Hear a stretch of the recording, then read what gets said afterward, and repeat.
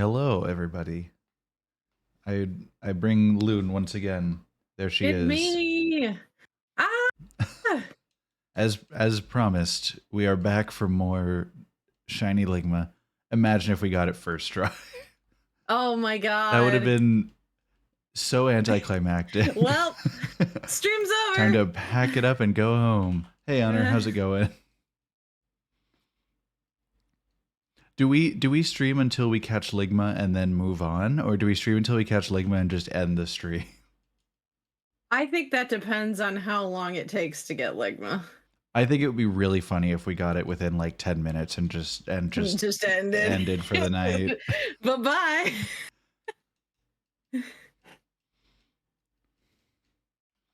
Just Like my luck. update all the promo posts with never mind we got it. LMAO, too late. Oh man. So I've been dreading this night. I've been running from it, but we're here anyway. Oh, you've been dreading it? I'm sorry. Not dreading hanging out with you, but dreading another 4 hours of grinding this and then possibly getting held hostage at the end again. I know. Oh man, but I'm gonna have fun. It's gonna be a good night. You know, this isn't a democracy. This is a dictatorship. They can't hold you here longer than you want to. Yeah, but the thing is, I'm peer pressured really easily. It's a really bad dictatorship. It's more like of a dictatorship. Would you like me to bully you to end stream on time? Nah. I think I can weaponize the peer pressure. This is a dangerous proposition, Loon. Where have I put my son? Oh, he's hiding back there. That's a good question. He's not judgmentally looking down on me. But his father is judgmentally glancing from way in the background. Yeah. I've noticed what it is about them that I like so much. It's their stupid little ditto face. It is. And I didn't think about them being dittos, but they really are.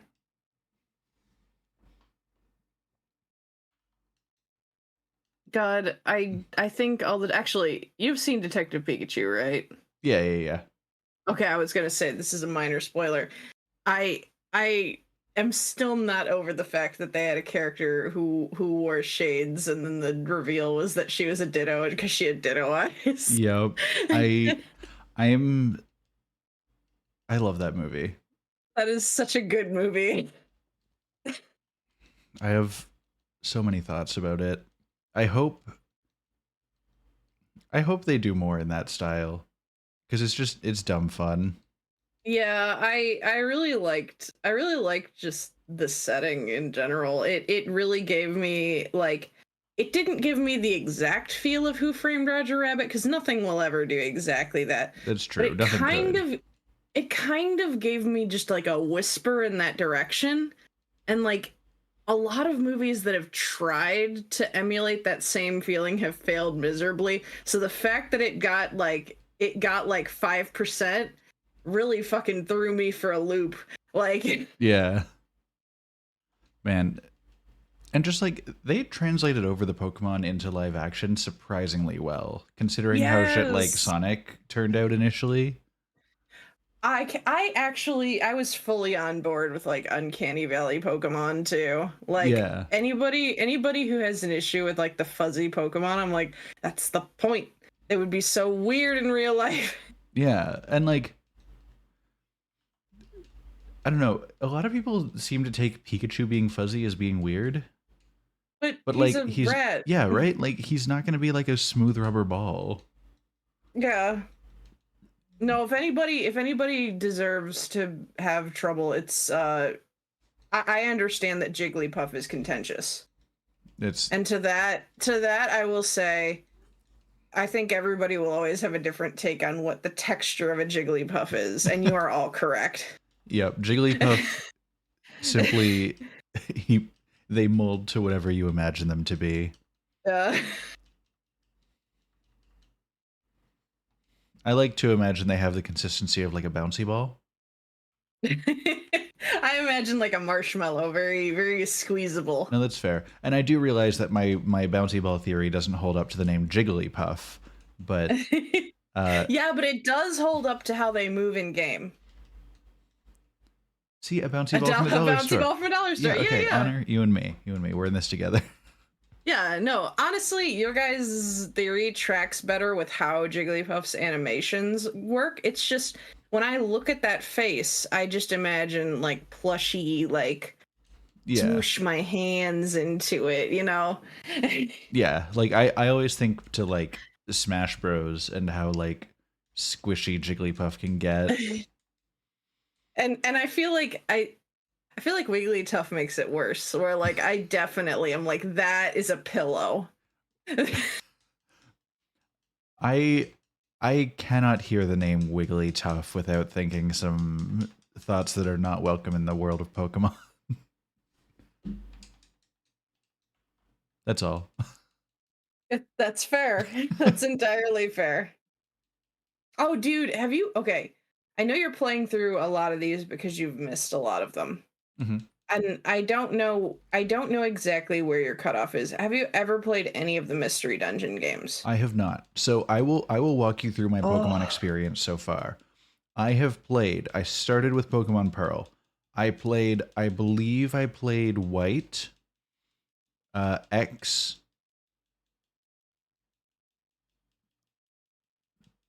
I've basically played one of each generation through, like, from Pearl through Sun and Moon.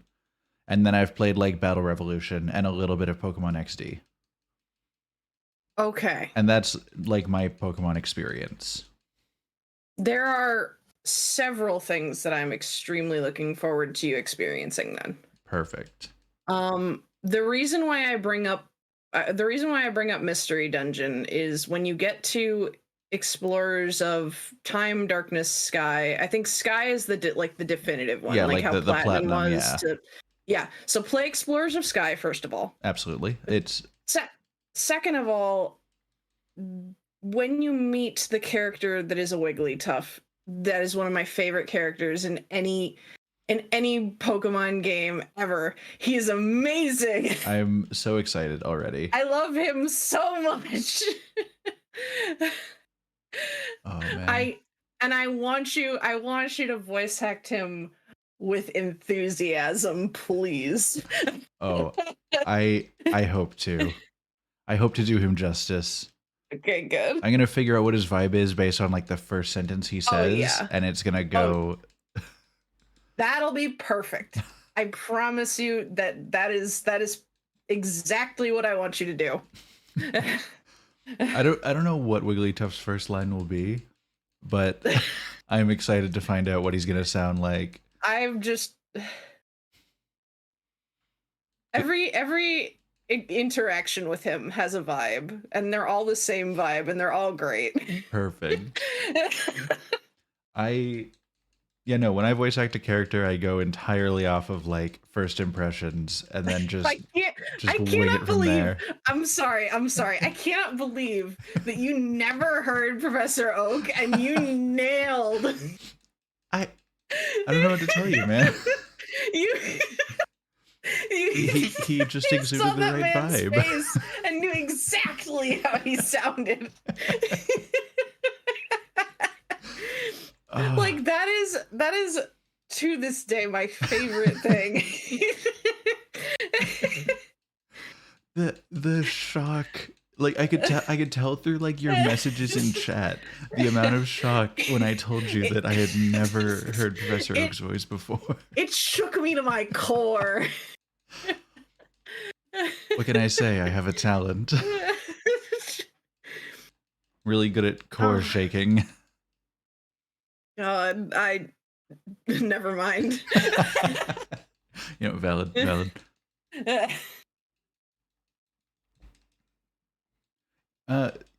Yeah, Loon's hanging out again. I don't know if you're not streaming your side of this, right? No, I'm just here. Yeah, she's just here hanging out. Yeah. But welcome, Rye. Or is he asking if I'm in chat? Which, surprise, surprise, I'm more than in chat. True.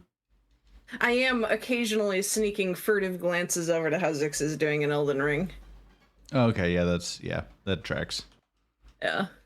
How's he doing? Is he winning, son? Yeah, so far. That's good. Hold on, I might need to mute myself for just a second. No, completely fair. Do what you gotta do.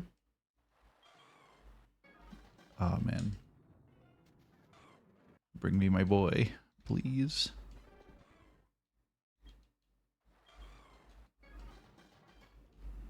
I wonder how tired he is of us just continually bothering him.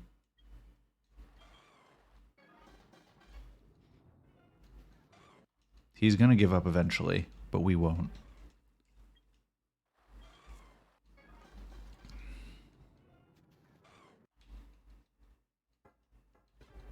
Just one of the resets, he's just not here anymore.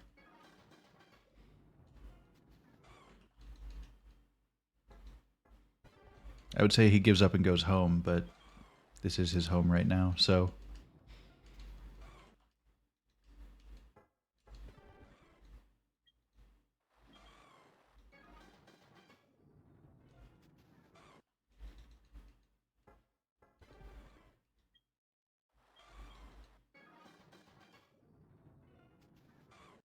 Come on, man.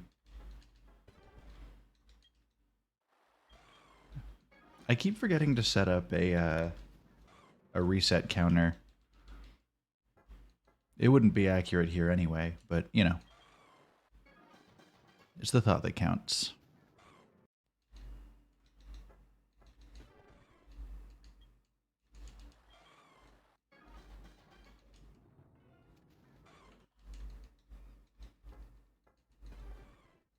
Yeah, I'd say we're probably around 11 at this point, if I had to guess.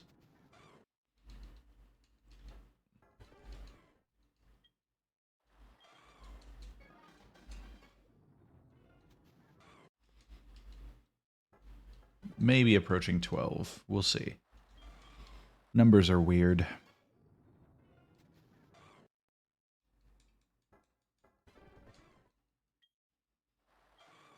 My controller's A button is seeing a lot of use over these last 2 Mondays. Sorry about that. I had to run and grab my dinner. Oh yeah, no worries, no worries. I have a great spread of different things. Oh, nice. I thought you were saying you have egg. Oh no. Can I offer you a nice egg in this trying time? Is my controller Canadian? I mean, I guess it would have to be, because I am. Hey. Good one, Rye. But yes, it's... I mean, I am rocking the Canada controller. Bright red. It is a very beautiful controller. It's got my name on it. So people can't steal it unless they want to become me. And why would they want that? Don't bully my friend, I'll beat you up. No, it's just because everybody should be themselves. That's true. It's totally why I said it originally. I'll give you a pass. All right, thank you.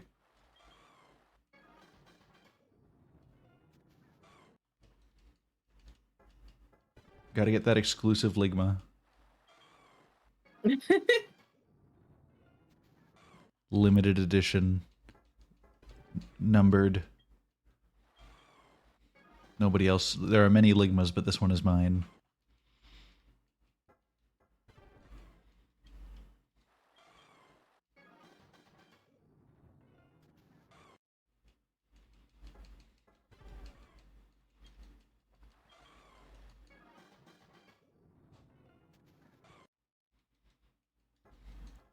Munch. Munch. So what all do you have? I have a slice of cheese pizza, chicken tenders, and cheese fries. Nice. That all sounds wonderful. Is it hard to find a shiny? Big free dinner. Talent Scout, I believe the number is 1 in 8,092, is it? I think so. Yeah, somewhere around that. Yeah, so it's not like there's anything that I can there are technically things that I can do to influence it, but I'm not smart enough to do it. With legendaries, there's really only so much you can do, though. Yeah, like just constantly resetting the game until it gives me a shiny is basically what I have to do. It's not. Yeah, it's like Rai said. It's not hard. It's just tedious. It's, and like having the shiny is more of a status symbol than anything. The only reason I'm doing this is to be able to brag that I have a shiny Ligma until I finish this playthrough, and then he'll probably disappear into the void forever. That brings me to tears. It's okay. It's don't cry because it's over. Smile because it happened. You know. I know, but I hold shinies so dear to my heart.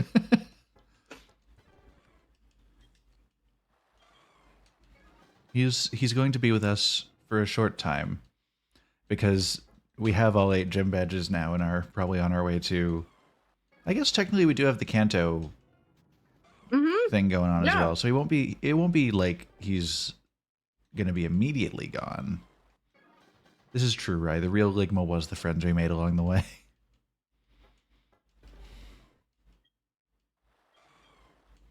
Damn it. I just dribbled some ranch sauce. Gross. Oh no. Can't play basketball with ranch sauce? Disgusting.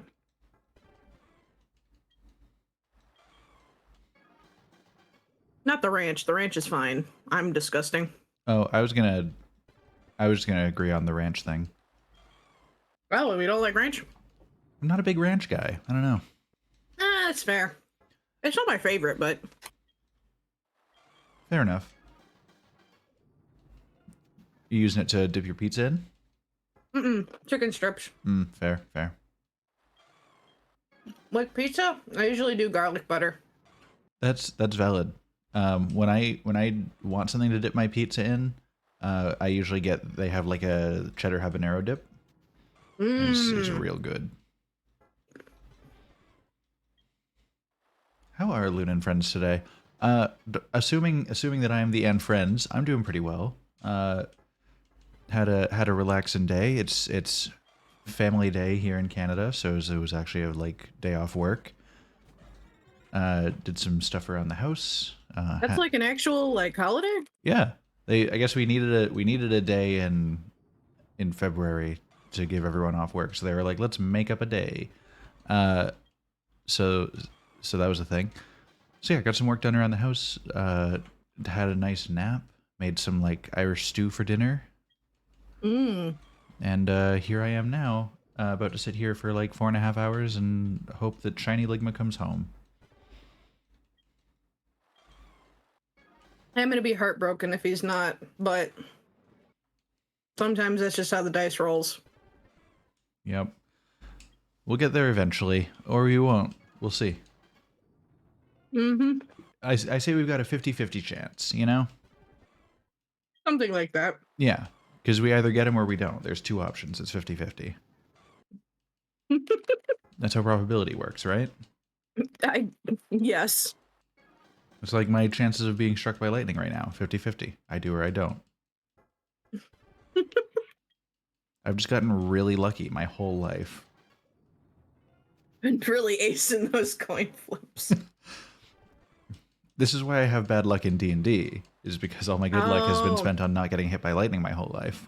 Yeah, I understand. Especially since I'm constantly being hit by lightning, and that's why I can roll natural 20s. Jared must be having an awful time just constantly getting hit by lightning for all the good rolls his characters get. Oh my god. Thank you, Talent Scout.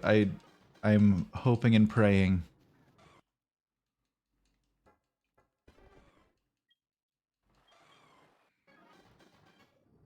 Our boy will return to us. I was going to say whether he wants to or not, but I want him to want to. So I don't know the recipe for this, but I thought I should share with you. All right. My dad mixes his own hot sauce because he likes to grow a lot of habaneros and stuff in the garden. I'm listening. And my dad's name is Bob, so it's called Bobanero. Oh my goodness. Can you tell your dad that I'm in love with him? No.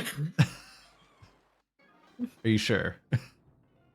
I won't be the messenger. You'll have to ask somebody else. All right, fair enough.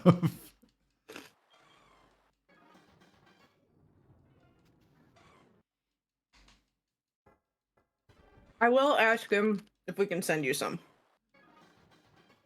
All right. That would be acceptable. It'll be a good like consolation prize. If I cannot have him, I will have his sauce. Which I hope somebody says that about me someday. Words I've... Oh, never mind.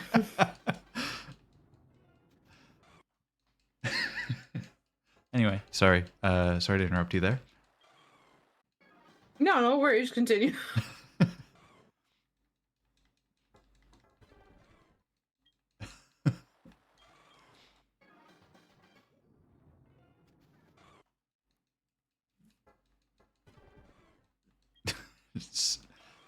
Right. You can't just drop bangers like that and then go silent. God. That's a good one. Fuck.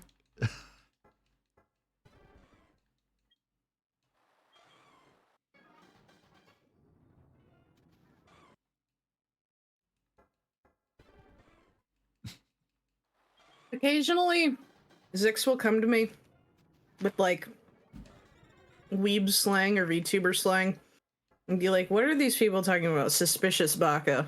And I'm like, suspicious baka? You know? You are being a suspicious baka.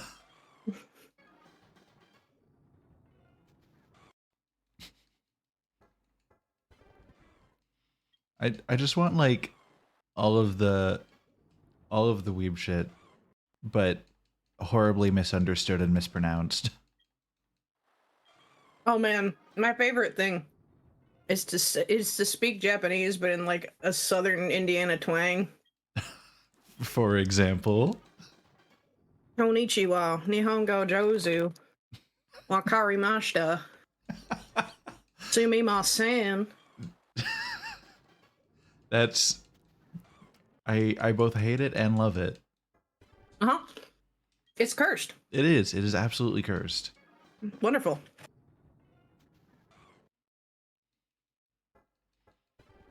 It's yeah, I'd reserve Blurst for that. Right. You gotta benkyo shimasu. That means study. Ah, good call, good call.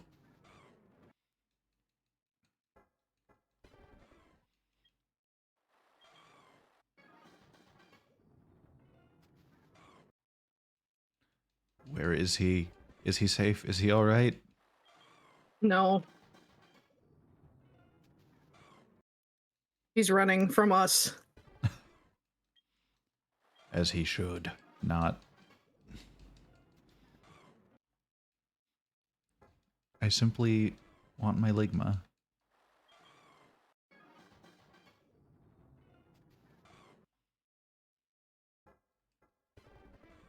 What if I ask really politely? Like, pretty please, sir? No, alright. Pretty please, ma'am. Okay.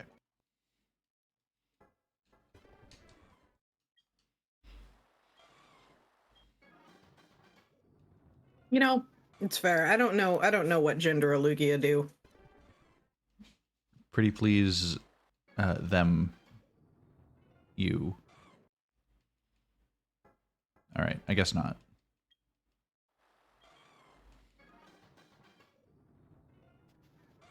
Because I guess Lugia does not get assigned a gender in-game. Whether Most of the legendaries don't. A couple do. Yeah. I wonder, is that just a fact of, like, canonically in the Pokemon world, they do not have a gender? Or is it because, since there's only one, there's really no way to tell by their physiology by comparing against others of the same type? That's actually a good question. Because, like, you could look at, like, a male and female Pikachu, and there's, like, the little heart tail, and you can be like, oh, yeah, there's a physical difference between the two that you can use to identify them. Yeah. But for Lugia, it's just like, yeah, there's this Ligma bird. The only one of its kind. What the hell is it?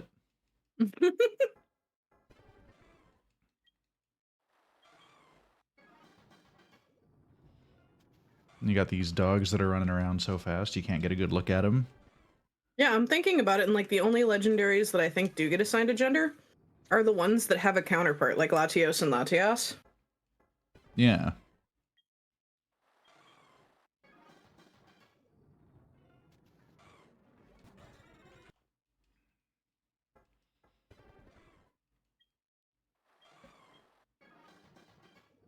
Doesn't Ligma assume balls have her? I mean, you could Ligma other things.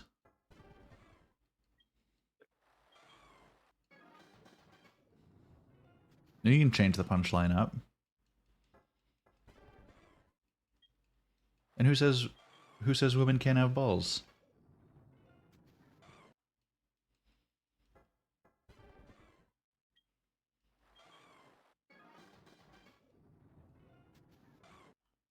The world's a big place. That's all I'm saying.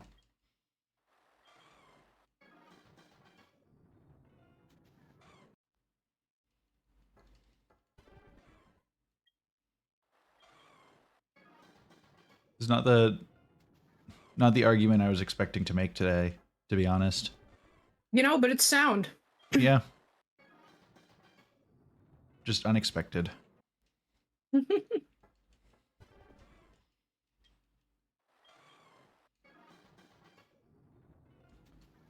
trying to think of stuff that's coming that I'm excited to do. How's the hunting going, losers? Oh, it is going. That's it. Full stop. It's going. It's going. Yeah, we've been at it for like about half an hour at this point.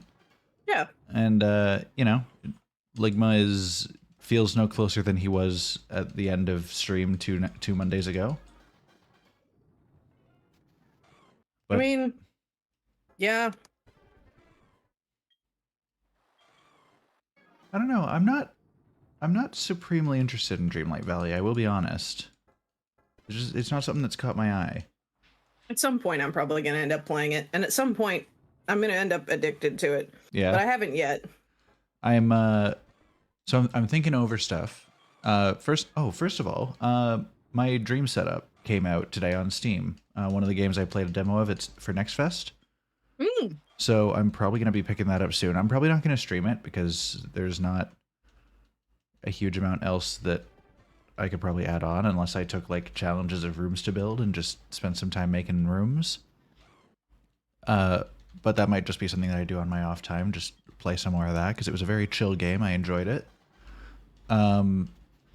With Tears of the Kingdom coming out at some point soon, Waluigi room, perfect.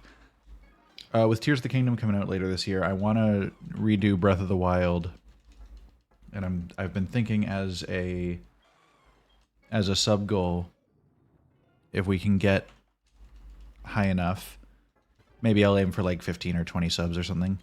I'll do a Legend of Perma Death of the Wild. Oh. And just like try to go from start of the game, do all 4 divine beasts, kill Ganon in one life. If I die, I start from the beginning. Why did I restart as I was hitting start on the start screen?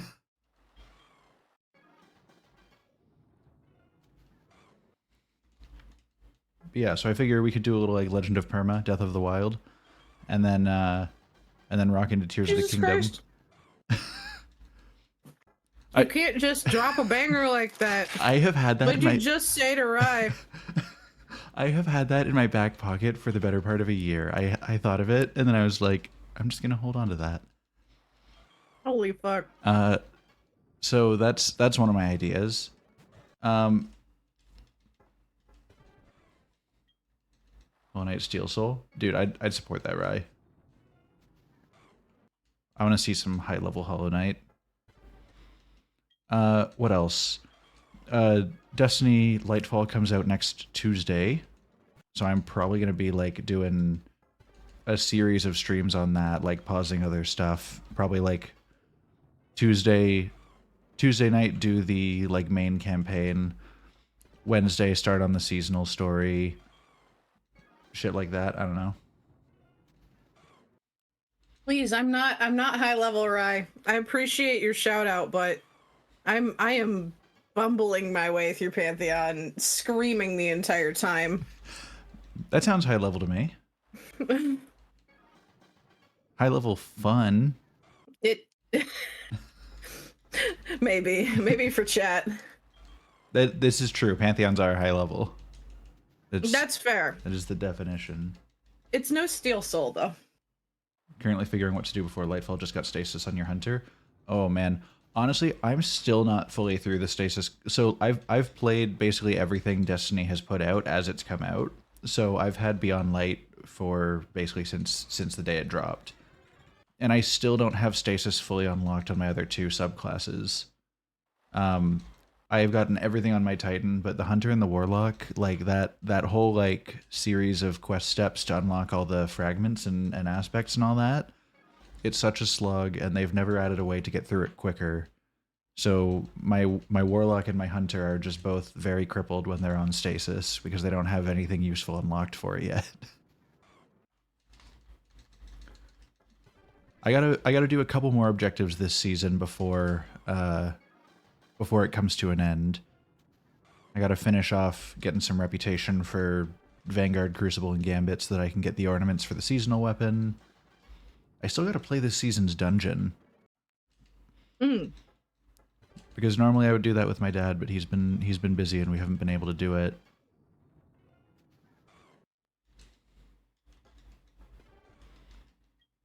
And I want my cowboy hat.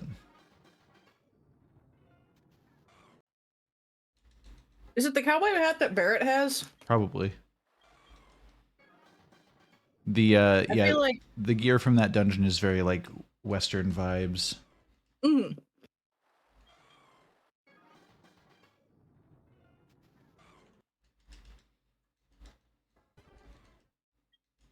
I might have seen you play Hollow Knight Rye. Yeah, you were there on Halloween when he was doing Hollow Knight with a gun. Yeah.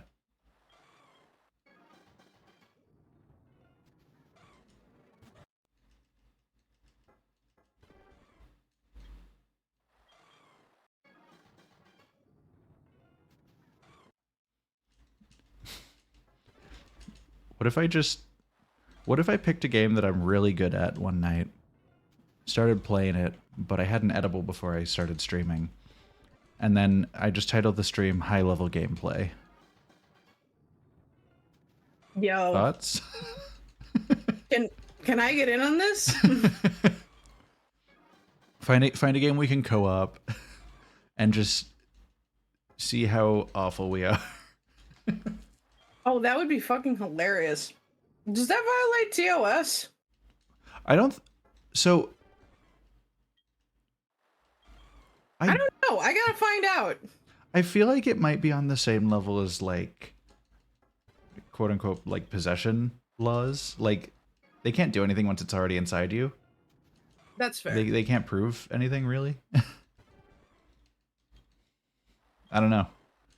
I know another VTuber that I watch that partakes uses coded language around it and says they had Baja Blast. Gonna get so Baja I think blasted. I might pull a Yanners. That's fair. That's fair. just get a big glass of Baja Blast before the stream, you know. Love that.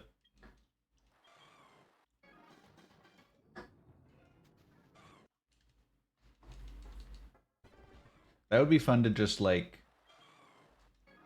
I know we already did Viscera, but like I was thinking the same thing. I feel like we would laugh our asses off at Viscera. I mean, we already were with no influence. Yeah. It would just be that much more fun. I think we should do that. You know what? 420 is coming. What day of the week is that going to be? I don't know, man. But it's going to be a good one.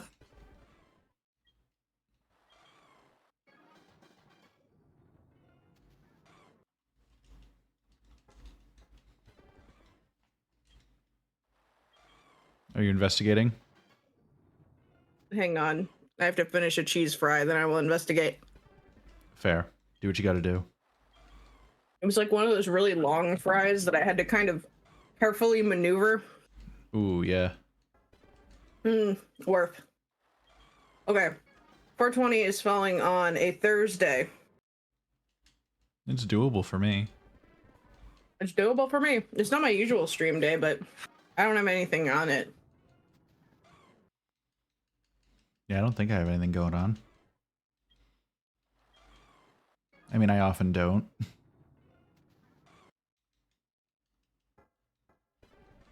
I suppose I'll keep it free then. Hell yeah.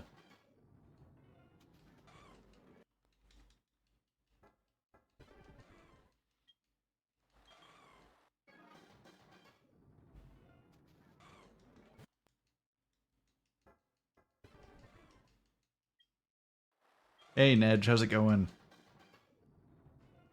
I'm still really upset that poutine isn't like a big thing in the US. Well, I mean, really all I can say on that front is get good. I mean, I can't cook much anyways, so it wasn't like I was gonna be the one making it. I mean, it's not that hard, I imagine. You guys just gotta come hang out with me sometime. There's a place here in town that has like 100 different poutines on their menu. God, that sounds amazing. It is. I think you sent me the menu for it one time, and I like sat there torturing myself, just reading all of them and thinking about them. Yep, just dreaming of what could be. Mm-hmm. It's good times. It was also like right down the street from it was within walking distance from where I had to go to get my like food handlers certification renewed a while back. For when I was working at Domino's still. Oh yeah, yeah. So I went, and it was really nice because I went and I did like the half day of classes, and then I just walked down and got my poutine, and then walked back and did the other half of the day, and life was good. Yum. It's technically within walking distance from where I live. It's just a little bit more of a walk. I have to earn it. Would be a challenge for me. My terribly out of shape body. But it's a challenge I'm willing to take. True.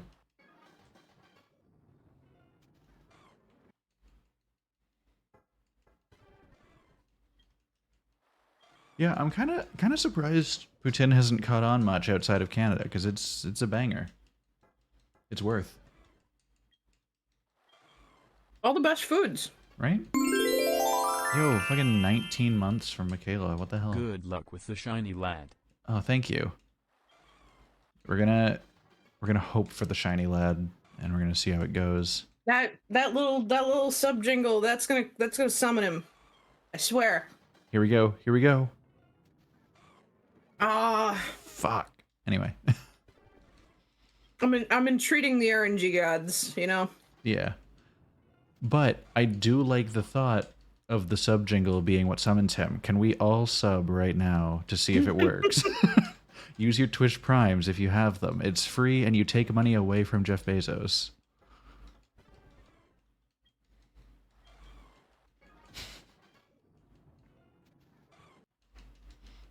Lend me your energy. We're going to spirit bomb this Lugia into being shiny. I think I'm already subbed. Hang on. No, that's fair. That's fair. I don't have any more energy to give. I guess I could gift. It's all good. It's all good. I was really. No, I know. I was shit posting. I know it's a bit. I know it's a bit. This is also a bit. It's a bit of money going your way. Oh shit.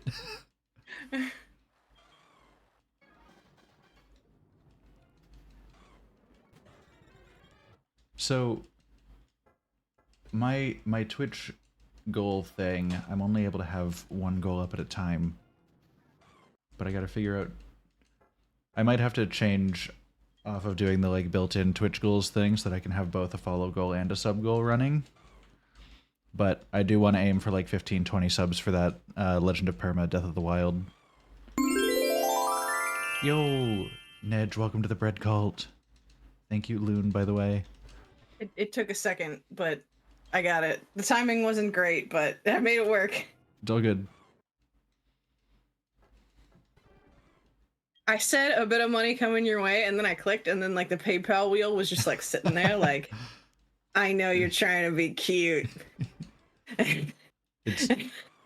It's the delayed response. You got jokes, huh? You think you're funny, buddy?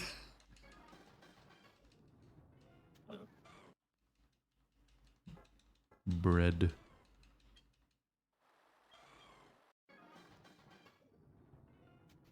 I'll have to...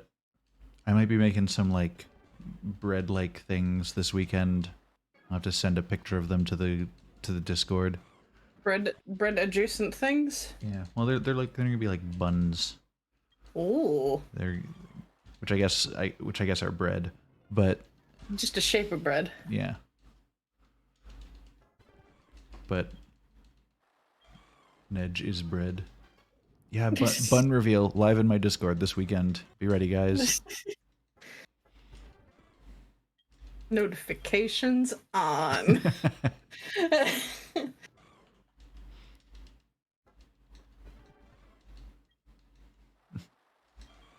You don't want to see my buns? Drop by the Discord. It's in the chat right now.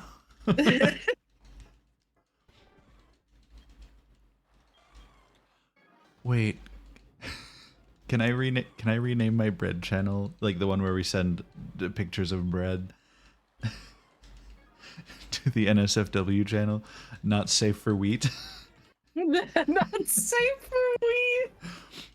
So you can go check out my buns in the Not Safe for Wheat channel.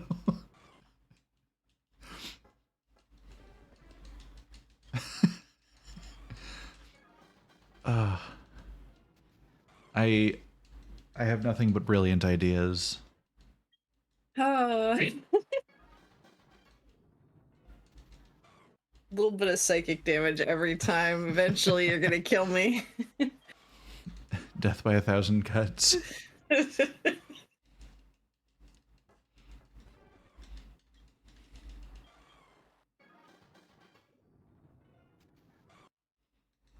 am the king of shitty jokes.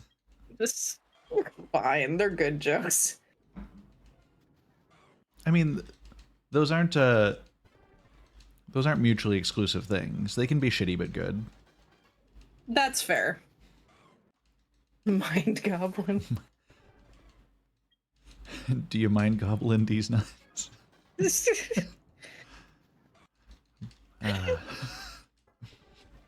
That is, I think my favorite D's joke.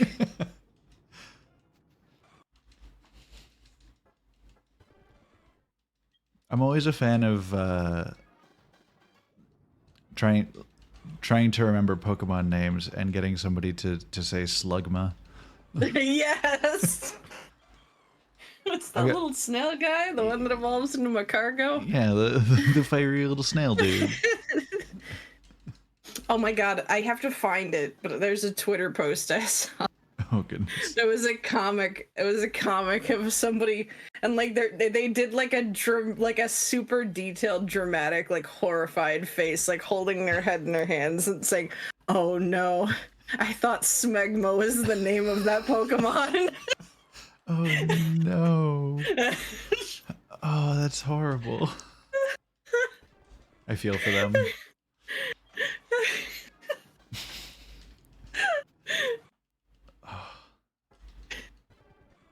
Some things just you should keep to yourself. I feel like a revelation that horrible though. You have to share it. I don't know. Sometimes you have a revelation like that, and like they could not torture that shit out of me at Guantanamo Bay. You know, when you think about it, if you don't know what either of these things are, getting waterboarded at Guantanamo Bay sounds like a lot of fun. God damn it. I hate that you're right. Like, right? It just sounds like a fun, like March break activity. Like, you go to Guantanamo Bay, do some waterboarding. have a good That's time. horrible.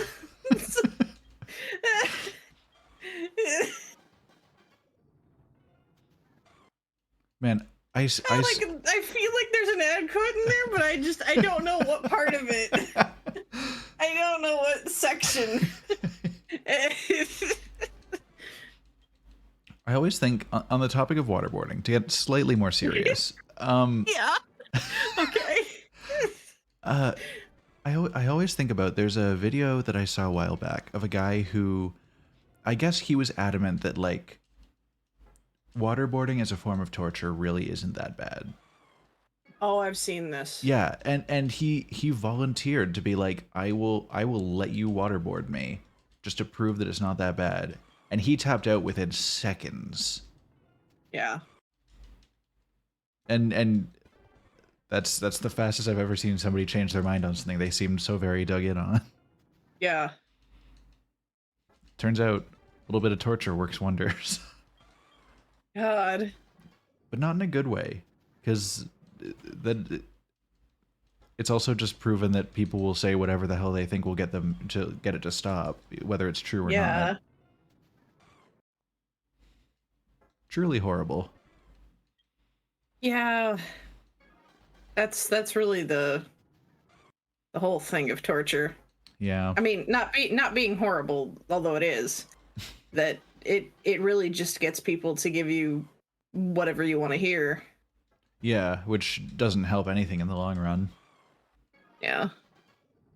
Unless you just need somebody to take the fall for something. Ugh.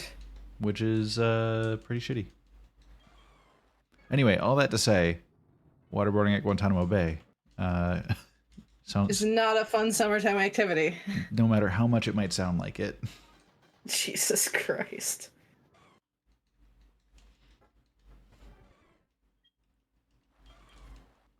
I don't think he had anything to do with that.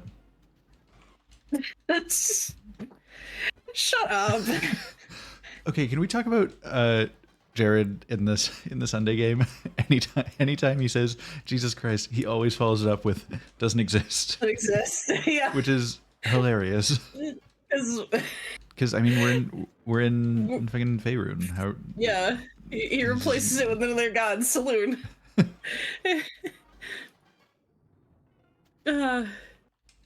That's I love it every time it comes up. Yeah, it's really funny.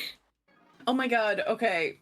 This is a really weird thing to transition into. Alright, hit me with it.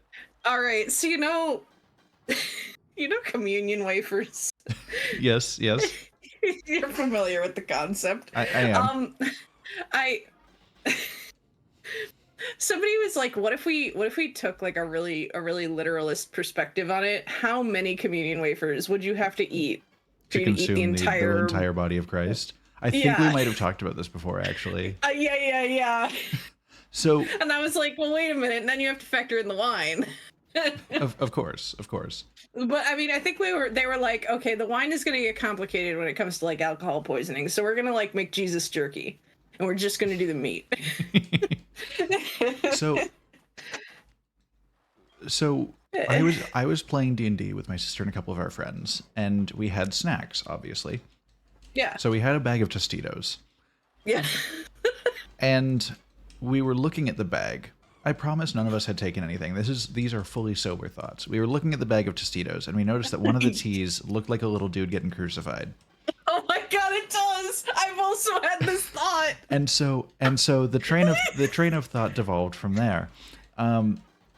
If you use Tostitos as the body of Christ and salsa as his blood poured out for us, we're done with stale wafers and wine communion. We get Tostitos and salsa communion. And this is certainly blasphemy, but it's hilarious blasphemy, so I'll excuse it. Christ died for our sin.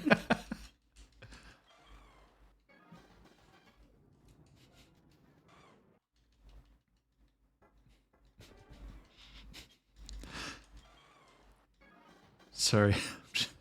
Cheetos and Mountain Dew communion.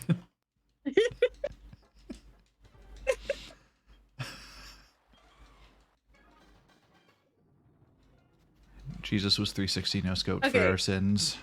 Okay. Secondary thought: Mountain Dew baptism. Loon, you can't hit me with that when I'm drinking. I didn't realize you were. Don't choke. Don't die. You'd be so sticky. Yeah, in all the worst ways. Yeah. That's horrible. Hold on. I need to... Hold on. Wouldn't it feel like a jacuzzi, though?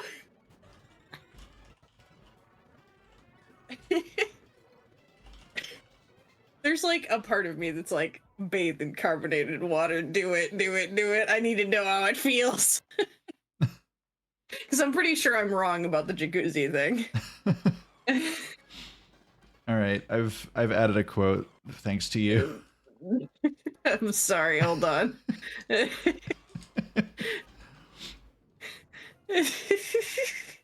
Mountain Dew baptism, smiley face. It's so very cursed, but also hilarious. Yeah.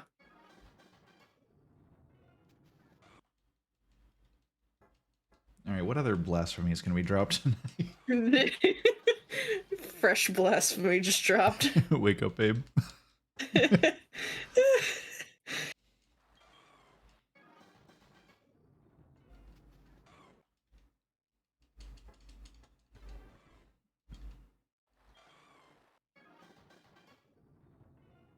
Trying to think of what else has been going on in the life of Loon.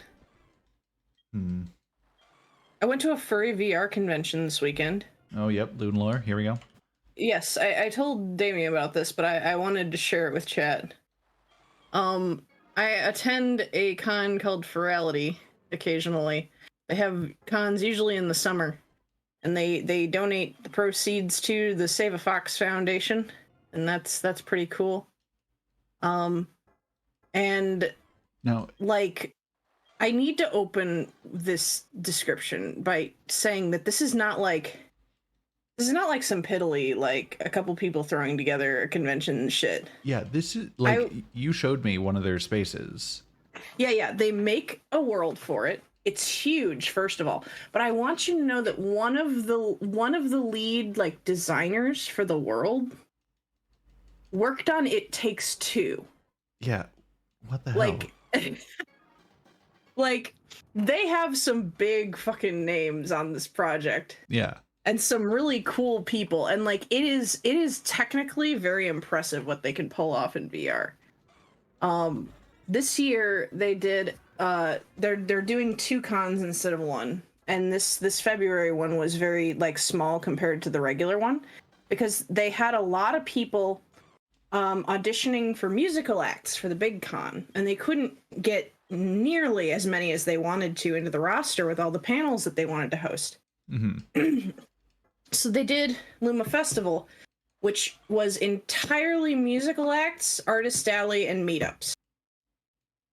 So if you weren't checking out the booths and or going to a meetup, you were just kind of hanging out at the stage and just listening to whoever was on. Mm-hmm. And it was a blast, honestly. Like I am probably going to start dragging people to the summer one because Nice. it's just so fun. And it's just like they for the Luma Festival, what they did was like normally for the panels, they have like a big projector screen in the world where like all of the panels are like simul streamed too. So if you're in the world at the time, you will come in at the same part of the stream that everybody else is in, right? Makes sense. And they are doing them live. Like there is like a live world that you can get into, but like since the worlds are only like so many people, like a very small number of people are going to get into the world where there is recording.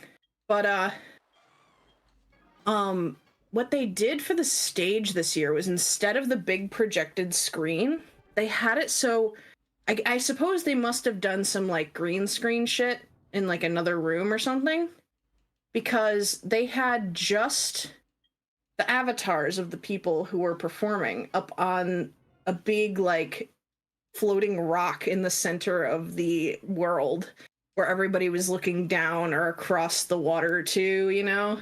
It looked so cool. And like if you got really, really close, you would see that it was a flat projected image, but it was far enough away from every seat in the house that it just looked like somebody was just there. Wow. Yeah. It was cool as hell. I loved it. That sounds so sick. Yeah. It's just the stuff that they can do and just the efforts of the team. Like I like to go and like the first one I went to was like I went and I really tried to meet people and I got a lot more out of it than this one because this time I kind of just stayed to myself. But just going to like just look at everything is worth the cost of the ticket for me. Yeah. It's so cool and so impressive, and they have shows running basically all day for the entire con time. Oh wow. So like if you're excuse me, popping in at any weird time of the night, you can come in and something is going on. Man, that sounds crazy. I hope that by the time the summer one rolls around that I can have my new office set up and hopefully have a decent amount of space to try VR and join in for that, because that sounds like just a cool experience. Even if you just come on desktop, I am getting you a ticket. I want you to see this. It's so cool. Absolutely. Now, so you mentioned earlier that proceeds go to like the Save a Fox Foundation. Yeah. What is it basically just what it says on the tin?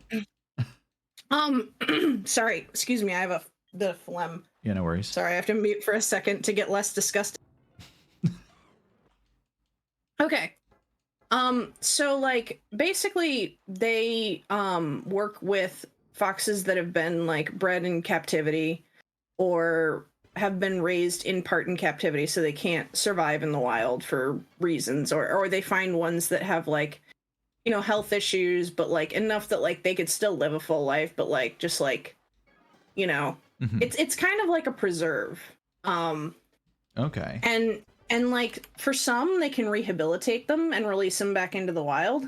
Some of them just live out their lives happily on the preserve. Okay. Yeah. Nice. That's a good cause. Yeah. It was really cute. The first year that I went was, I think, like they had given pretty significant donations before, and they got like a video back from them like saying hello to the con and like showing off the different foxes and telling everybody all their names and stuff. Aww. And being there and like seeing all these people around me and like in like the con area just being like, yes, we love this fox, we love that fox, woo, you know, like oh, it was amazing. it was the most adorable thing I've ever seen in my life. It's wholesome as shit. It was just so pure. Like, man, love that. Yeah.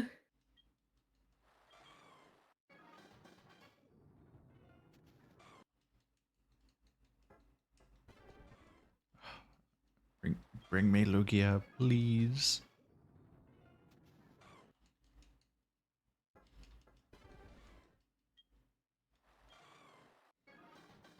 Oh man. I want to get better at working in Unity as well, because for all the cons, they like a month or like so before the con drops, or like Aqua was a little weird because they had some issues with it, so they had to drop it like 2 weeks before and everybody was panicking. But they put out like an exclusive shader, and they put out like props that you can like stick on your avatar. Like I put on like a little badge that has my name and like my like tier status, you know, Yeah, etc. on it. I know the one you showed me, there was like the like rainbow effect or whatever it was as well. Yeah, yeah. So stuff like that. So at the big summer con, they have a club that has like DJs basically going through the entire con time, and the shader is programmed to pulse to the music and have different colors that go to the music. That is insane, it's and I love so it. fucking sick. And like they can't have the DJs go live because they program the shaders to have it be like the maps themselves are a live show. You know, it's like Yeah. It's so cool. It's crazy. Yeah. But like they also had like fins and like cybernetic shit that you could put on, and I just didn't know enough about Unity to do it. Soon.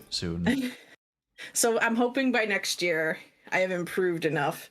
I also want to get like hair physics and optimize my model a little more, because right now it's very poor quality. A lot of people probably have it blocked to not show up for having too many textures.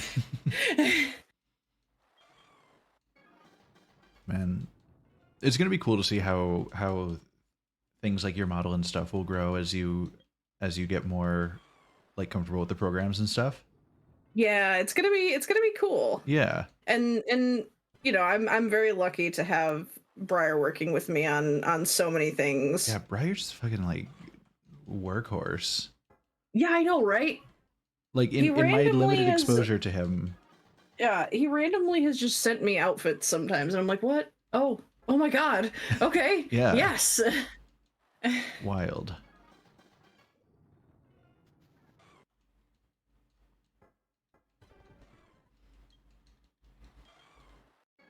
If I want a new outfit, I just have to like go out and buy it. Wow. Struggles of being a flesh and blood person.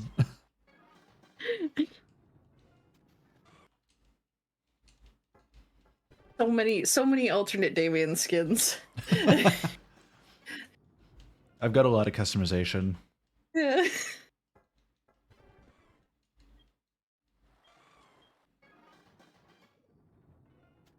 Man, one of these. God, I'm like imagining like a regular like webcam streamer having toggles like VTubers have. And, like put on a different color shirt, take off your glasses, etc., etc. You know. They just have like the freaking like. I'm thinking of like the machine at the beginning of that one Wallace and Gromit movie, where he just like it pulls him out of bed and like dresses him and gets breakfast ready.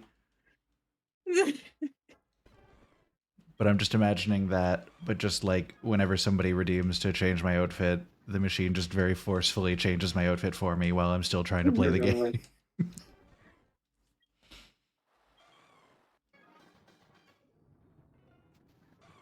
God damn.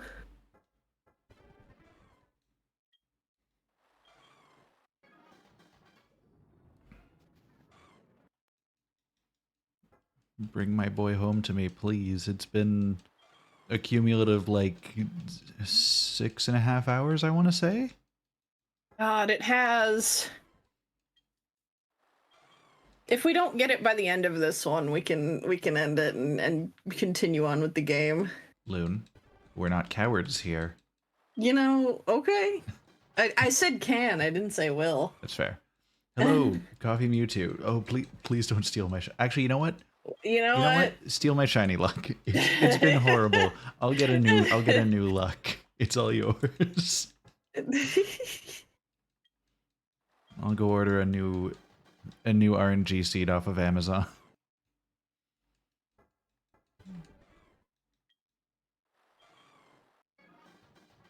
Man, imagine if that's how it worked. You could just like reset your life RNG. If only we had just... If I had console commands, it'd be over for everybody. Stat array, you know? 550 soft resets in your hunt. I don't know where we're at, but I have spent a number of hours just constantly resetting, so I don't know where my number is, but it's somewhere. We've determined it's higher than 11.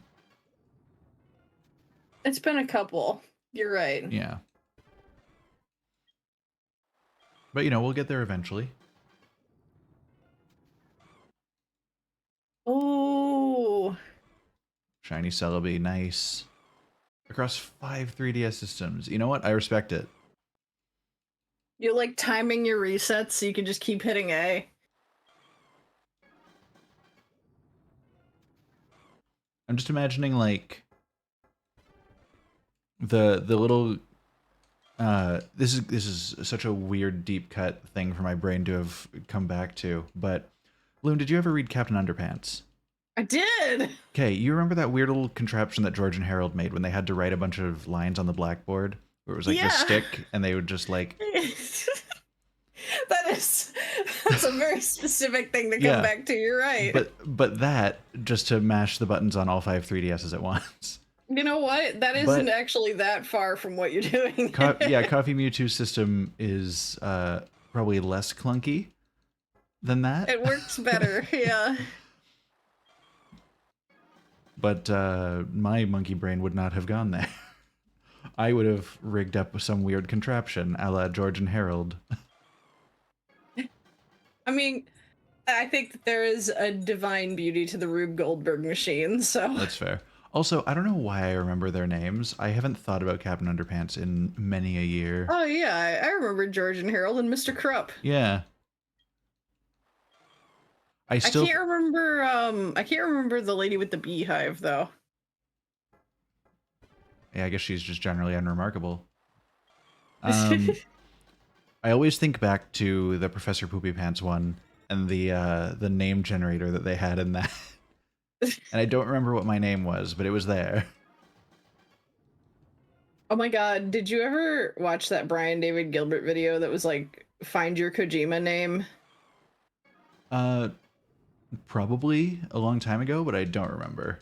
I was gonna say, if you haven't, I feel like we should make that a stream. Oh boy. A very short stream, maybe more of a video. Found a way to map a point on the touchscreen to a button so you don't need to touch each touchscreen to reset. That's actually really handy, Coffee Mewtwo. God damn. Dude's got industrial 3DS shiny hunting line. I respect it.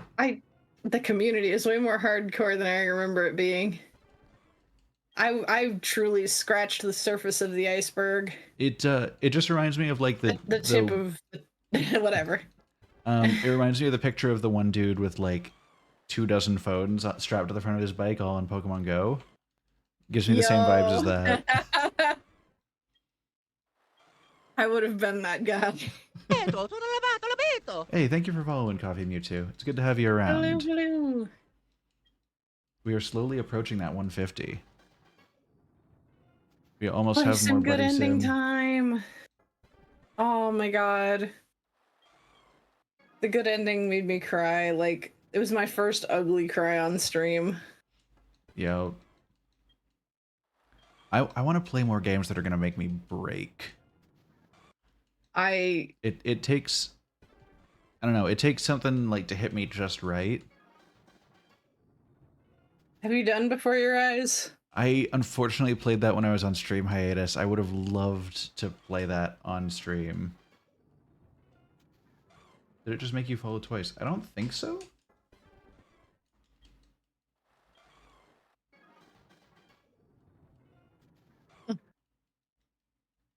I don't know. But Maybe the notification just caught it.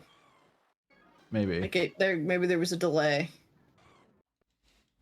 But yeah, no, Before Your Eyes, really good game. It's absolutely cheating to make a game based around not blinking and then make you cry at the end. But that's neither here nor there. Oh, that is weird. I'm not sure what's up with that. Twitch is strange these days. I've had more raids breaking these days too. Oh yeah? Where like the counter will go down and it just won't send people over. I'm like, what the fuck? Huh, that's weird. I mean, I usually make a big show of like, we're gonna go and raid this person, so like people know where I'm gonna be. So they'll go anyway, but like, you know, I want the big dramatic notification to play. Yeah. What is it for if not the little dose of serotonin? Exactly. You get it. You get it. Trying to think of what other games I've played that have made me cry. To the Moon got me. I still have to play that. I tried to play it and OBS just wouldn't pick up the window. Oh yeah. So I gotta fix it. I'm I'm cautiously optimistic about the movie they're making out of it. They have like an anime coming, which is wild to me. Finding Paradise, the sequel to it, didn't hit me as hard, but it was still really good. And then I don't think I've played Imposter Factory yet. The only Pokemon game that has ever made me cry was the first Mystery Dungeon. Man, I'm excited to get into the Mystery Dungeons. The first Mystery Dungeon, like near the, well, not even just near the end. There were a few parts like throughout that just really hit. Mm-hmm. Honestly, okay, I say the first one, the second one as well. Yeah. But I feel like the second one didn't make me like ugly cry as hard, but it definitely had moments. First one, man, I was losing it. Yeah. Man, I'm trying to think of like what other games I've played that have hit me like that, because I know it's not just those like 2 or 3 that I've named already. What the hell? What I will say, not to spoil, but to give like important context for you, Damien. Mm-hmm. There is a post-game quest that I will be directing you to play. In Mystery Dungeon? In the first Mystery Dungeon, I'm not going to make you like 100% all the content, whatever, but I am going to specifically direct you to one story quest. Okay. And it's going to be a little bit of an odyssey, but it's going to be very worth it. All right, I'm looking forward to it.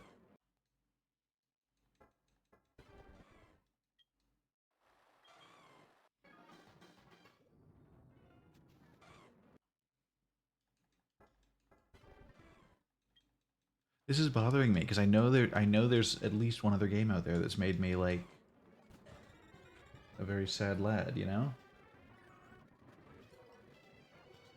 I don't remember for the life of me what it was. I feel like there's more for me too. I feel like I've cried at a lot of games.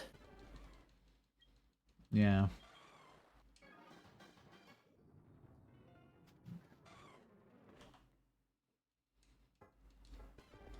Yeah, Pokemon Black and White. Solid. I'm gonna be honest, like, so, to be fair, the last time I played Black and White was, like, a long time ago when they first came out. But I don't remember too much about them, to be honest.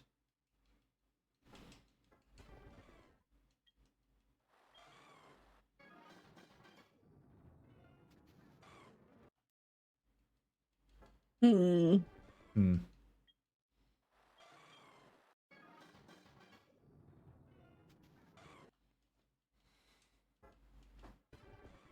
I mean, I guess it goes without saying because I've rambled to you about this game series several times, but the ending of Dot Hack really got me. Makes sense, makes sense. A lot of the like there's a lot of like side lore content that you can pursue in that as well, and a lot of that makes me just lose it too. Yeah. Not games that have made me cry, but games that have had like they've made me feel more than I usually have. BioShock Infinite and Halo Reach are two that Who's like a dragon? Oh my! I need to play more Yakuza. I've only played 0, and I want to play more. Yakuza Like a Dragon made me cry in the first half hour. Oh, good, nice. That reminds me of Yakuza 0. Yakuza 0 is a fucking delight of a game. It's got some very intense moments. It has made me cry as well, but the primary emotion that I think of with Yakuza 0 is I'm laughing my ass off. The primary emotion I still think of with Like a Dragon is crying my eyes out in the first half hour. Oh boy. I have to brace myself for that when I get to it. It's still full of like a lot of crazy joy-filled moments, but it's just like the shit that happens, it stays with me more, you know? Oh man. I'm afraid, but excited also. Yeah, I'm trying to be very careful not to say anything specific because Thank you. it was something. That just reminds me of like To Your Eternity. Just for the fact that like it hits hard pretty much right away. Not a video game, but an anime. Mm-hmm. Yeah, that is an anime that made me cry for a character that I've only known for like 20 minutes and I did not need to yet know play the name Hi-Fi of. Rush. Dude, I also need to play Hi-Fi Rush. I have it downloaded and like ready to go. I just need to actually like make time for it.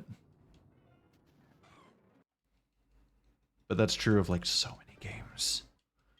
Yeah, this is the Dude. life of a streamer. Is when the fuck am I gonna play this? Okay, Coffee Mewtwo. I'm so glad that you also know Coffee Talk. Fucking love that game. I'm so excited for the second one. I have pre-ordered the like special edition physical copy from like I think it's a limited run games thing or an IM 8-bit or something, but so jealous of you. I need more Coffee Talk. I am I haven't yet played it. It's on my list of I've had it for a while and I've been wanting to play it and it's just not come up. But also, how the hell do you even pronounce it? Valhalla Cyberpunk Bartender Action. Oh yes, great game. Yo. And if you're gonna play that, you've got to play oh what the hell is the name of the other one that I'm thinking? Valhalla Cyberpunk Bartender Action and where's my brain? There's gonna be a sequel out. Yeah, there's Nirvana. But I'm thinking there's a game that's like vaguely tied in with it. I told you about this before. Oh, I need to look this Oh. up because I didn't know about this at all. What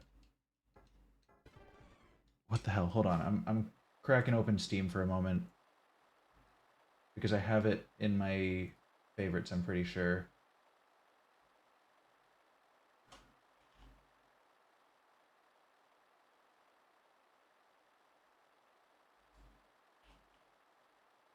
Why do I not? Hold on. This is important. 2064 read-only memories. That's the one. Oh yeah, I have that one. Yeah, so they're very vaguely tied in together. Okay. But yeah, no, if you're gonna play one, you gotta play the other. Yeah. Also, there is a character when you play Valhalla. There's a character you will meet that I'm sure you will love. I have him on a T-shirt. I've played Valhalla. Which character? Oh, you've played Valhalla. I have Rad Shiba. Yeah. On a T-shirt. Oh my god, the boy. Also, Honor, that is some high praise for Hi-Fi Rush. I am like everything I hear about it just makes it sound incredible, and I really want to get into it.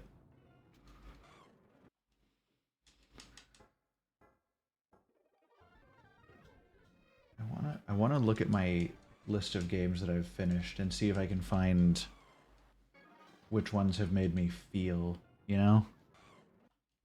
Yeah. Control was not a game that made me like cry, but it was a game that had an extended sequence that made me feel like just a fucking badass the whole way through. I still need to play that.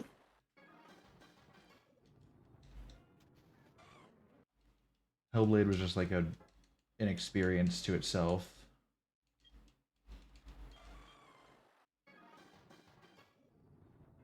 Life is Strange was actually a pretty hard-hitting one at points for me. I mean, I guess I'm in the process of playing it, but God of War made me cry in the first 10 minutes. Fair.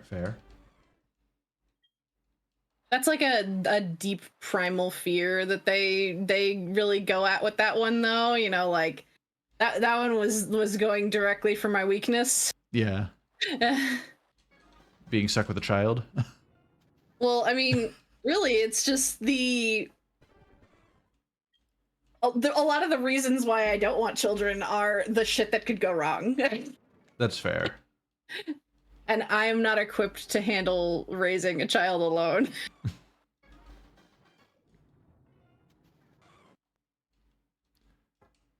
Man, that is such a good game.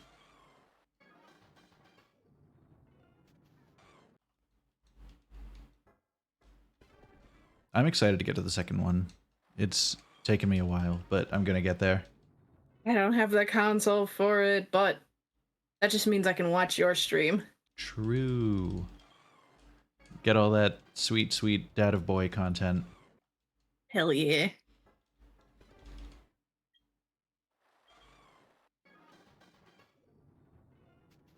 What else? I've got to play the Horizon games. I've got to play Last of Us.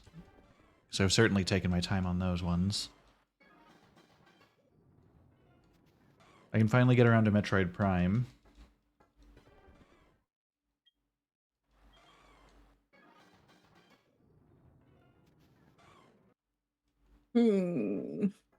What else? I mean, I say what else. I have like an itemized list of a bunch of shit that I want to play. That is going to last me for years.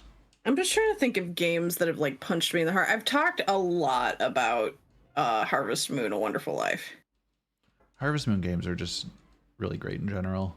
That was the first one that really like made me like stop and think, though. That's fair. Because it puts weight to the passing of time, and like every time it would, I would just be like, oh my god. Yeah. I'm like, I am 10 years old and I'm experiencing the fear of aging for the first time. Fair. Honestly, Coffee, that is completely fair. Sometimes you just need like something to pass the time with, you know? Yeah. I have a game that I've been just like killing time with on Steam called like Wool Loop. And it's basically just like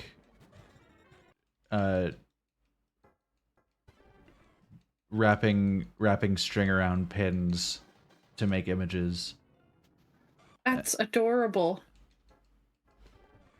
It's something that's just like mindless way to pass the time while like I watch YouTube videos and stuff. Yeah. It's very satisfying though, very chill.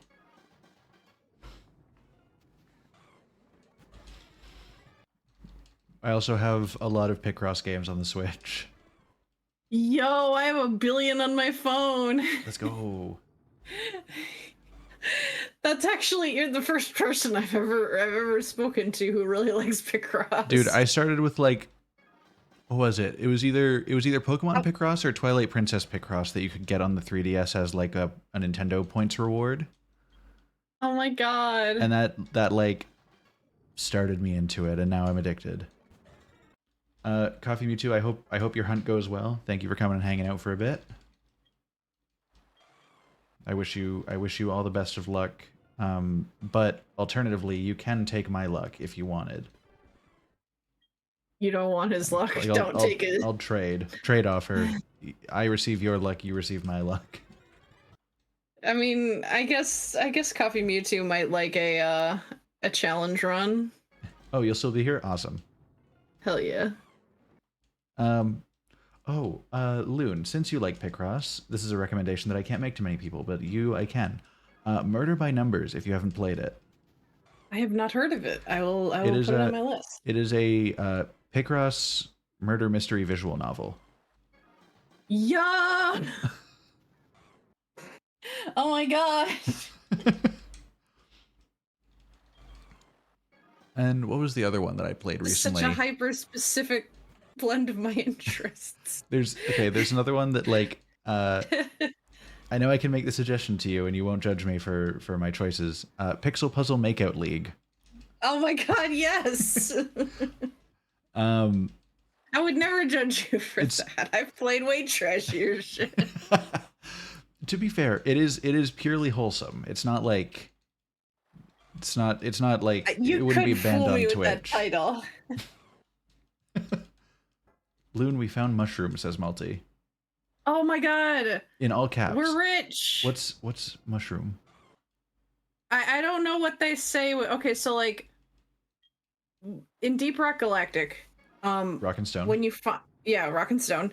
When you find a lump of gold, like a big chunk of it, like that you can like lift physically with 2 hands. We're rich. You can We're you can rich. point at it We're and rich. spam "We're rich." Well, there's another one, but I don't know what they say. Oh no. And every time Multi's been telling me we found Mushroom, and I still don't know what they say to Mushroom, but I've been wanting to be there live for Mushroom, and every time we go to the levels where it could be, it's not. We don't find it. Damn. And I'm glad that you informed me that you found Mushroom, but also, why is it that every time I'm not playing with you guys, you find Mushroom? Man, we're rich. we're rich. So on the topic of things that can happen in games but don't always happen in games, this is that's the closest thing we're gonna get on this tangent. Loon, have you played Warframe? I played like 5 minutes of Warframe. At the time, my PC couldn't handle it. That's fair. So there's this thing in Warframe, if you don't mind me talking about this. Oh, go for it. Go for it. Okay. My PC probably could handle it now. I just haven't thought about it in a while. So this mechanic may have changed in the time since I've played, because I think a lot of things have changed about the game since the time I've played. But way back in the day, there was a character named the Stalker. And this dude was the shit. It was the most terrifying random event that could happen on a mission. Because basically, so what would happen is, you would start playing Warframe, and you'd play through missions, and you'd do the normal thing, like you'd do your stealth missions, where you got to kill all your enemies. You got to do the thing where you go and like destroy a thing in the enemy base. You got to survive for a while against waves of enemies. You got to like go kill a boss or whatever. It's all well and good until you kill your first boss. At that point, your character becomes marked. They have a bounty on their heads. And the Stalker will eventually come to collect. It's not immediate. It's not like as soon as you kill a boss, the Stalker shows up in your next mission. It's just eventually the Stalker will arrive. And the fact that you don't know, that makes it worse. Right? So you're playing the game, and there's no indication that you've become marked. You've simply killed a boss and moved on. But occasionally, when you're playing a mission, the lights will flicker. Oh. And the first time the lights flicker, if you're playing with people who have played the game for any amount of time, the moment the lights flicker, everyone stops what they're doing and gathers and prepares themselves. Oh my god. And then, so sometimes it's a false alarm. The lights will flicker and then nothing will happen. But occasionally, in the little like box in the corner where usually you will get like your like a character's face as they're speaking to you, you'll get like a black screen, and God. and a brief warning from like a deep voice. And then a message will come up that like, "UnfeelingRug, the Stalker is here for you," basically. And the lights will flicker and he will appear. And he has got like a big ass scythe, a bow and arrow, and throwing knives. And this guy will appear in the level and hunt you down. He'll fight other players if they get in his way, but he comes with a specified target and will fight until they are downed and then disappear. If you can beat him, you have a chance of him dropping like materials and schematics to craft his weapons. But basically, every time you kill a boss, you get marked again, and it's either you die or he does. That is so fucking cool. Right? My main loadout for a while involved using his scythe and throwing knives, just because I felt like a badass for having them. Man. But no, Warframe's got a lot of cool shit to it. It's been a long time since I've played it. I kind of want to get back into it, and this last year was when I upgraded my computer, so I might try it again now. Yeah. If you get into it, I feel like it's more fun with friends. Oh, absolutely. I've tried getting back into it solo again, and I wasn't vibing with it. I wanted to play with friends, but my past experience of it was they would all be able to like fluidly and swiftly move around very cool, like, and I was in slideshow mode. Oh. and it was just not good. Yeah, it's definitely a game that feels a lot better when your computer can handle it, which is true for most games. It's true for all games, but like I feel like with Warframe, I was watching streams of it. I was like, wow, this game is really well based around like fluid motion. Oh, that's why I'm miserable. Yeah. Yeah.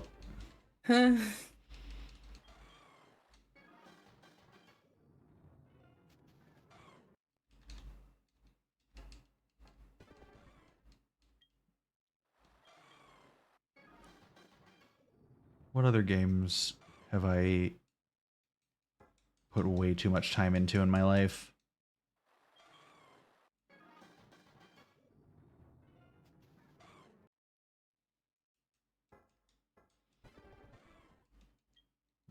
I played a shit ton of Halo. But I mean, that's I missed the Xbox as a console, and so I ended up not being a Halo person. I was not really much of an FPS person until Overwatch, though. That's fair. I feel like, and this is a very trite reasoning, I think, but a lot of early era shooters were very boring brown. I can understand they were that. very like they were going for their realism, which is cool, but like to me at the time, I was like, this is white bread. This is boring, you know. Yeah. I want something get that. cartoony and fun, and that's probably why Overwatch and Splatoon both got me in a vice grip. Yeah, yeah. I will say, out of every Call of Duty campaign that I've played, which is a majority of them, the only mission I remember is Gillies in the Mist from the original Modern Warfare. And that's just because it's so like, I guess that and No Russian. But those are two vastly different vibes. But really, Gillies in the Mist just feels so like far outside of any other Call of Duty mission.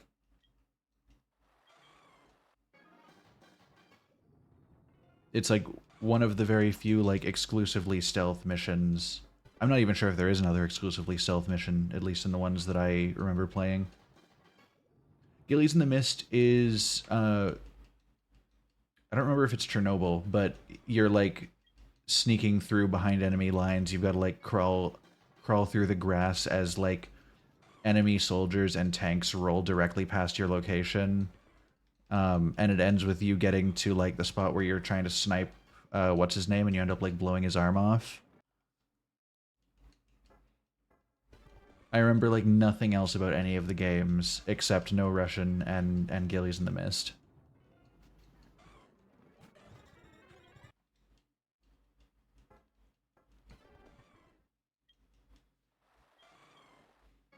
I feel like I probably could have gotten into Halo because I did enjoy my sci-fis. I enjoyed Mass Effect very much. Yeah, Halo's got like a very interesting world to me. Yeah. The world building, I didn't quite pick up on it in the past, but now that I have kind of explored it a little more, I'm like, oh, I would have loved this. Yeah, Bungie has always had very strong like world building and lore and stuff. Yeah. It hasn't always translated the best into the games themselves, but I mean they've been doing really well with it lately with Destiny. Second time bringing up Brian David Gilbert. Have you seen the video where he reads every Halo novel? Indeed, I have. A classic. God. I just think about that sometimes. I need to have Zix watch that because he's been a long time Halo boy. Now, and I don't think he's ever read any of the books. To go outside of Brian David Gilbert's videos that specifically talk about video games and stuff like that, like outside of the Unraveled series, have you seen Pumpkin Cowboy? Yes, in fact, I brought up Pumpkin Cowboy last week while playing Dark Souls. For some reason, for some reason, both the Pirates of the Caribbean theme and Pumpkin Cowboy were stuck in my head at the same time, and it turned into a mashup in my head. And it was. I wish that I had the skills to make it a reality because it was a bop. That sounds incredible. Man, Pumpkin Cowboy is way too catchy for its own good, and I still listen to it from time to time. It just like it's a worm that makes its way into my brain and does not wish to leave. It's really wild that you bring that up because I haven't thought about it in a while and it randomly got stuck in my head last week. Great times. Same brain cell. Truly. The Pumpkin Cowboy made its way over to you. It took a week. You know, the Postal Service. You have to airmail it because you can't digitize a brain cell yet. I can't email it back to you. Did I tell you on the topic of the postal system and things taking a while to arrive? When I backed the I-Fight Dragons Kickstarter for their album The Near Future. Yes. And I got the record, right? Yeah. And so I am in like central Ontario. They are in like Chicago. Hey, right next door to me. At least, yeah, I'm pretty sure they're in Chicago. But you know, that's not a long distance to something, right? It's a bit of a ways. I mean, compared to where it could have been. That's true. I've sent shit to the UK before. I know that takes a while. Yeah. So I get the notification that they've sent the record, right? And I'm excited to receive it because it shouldn't take too long to arrive. I wait, and I wait, and I wait. And it's past the point where I would have expected it to arrive, and it's past the point where they would have expected it to arrive. And I wait, and I wait. And I've doubled the amount of time that I would have expected to wait, and I continue to wait. And eventually it arrives. And I'm curious what took it so long. So I look at the shipping tracker, right? Yeah. So the record made its way from Chicago to Belgium. What? To Canada.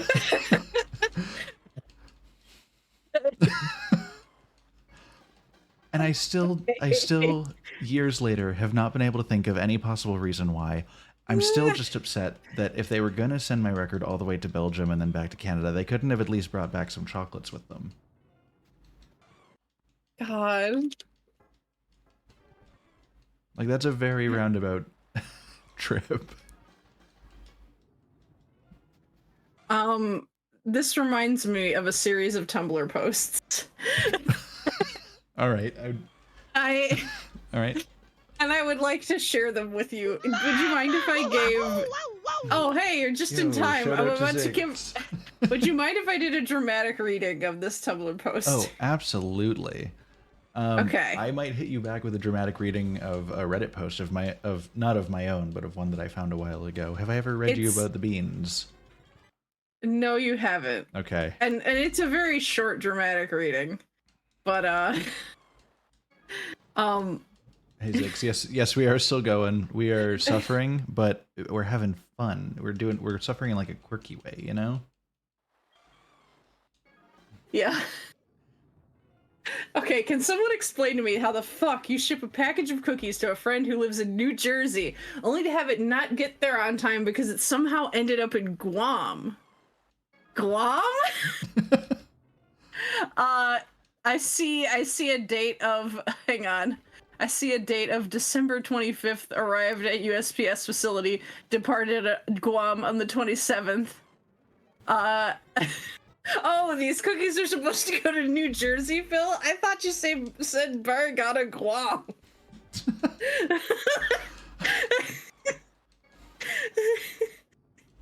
12:18 p.m. Central Time. The cookies are in Honolulu, guys. They finally left Guam. What? On the 30th of December, holy fuck, guys, they've arrived at the USPS in New Jersey. They arrived later that day. My goodness. And they were slightly crumbled. That's a shame. But they drew a map of the cookie's journey. And I'm just gonna leave this in the general in the Discord. Alright, hold on, let me pull this up here because I gotta see the map of this journey.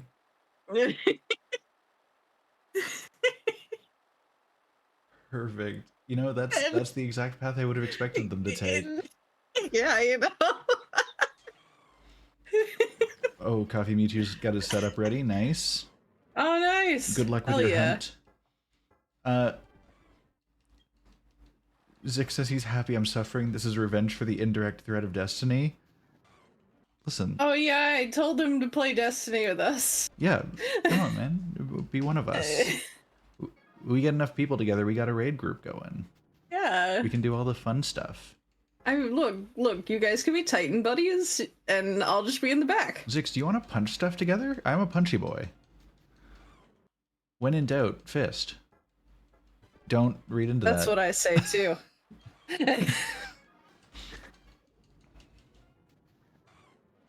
All right, so while we continue to hunt for Lugia, I have a dramatic reading of my own to share with you, Loon, of a post from the relationship advice subreddit. All right. So, our characters are the main character, a 25-year-old male, and the girlfriend, a 26-year-old female. There are two people. So the post title: My girlfriend baked all the beans. Now I consider to end our relations. What does I do? What? And now begins the dramatic reading. All right. Hello. My girlfriend and me have done dating for 5 months. I thought, this girl is very good, and became of love with her. Yet even so, on this Monday, I come home and found she has baked all my beans. Yes, all. All of them. Oh, brother. In my cupboard, I store several bag of bean, to make soft and to bake on some days, to have a bit of baked bean on my dinner, or heck, a lunch too some days. But on the Monday, I find this girlfriend baked all the beans. I say, why do you bake my beans? And she say something as, I bakes them good to save time, so I bakes them all now. I am astonished and full of dismay. I say, I cannot eat all the beans. She say she has froze many of the beans so as we can unfrozen the on a later day and eat some at a time. But if a bean is froze and unfrozed, the very good and very nice flavor of bean is gone far. A bean is best if baked fresh as a Sunday pie, not to be frozen unfroze. I told my girlfriend... You know what?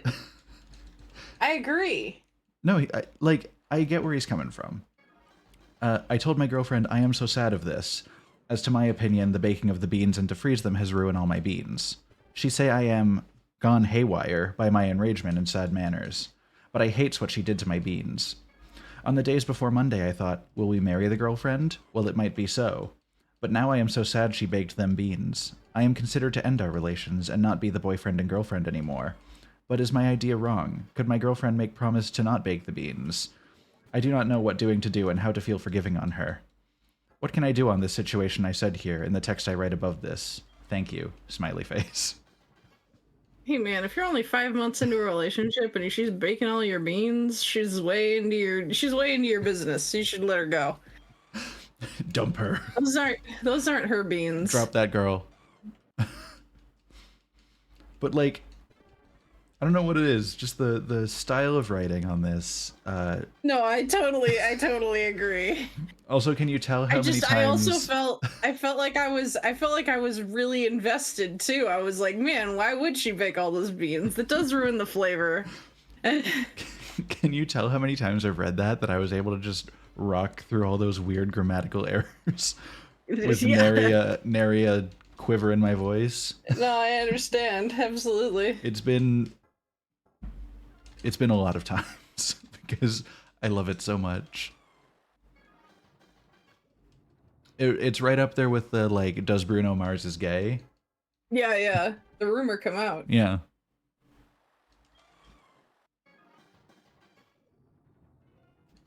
which also just lives in my head rent free sometimes. Yeah. It sounded like a Bible excerpt. I constantly think about the motherfucking Jesse Eisenberg, who the fuck invented Facebook. Rowing Mark the boat. Zuckerberg. 2 hours later. Man, I love the Game Grumps.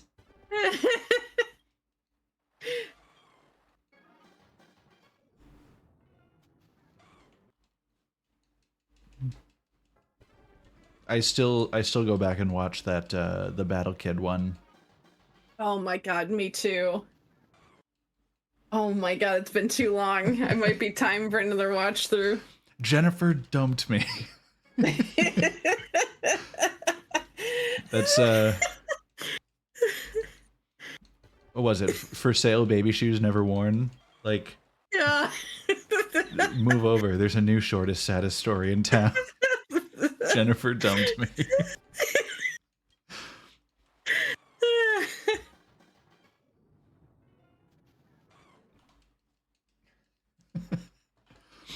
God damn.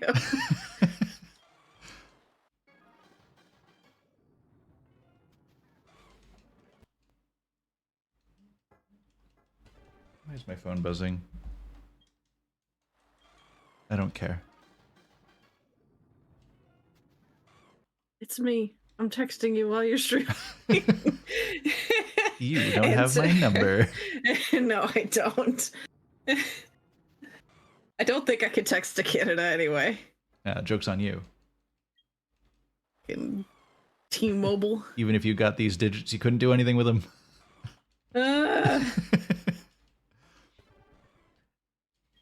Need to pay for the anywhere, anytime plan. I have to look into what our plan has, because it might be America and Canada and Mexico. Or it might just be just America. Sorry, fun fact, Canadians can't text. They just don't. It's a cultural barrier. It's something we never had. We don't have the infrastructure here. I'm actually not familiar with the concept of text. What's that? Not like the action, like the thing itself. Shapes that represent, what are they, words? Nah, couldn't be. You've been translating all this shit to cuneiform the whole time. Oh my god, of my friend's embroidery. Oh my god. Speaking of the Game Grumps, I had a friend in college. Oh, all right. Hit me with this. My roommate, and she liked to do embroidery. And she liked to embroider memes. I love it already. And would hang them in pretty frames on our wall. And I loved every single one of them. And I wish I would have bought one off of her so I could have it forever. Yeah. My favorite one was she did the drill tweet. If the zoo bans me for hollering at the animals, I will face God and walk backwards into hell. But she also did errands at age 6. I was born without a face.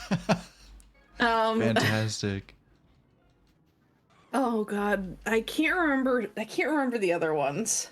I still want Alex to make me that panic room one from Phineas and Ferb. Oh my god. Little embroidered panic room sign. Yeah. Put that right on the door to my bedroom. Same.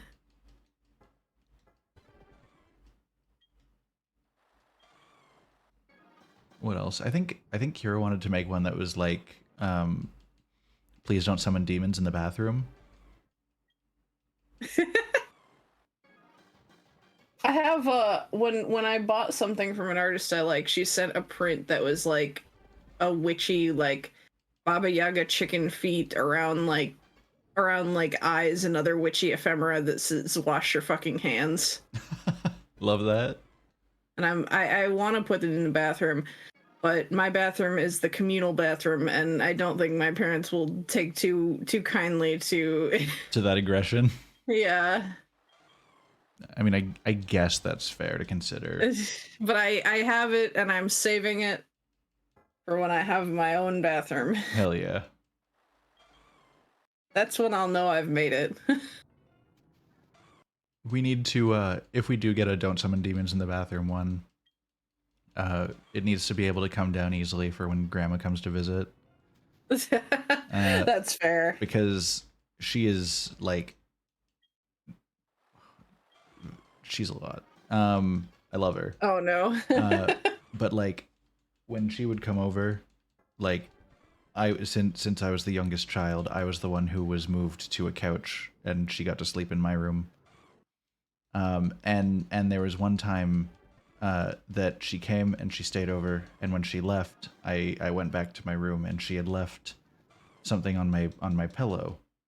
And it was a printed out article from the internet about how video games are drawing children away from God. Oh, Jesus. And That's, first of all, that's the most passive aggressive thing to do to a child. right? I read it and had a laugh.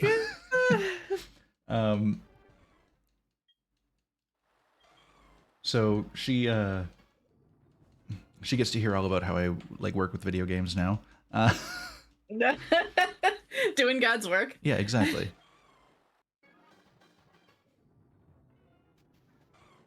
Oh my goodness, Chai, I want one of those. Oh my god. That sounds incredible. I'm trying to find back in Back in the 90s, the same, it was in a very famous TV show. the same friends, same apartment. We had a sign up, and I know it's on my Instagram. It has to be like near the very bottom. And if I find it, I will be also sending that through. Perfect.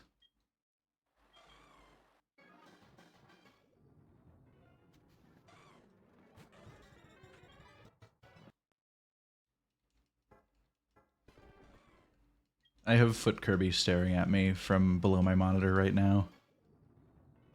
I still haven't moved him from last week. Oh my god, wait a minute. You said Chai is in chat. Yeah. Chai is the friend I have who has memories of Foot Kirby. Oh, hold on. Chai. It's my boy. Look at his little toenails. They're all painted and beautiful. And he is a functional amiibo. When I use him in Smash Bros, his name is Defeat. Shy, important question. Was it that Foot Kirby, or did it have like a detailed face? I remember you guys got a 3D printer and your fiance put one in the shower. You know what? I've got to talk to my friend Evelyn about getting just a shit ton of various cursed Kirby amiibos. I need one with like the full length human legs and just regular Kirby at the top of them. Oh I need one where he's completely normal, except he's got like the handsome Squidward face. Those are really the only two that I can think of right now. I need maybe one where he's completely normal, except he has like big buff bodybuilder arms that are flexing. Hang on. Oh yeah. I found it. The fucking yes. I've talked about the curb. Yes. Yeah, no, I'm putting in your Discord the sign that we had up in our apartment. Oh boy. All right. Me, Chai, and our roommate who embroidered memes. I think you'll find it very fitting. Hold on. If you like, you may dramatically read, but that is up to you. All right.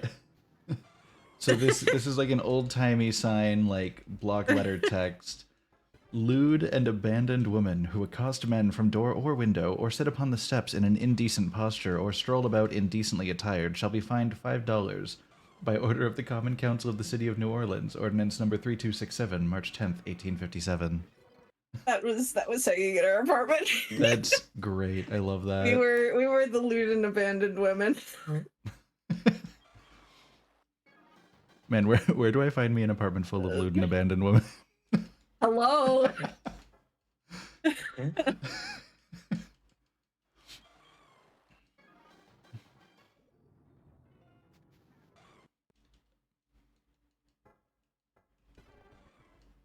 Oh man, hold on. So if I get my cursed Kirby amiibos, I Yeah. I need to. So the one that I absolutely need is one where it's regular Kirby except for the arms are big buff muscly arms. But I want him not to stand on the amiibo case or on the amiibo like little platform thing, but I want him to like be standing like gorilla posture, held up by his fists. Holy shit. And Oh my god. Oh my god, it's worse than I remember. oh my goodness, the shiny hunting setup.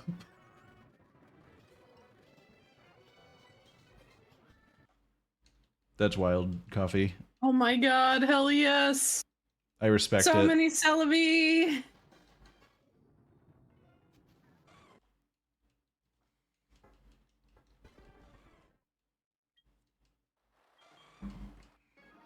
So what are you doing with this shiny Celebi once you got him? Are you keeping him for yourself or are you gonna sell Hubby?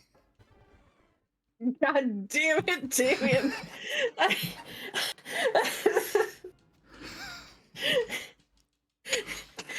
I don't know, but they're gonna celebrate. True.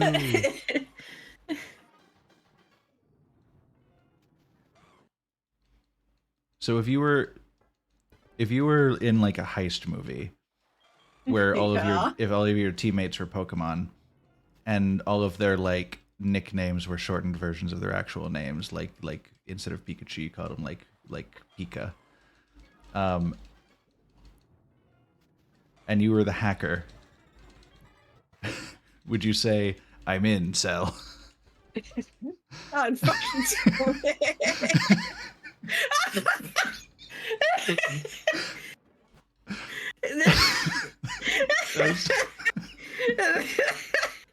That was such a long setup for the worst. That's For the such a worst. specific. That's such a specific fucking joke. I have no regrets. I can't breathe. Oh, it's a Valentine's Day gift. That's actually really sweet. I like that. Aww.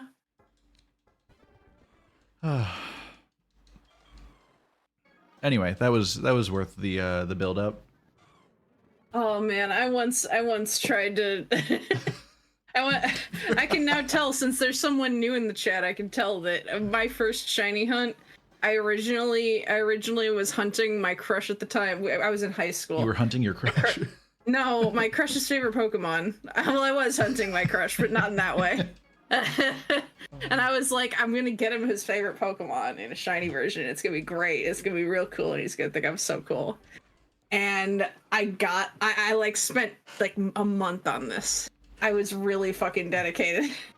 And then I finally got it, and I looked at him, and I was like sitting on the like egg hatched screen for like a good like 10 minutes, just like, I can't give him up now. He's like, mine. I need him. As a Nidoran, and I was like, that's my baby now. Yeah. Hold on, I'm gonna be right back. I've got something in my eye and I don't know what's up with it. Oh, yeah. But I will be right back, guys. I'll take over. It's me. I don't know if you guys can hear me. Probably can.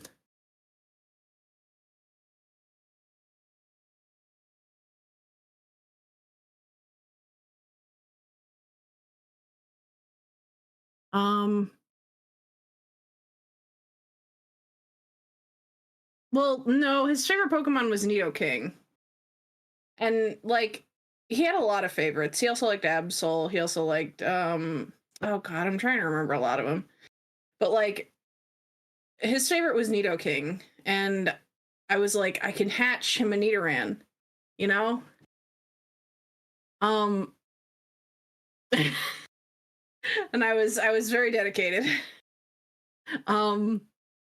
Also, like, he did a lot of shiny hunting on his own, but he only did it in I want to say Diamond, Pearl, Platinum. And so like he didn't have access to, I think I might be wrong. I tried to pick something that he couldn't hunt that easily in game, because like anything that was easy to find in Diamond, Pearl, Platinum, he could just hunt it himself. It wasn't that special. And it probably would take me a lot more effort than it would take him. He could just decide to do it and get it done in like a couple of days. No, I needed to be dramatic. I needed to do something cool. But it turned out that I loved Nidoran more than I loved my crush. And it was high school, so that tracks, you know?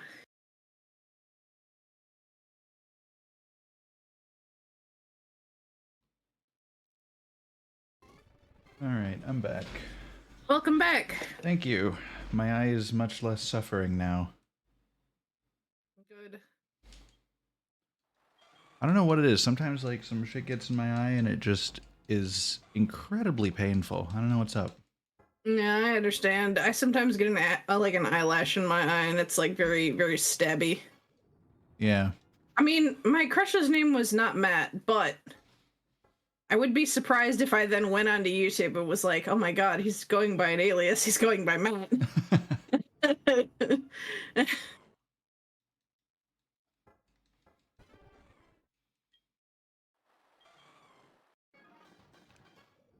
Oh. We're gonna get this boy eventually. We're 2 hours in tonight, and this makes what, like, almost 8 hours overall? We did like 4.5 last time, right? I want to say we probably did about 4, because half an hour was just being held hostage and just chatting. That's true. So 4, and then if we're on 2 hours now, it's 6 hours. Rye, if you wanted to join the Discord, there's a link right now. Probably for you it would be earlier because of stream delay. There's a link in the past, as opposed to a link to the past, which I haven't played.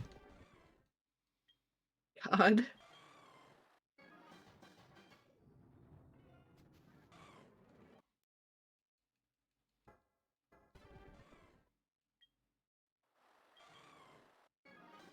I should make a, now that I'm thinking about it,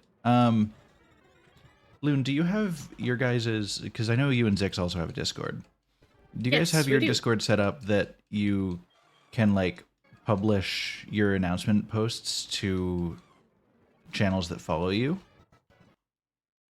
No, I don't think we have. Okay.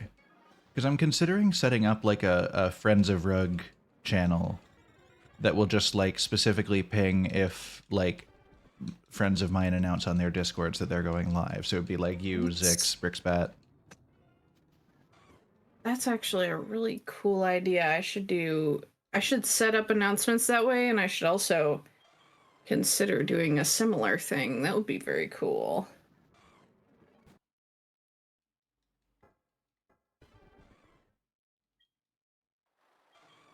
My server is marked as a community one. Okay. I have to make sure that that is so. I do not know if I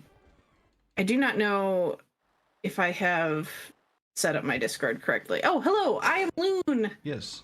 You can find me at right there. Yeah, there. Yeah, so this is Loon. She's a pal of mine. We started by playing D&D together in a group. She also streams. She is a VTuber. She is a deep sea witch. Very, very spooky, but also cozy vibes. I like to do a lot of very, very story based stuff. I am not a professional at Hollow Knight. Here's the thing, though, my Loon. niche is being really bad at things until I'm not. Well, here's the thing, Loon, is that so you stream Hollow Knight, you make some money off of streaming, right? Oh my god, am I a professional at Hollow Knight? I think by the technical definition, yeah, you're a professional Hollow Knight player. You have Oh my made God, money playing Hollow Knight. I'm also a pro Overwatch player by that regard Hell because yeah, you go, girl. I've made exactly $10 in a tournament. Let's go. Yeah, it was a participation prize. I mean, listen, the best I do. the best like pro players get paid to show up as well. Yeah, that's true. I just like to use that as and I guess it's not very good anymore because I tell it to you guys, but I love to pull it out during Two Truths and a Lie. Because I've made money playing Overwatch. That's great.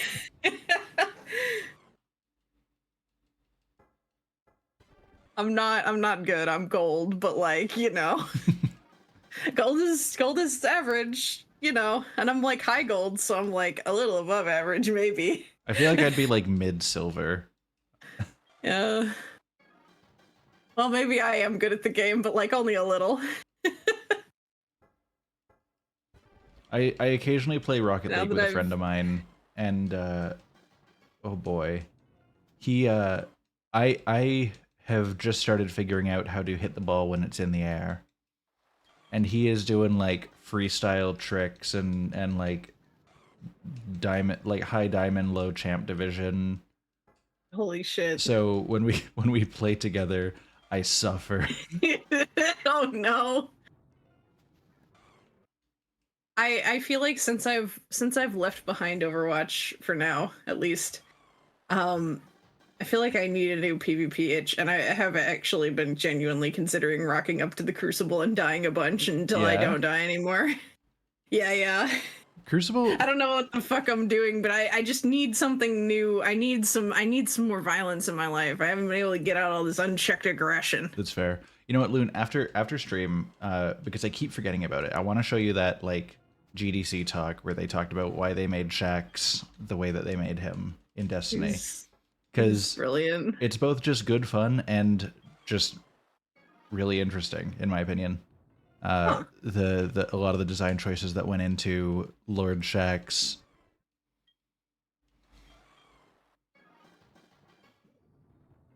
And again, My love.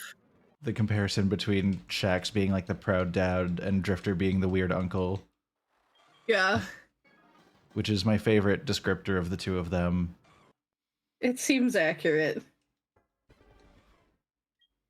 Drifter feels like I've only played like 2 or 3 matches of fucking Gambit. But every time I vaguely feel like he's letting us get away with something. Yeah.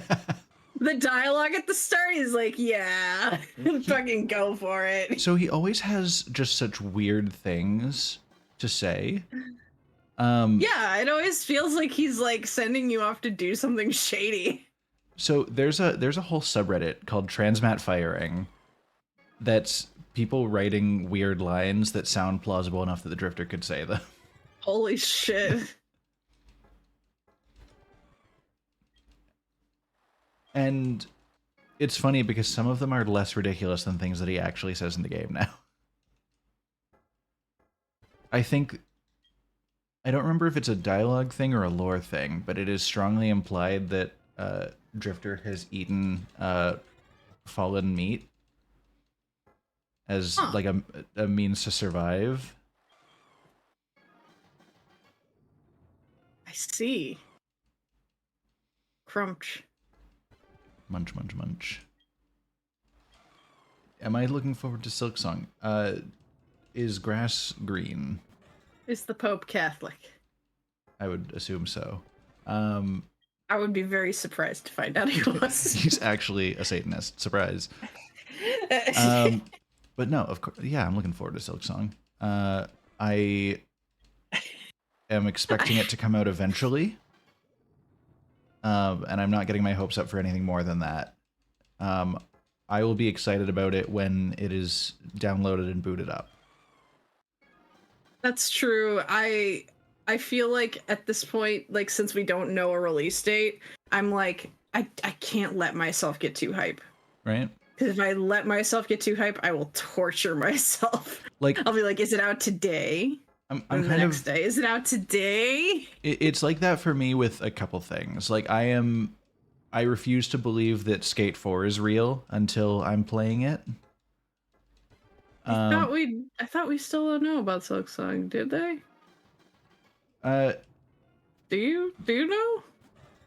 the last I ever heard of like actual like the closest thing to confirmed news that we got regarding Silksong was Microsoft showing it in their E3 presentation where they said all these games would be out by the end of 2023. But I haven't heard like any confirmation of an actual release date for the game. And I don't think they even ever commented on like, yes, that Microsoft announcement was correct. It'll be out at the end of 2023. I guess I figured it's a soft release date. Yeah. Very soft, paper thin. Yeah, like until I have the game, I'm not going to believe an announced release date. Silksong's a myth. It might be. You don't know. Well, like the number of times they thought it was coming out mid this year. I don't know. I feel like that E3 thing was the last I heard of it, and we haven't. I have no knowledge of any further information. But in terms of like games actually getting an announced date, I find it hard to get excited about those specific dates anymore because everything gets like really delayed. Like freaking Halo Infinite was supposed to come out a long time before it did, and then when it did, it still wasn't complete. Have you heard anything of the? Yeah. Have I heard of the recently released Hi-Fi Rush game? Yeah, I've heard like amazing things about it, and they just shadow dropped it out of nowhere. You know what? I gotta be honest. I hope more game companies do that. Yeah, like between that and like Nintendo sometimes doing the like this game is available right now. Yeah. Or I like the the Nintendo Directs that are like, yeah, in like 2 days you can play this game that has been highly anticipated. Yeah. You know, like I'm still blown away that they just out of nowhere were like, here's Metroid Prime Remastered, you can go buy it right now. Here you go. Like that's a crazy move from Nintendo. Yeah. Because that's something that like they would like people would pre-order that immediately. And they could have they could have had so much like marketing leading up to it. But yeah, they just straight up were like, here's the game, buy it, have fun. But no, I absolutely do plan on playing Hi-Fi Rush very soon. I have it downloaded and ready to go. It's just a matter of like making time for it. Also, thank you for the hydrate. Babes. Thank you for the hydrate, Michaela. I didn't call you out before I took the sip, so here's the sip for you. You can't see, but I have also taken a sip. I don't have a little Coke can to stick on my PNG, but someday. It's short, which is nice. How long is it? Trying to think of like if this is something I could like knock out in a stream or what.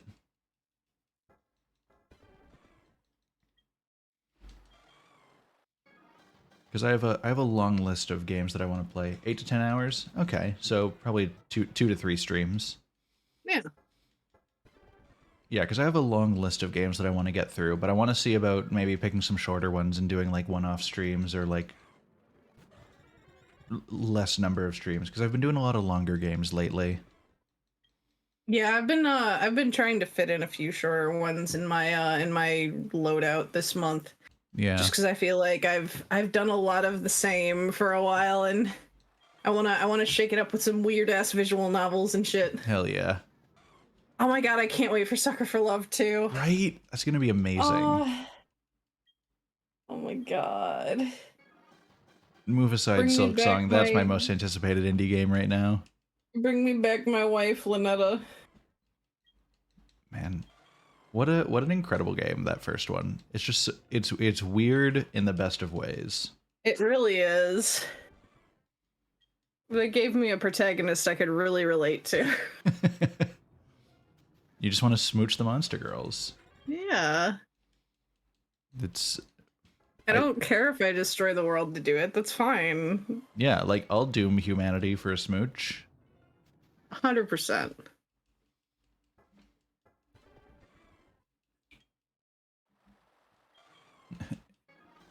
Trade offer. You receive eternal damnation. I receive 1 smooch.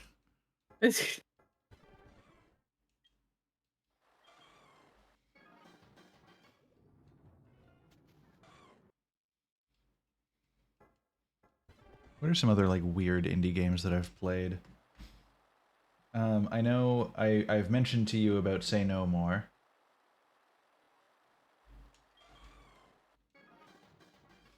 Oh yeah. I'm like, it took me a second to remember. Where are the monsters and how can I smooch them? Coffee Mewtwo, I recommend looking up Sucker for Love on Steam. Great game. It's about a really good game. It's about summoning eldritch horrors and romancing them. Have I ever played XCOM? Funny thing, Rye. In the links down below, you'll find my YouTube channel. I've actually been playing through XCOM Enemy Within and doing like a video series on it. Great game. This is I'm currently in that playthrough, the furthest I've ever been in the game. I've never actually finished it before, and I'm having a great time with it. I enjoy your style of editing for that series as well. It's more polished commentary, and it's really fun. Oh, thank you. I've been having a lot of fun making it, and I've got a lot of ideas for continuing the series. Ooh, other indie games. Crypt of the Necrodancer is a banger. I still need to play that. And then branching off of that, Cadence of Hyrule. Another one I need to play. Yep. What else is on this list? Obviously, Doki Doki Literature Club. Can't go wrong there. I mean, you're preaching to the choir there. Yeah.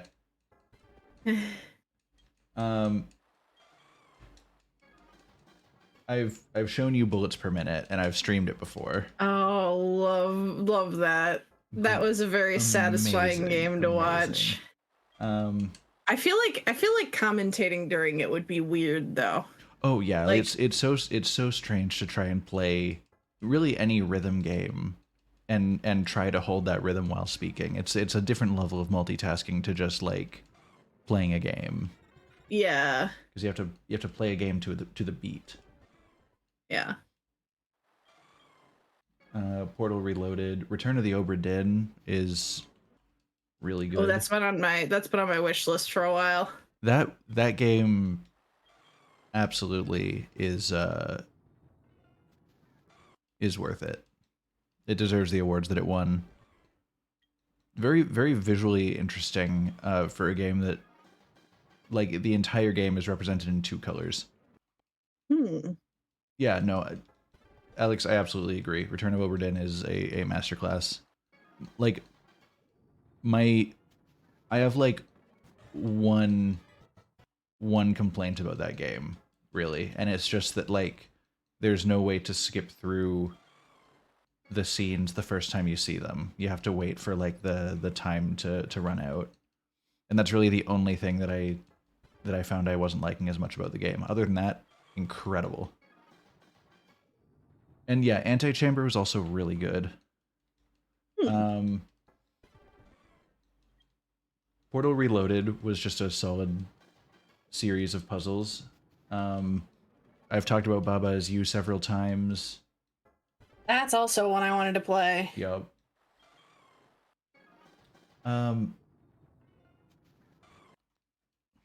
What other like? Let me peek through my library. Hold on.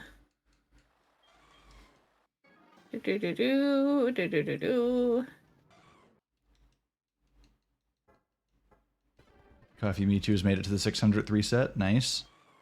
Hell yeah.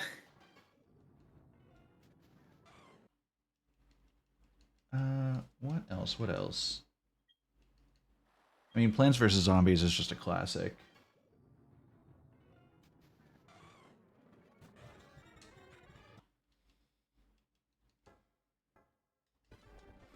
Yep. Oh, actually, Alex, we were talking about Valhalla earlier. We're both really excited for Nirvana. Oh my god, yes. Yep, that's an indie one. I know Deep Rock is usually more fun with friends, but honestly, if you wanted Rye to do solo streams of it, I would also watch that. 'Cause I'm not always wanting to like put in the brain power into actually participating, but just like chilling and watching is still really fun.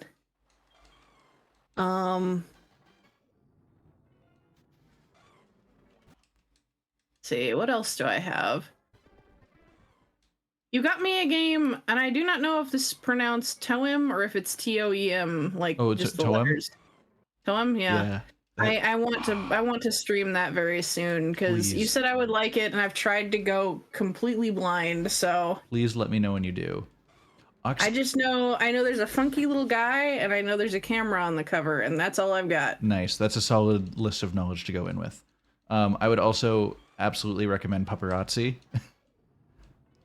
I don't know if I've heard of that. It was one of the ones. Did you play that? Yeah, it was one of the ones. Yeah. Oh, I need to play that. Oh my god. Great game. Very, very fun. Chai, I need to play Oxenfree. I've had it for a long time. I've played other games by those devs. Just great times, but I haven't gotten to Oxenfree yet. And I know Oxenfree 2 is either... I don't remember if it's still coming or if it's already come out, but I gotta rock both of those games. Oh, what was the one? I think it was... Yeah, it was After Party was the other one by them that I've played, I think. Where you're just a couple people in hell. Yeah. There's also Duskers. I haven't heard of that one before. I'll have to look into that multi. I'm building up a collection of Pokemon likes to go into after we finish with the proper Pokemon games, and XCOM likes to get into once I'm through the XCOM games on the YouTube channel. I've never played the BioShocks, and I want to play the BioShocks. Oh, the BioShocks. Those games hold a special place in my heart, and I want to play through them again sometime soon. They'll probably be one of my upcoming Nostalgia Trip games once I'm through with Fire Emblem. And I'm really excited for Judas. Because that's from like the same the same guy that was behind BioShock, or like one of the big names behind it. How do I feel about survival games?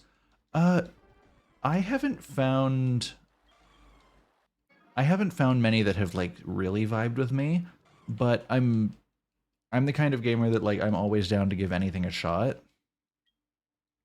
Because really there are a lot of games that I just wouldn't have found, and some of my favorite games if I wasn't willing to just give random things a shot. There's a Lego real-time strategy game? Please tell me more, Coffee. Oh, I should inform, because you were here for Zix's playthrough multi. Damien is gonna play Subnautica at some point. Yeah, so I am a man who is very afraid of the ocean and the things that live within it. Large open bodies of water terrify me to no end. I'm going to play Subnautica in VR. Take from that what you will. Oh man. Oh yeah, Zix has on. Okay, so a lot of the creatures, I'll just say, in Subnautica have gotten affectionately named.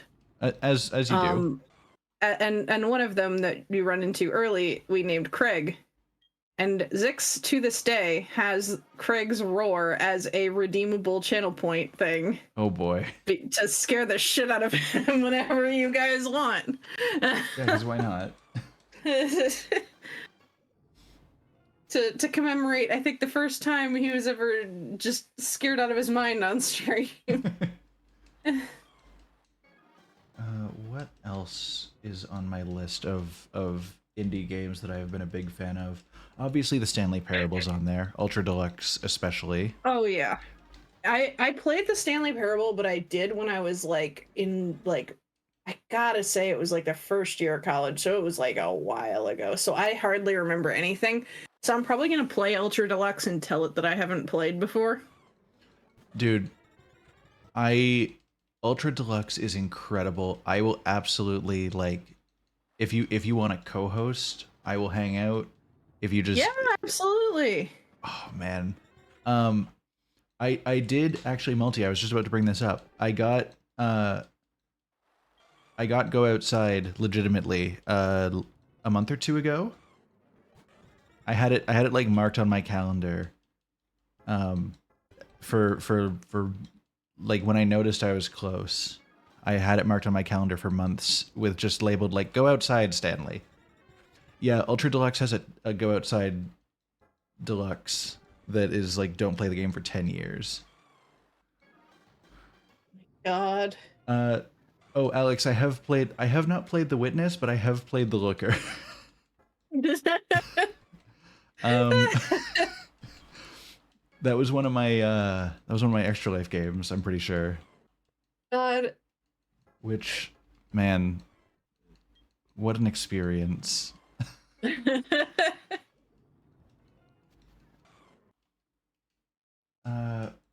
else do I have?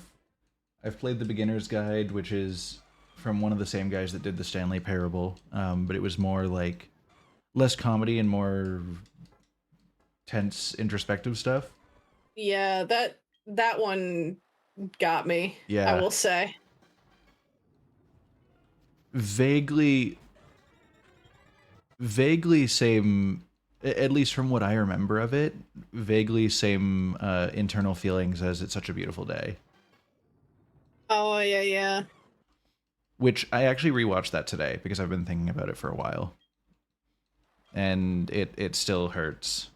Anybody who hasn't, please watch It's Such a Beautiful Day, but do it when you're able to cry. Yeah, yeah, yeah.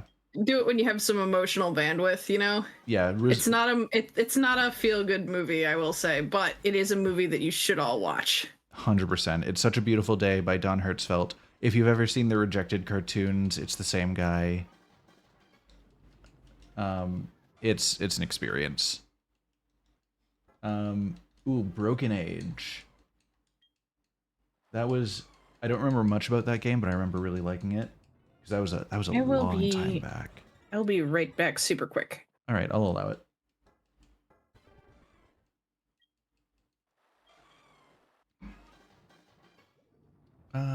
What else? What else? What else?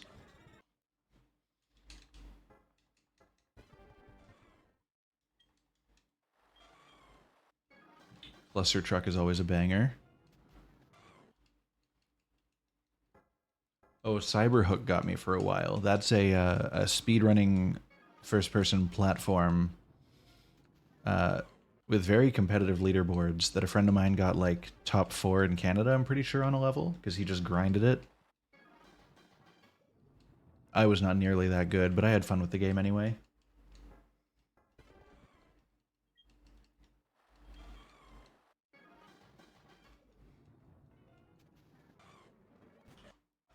We're going to get this. We're going to get this Lugia eventually.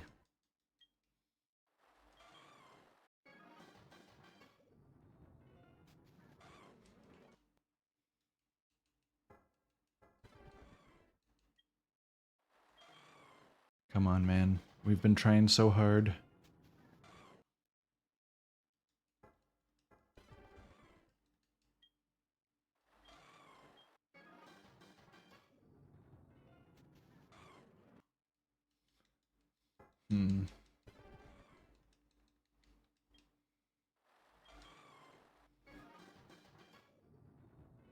My thumb is going to be so buff from all these A button presses we're getting in today.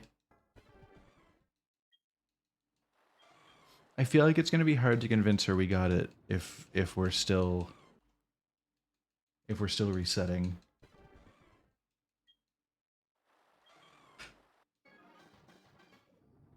Wait, hold on.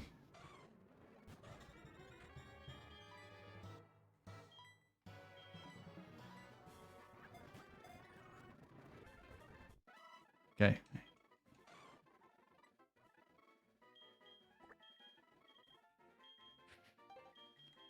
Ligma. Perfect.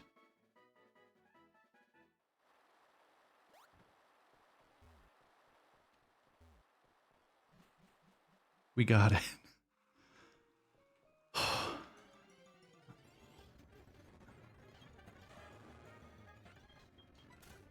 We just gotta get out of here. No, why are... Guys, I got it. I just want to leave.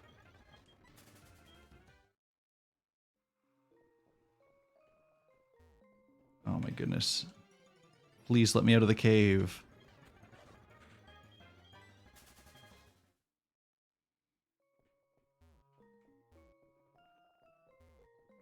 Better save. Nah, we got this. We raw dog the save file.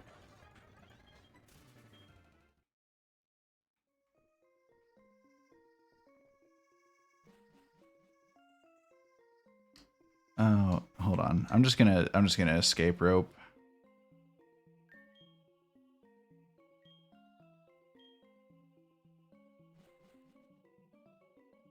Because I cannot be bothered to return. There we go.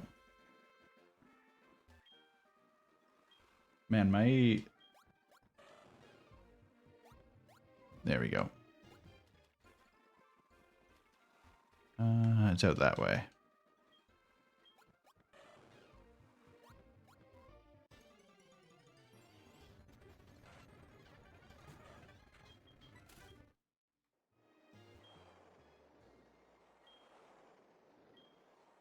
There we go. I don't even remember where I'm supposed to go from here.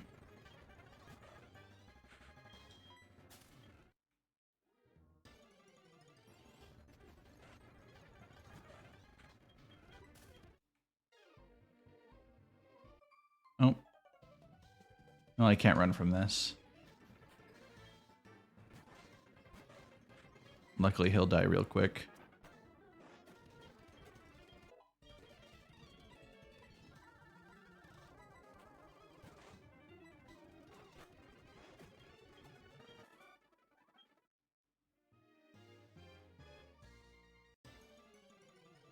We zoom. Wait, we have fly. What am I thinking?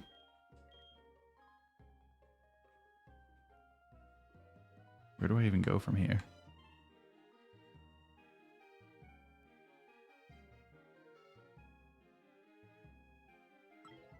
What if we tell the boss that we got it?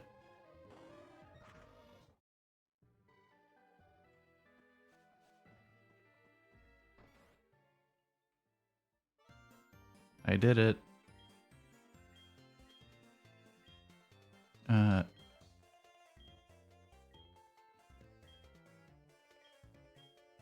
Okay, Indigo Plateau. Cool.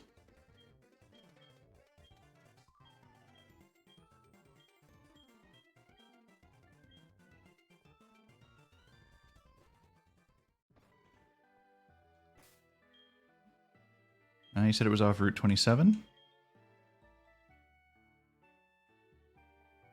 Which route is 27?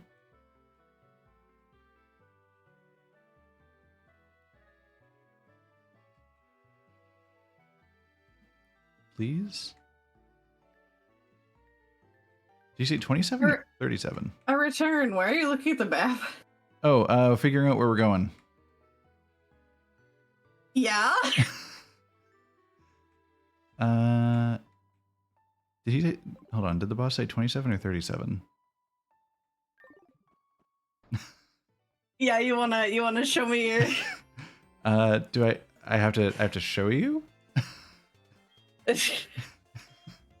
I mean, now you're making me feel weird about it. Okay, so Loon, I gotta come clean. Yeah. I caught Lugia. He wasn't shiny. You just... I wanted to feel like I did something, you know? I mean, fair, I guess. All right, well, it was nice cosplaying as a successful person for now. I was like, you're really calm. I mean, to be fair, I probably would have done it. It'd be funny after all of that, I went back and it was like the next reset anyway. You were really calm. I was like, there's no way.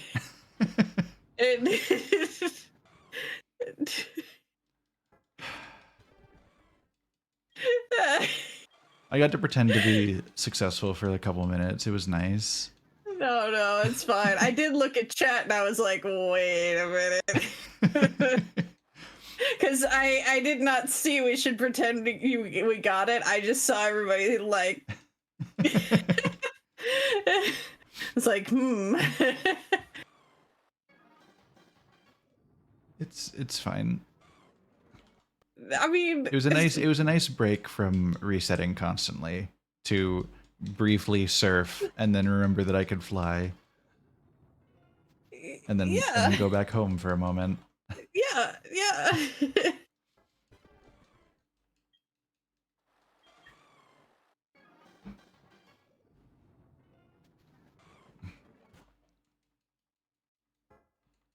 All right. Oh, we were talking about indie games. Have you ever played Cook Serve Delicious? No, I have not. Okay, it is a like restaurant game in which like when people order and you're making their food, you're like pressing keys to do the different things. Like if they want tomatoes, you press T. If they want onions, you press O, and so on and so forth. It gets really hectic. And oh no. I don't think I would be very good at this. And the games get progressively more insane as you go. Because the first game you're like running a restaurant, right? That makes sense. Yeah. The second game you're doing like international food competition, like competing with other restaurants. Third game, post-apocalyptic food truck road trip across America. All right. Including defending yourself against drive-by shootings as you're trying to prepare food while in your like Mad Max rush to the parking lot where you're going to sell all your food. And yes, Battle Chef Brigade is another game that's on my list, and I absolutely want to play that. I own it. Speaking of post-apocalypse and games we want to play, at some point I want to do Death Road to Canada. Yes. That's one that I need to play as well. I'm thinking about, and I don't know how many companions you get, but I'm thinking about trying to spec different people I know into the different roles and see who dies. You better make sure that I survive to Death Road to Canada. I better make it to Canada. I need to be home. Yeah, you fucking left to go and get us. I'm just that good of a friend, you know. I don't know how the fuck Zix got here. The apocalypse happened at a really inconvenient time. Alex is saying 4 in Death Road to Canada. Okay, 4 in Death Road to Canada. Okay, I've gotta choose my fighters carefully. Yeah. I've got too many people. Oh, Loon, I've told you about Deepest Sword.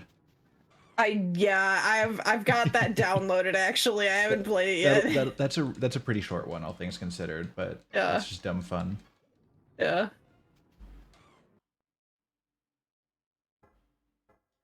I told you about Event Zero, the one with the like AI companion that you can talk to. Oh my god. That's enough to sell me on anything. I know. Just give me a little guy. Just a friendly dude. The Frog Detective games, obviously. Oh, Loon, I still need to show you Frog Fractions. You still haven't played One Shot. This is true, also. We should trade. Yeah, I was about to say trade offer. You play Frog Fractions, I play One Shot. Sure. All right. Should I? Okay, I'm gonna play it. I'm gonna play Vanilla Frog Fractions, but I will also be playing it with a hat. Yeah, you've got to play it with the hat. It's a whole new experience. Yeah, I don't know. I know the power of cosmetics. Exactly. I mean, you and I just started on our fashion. Well, you started on your fashion journey in Destiny. I've been on it for years. I'm so glad that the one shader I was like, I need to make sure I could still get this. And it was in the essentially free bundle of shaders that you could get. Yeah, it was that. Yeah. Love that for you. Thank God. Have I played the Notorious D? I have not. I'm not even sure if I've heard of it.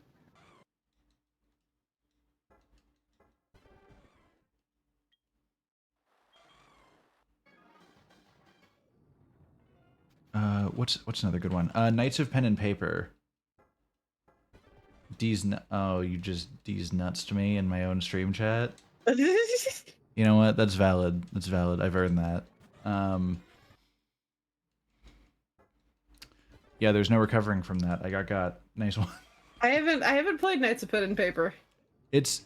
Do you know of it? I've heard the name, but I don't know much of it. It's basically like a little RPG game, but you're playing as up to 5 people playing basically D&D. And it's very like meta humor because you're not playing as the characters themselves, you're playing as the players playing the characters. Yeah. But there's a lot of like conversations between the characters and the DM about how weird everything is, and like the players making jokes and the DM trying to keep them on track. But yeah, you have a bunch of different people that you can choose as your 5 players, and each of the players have their own like stat buffs to their characters. And then there are the different classes that all have their own abilities in combat. And then you can like decorate the room that you're playing the game in order to get different stat boosts. That's cool. And it's just a fun little game. But they have they have 2 games, and they have Galaxy of Pen and Paper where they play like a space-based RPG game. That's adorable. But it's a lot of fun.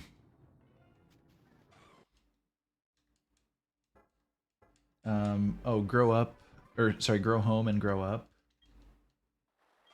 Where you're just a little robot growing a tree so you can get back to space. That's adorable. A Hat in Time, banger. Oh, I need to play that still. God, there's so many classics I'm missing. Right? I think that's just the nature of gaming these days, is like there are so many games that you can't possibly play all of them. But damn if we can't play as many as we can. Yeah.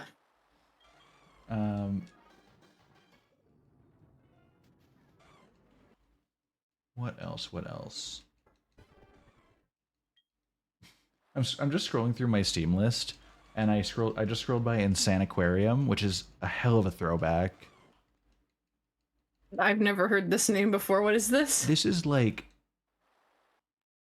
was the shit like when I was a wee lad, but it's like it's basically a little aquarium simulator. Except you feed the fish and they get bigger and they drop coins so you can buy more food to feed the fish. And then occasionally like aliens invade and you have to shoot off the aliens. Oh my God. And things just get progressively weirder the longer you play. You start like getting special fish, like you can get like piranhas that will eat your regular fish but they'll drop more money, or you can get like an oyster that will open occasionally and you can get a pearl out of it that will give you like a big boost to your money. Absolutely great game. I highly recommend it. It's very simple but a lot of fun. Hell yeah.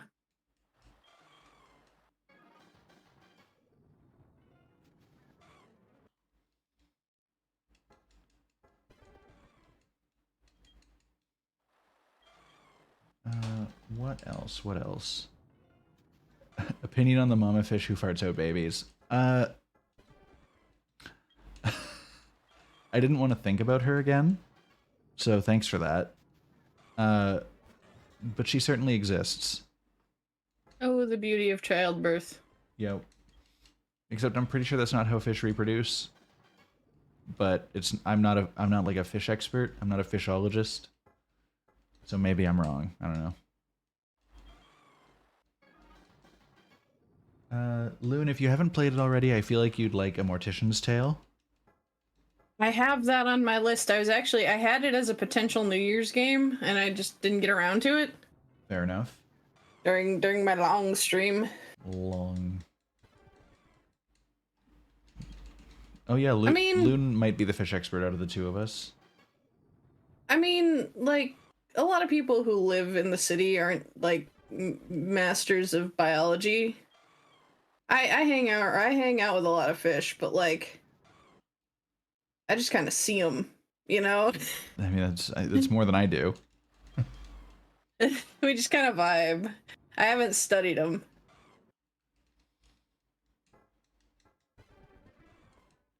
Loon is into some fishy things. Something like that. Ooh, Overgrowth was really good. Just the story is not anything to write home about, but the gameplay is great.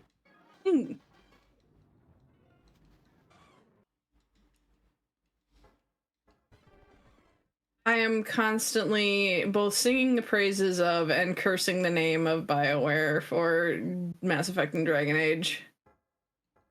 I have a relationship with them. Yep, that sounds about right. And that's just my life now. I committed hard. Oh man, it's a good game, right? I have not played that, but I recommend it. I will look into this. It's gamified meditation, and it's giving me reason to have a healthy habit for once in my life. Maybe that's just what I need. If I can get points about it, you know, it'll get me to do it. True. Number go up. Yep, number go up. That's what I live for. I'm gonna find so much inner peace. I'm gonna be at the top of the leaderboard for inner peace. I'm gonna be the best at calm. I'm gonna earn a good score in being. I have an IOU for getting you Silk Song for your birthday, but I was like, I didn't get you anything for your birthday then. So I was like, well, I'll give you plain. So you can meditate and chill the fuck out while you wait for Silk Song. So you have something to burn all that time.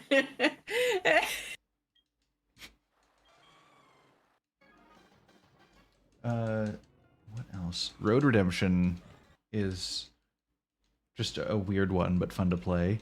It's basically motorcycle combat.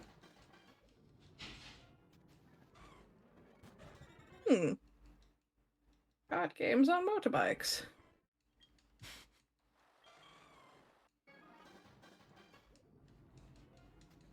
Oh, obviously Sayonara Wild Hearts. The actual inspiration for it was that one time that I was like, I don't know what to stream now, and Skarin jokingly suggested, because he had also we got that Humble Bundle at the same time, and he was like, I have actually been using Plane, and it's actually been, you know, like a thing I do now. And I was like, yeah, same. And so I was like, I don't know what to stream now. And he was like, what if you just streamed Plane, did your daily meditation live? I was like, that's a horrible idea, but I'll put it in the poll. Love that. It didn't win, but like it was a possibility. I could have. But on. I've actually had an idea. I want to make a prediction of whether or not we get this tonight. Here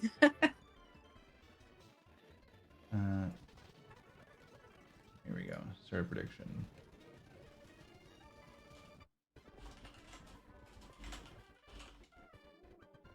You guys can gamble. Gamba time. I'll give you guys Uh, 10 minutes for anybody who wants to join in Ramble. and think.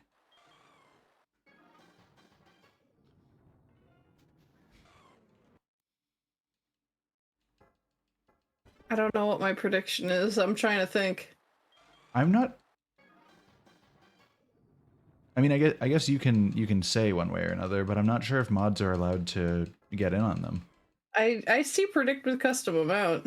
Oh. Somebody's put okay. You know what? I gotta even it out. I respect that somebody's already dropped 10k on. Oh, you are participating as a moderator. The streamer created this prediction. If you participate, you won't be able to choose the outcome. Okay, so that's how they handle it. Okay. I still want to participate. I'm making it 50-50, bitch. I believe. If I lose my 10k, so be it. We have one believer here, and Alex the non-believer. Wait, we have 3? How do we have 3? I put 10k. Hold on. What? It must be less than 1,000 crumbs. We have more than one believer. Oh, We okay. have 3 believers. Sick. Thanks, guys. I just threw down an even amount because I was like, fuck it. Let's have some stakes here. Let's get a little funky with it. Yeah. Infinite chat time. Oh no.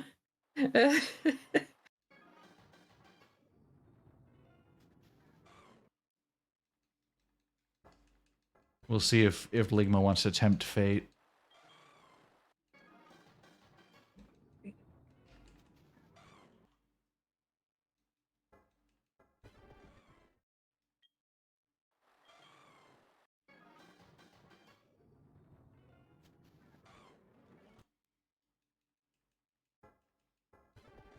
Oh, we got more people coming in on the non-believer side. Part of me is like, what if I put everything I own on believing?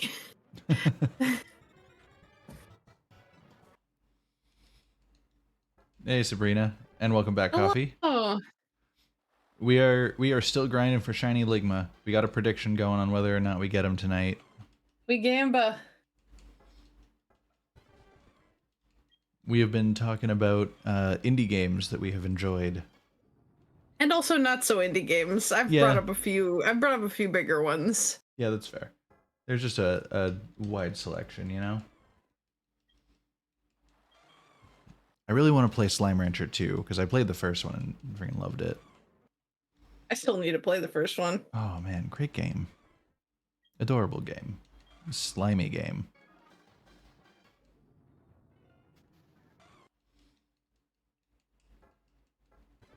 Just some wiggly boys.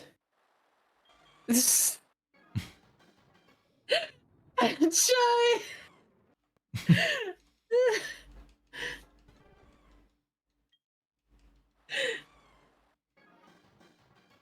Dude, I'm also some wiggly boys, by the way. I mean, can you blame her? The jiggle physics are immaculate. Yeah.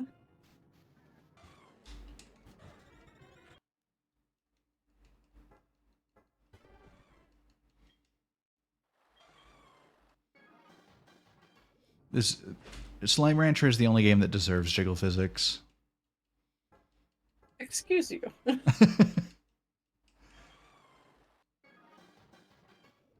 What's your counterpoint, Loon? I have a lot of jiggle physics. You're not a game. Oh, that's true. That's true. Don't worry, I accounted for this.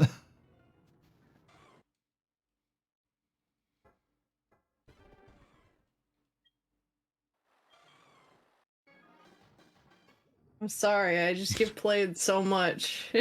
All these, so many games, but all you play is me. Yeah. Neon White just had a run at ESA. I am not familiar with Neon White.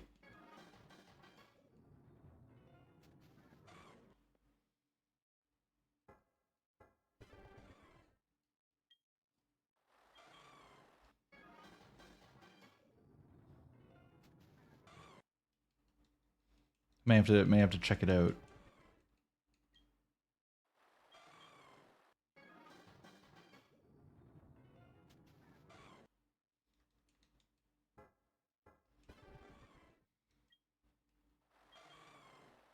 Hmm.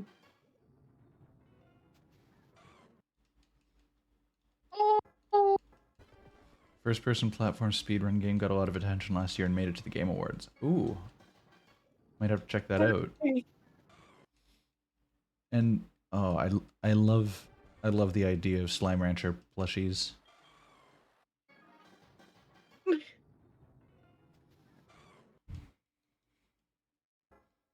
I only have bread plushies right now. That's my limit. Didn't he also make you a shiny Mudkip? Oh, that's adorable. Because you got him a Mudkip plush. I heard you like mudkips.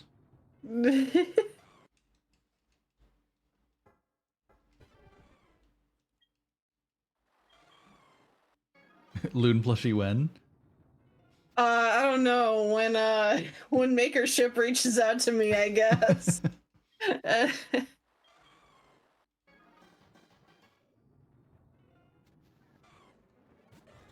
I'm not that big. When's the U2s? Yeah. My god. I'm shooting for the Nendoroid, baby. True. Why stop there? I need those Iron Mouse numbers.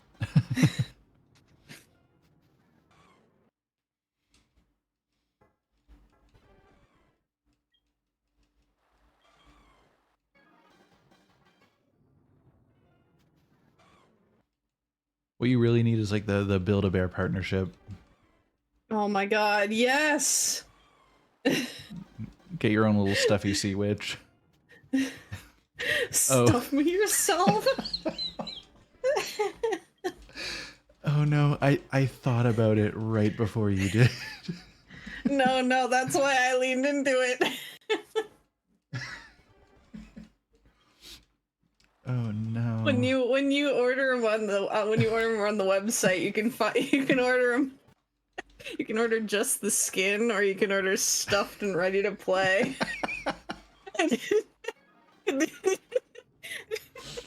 It all comes I'm sorry, back around. they don't say just the skin, but that's what I kept calling it. Yeah. Just the skin.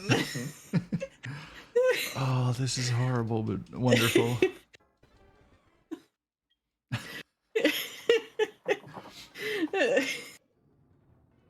Oh man, I would love to have a Build-A-Bear partnership though, because then you could get like custom clothes and shit for me. There's just You could have so many opportunities for jokes as well there. You could put me in a jersey for your local sports team. You know?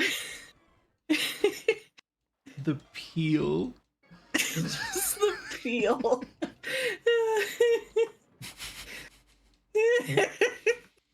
I love it. It's like the shed snake skin. Oh, my loon has molted.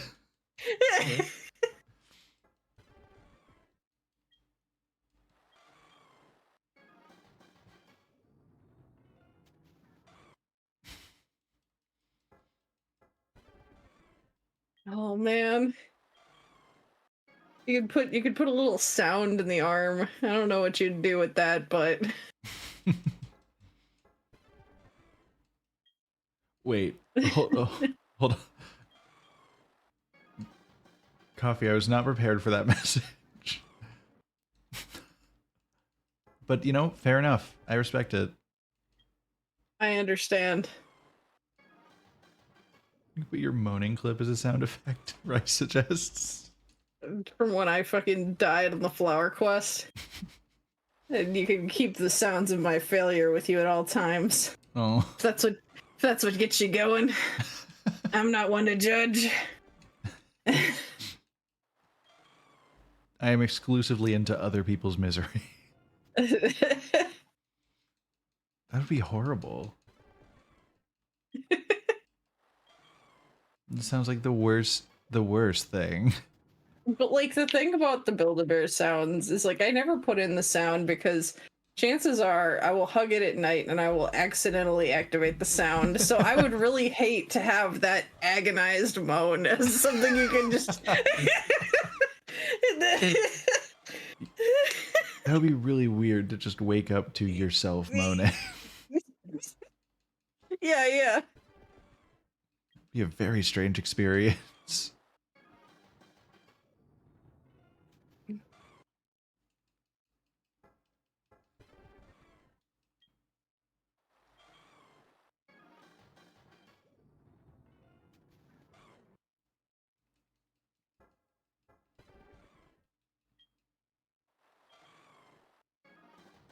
Hmm.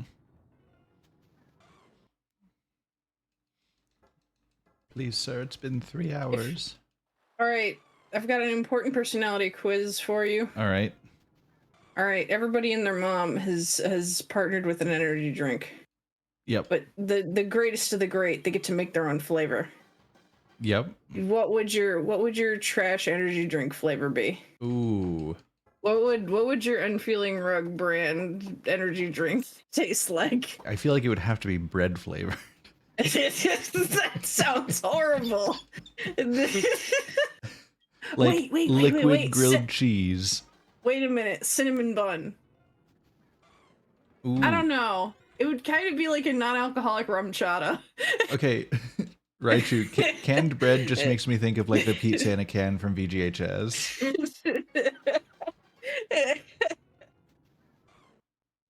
Which I think is brilliant, and that needs to be a real product. Just get me a canned pizza. Holy shit. They actually... my fiance just suggested use 2 voice modules, make one a blood-curdling scream, and put it somewhere you wouldn't expect. Oh, goodness.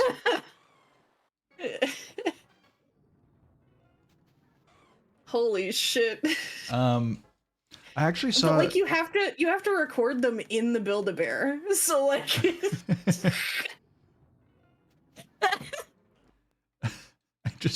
I want it to specifically be like a really muffled scream. Like you're trapped inside the... Like...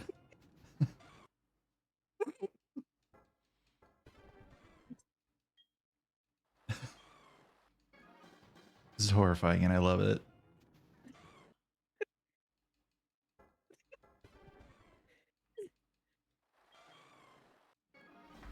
So, can you record your own voice for the Build-A-Bear then?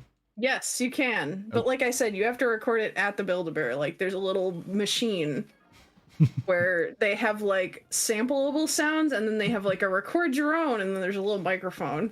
So like if I was gonna put the moaning sound in there, I would have to do that at the Build-A-Bear. Perfect. Like that's not gonna fly. I would get arrested. Well, here's the thing. If the scream is weirder. if you're truly at a point where you've got like a Build-A-Bear collab going on, right? Yeah. You've probably got the funds that you can go to the employees and be like, listen, get all the other customers out. You guys take a walk for a couple minutes. I need to do something. I'm gonna record a lot of really suspicious sounds. I cannot have witnesses for this. I guess I would. Okay, the limits of my dignity. What I would be willing to do, not in front, like in an empty Build-A-Bear, but in front of the employees. I would perhaps do an ara ara. You'd have to pay me, but like in front of just the Build-A-Bear employees, I would ara ara into a plush. That's a hell of a quote. In front of just the Build-A-Bear employees, I would ara ara into a plush. All right, I'm doing it. Add quote. These streams are great for very strange quotes to come out.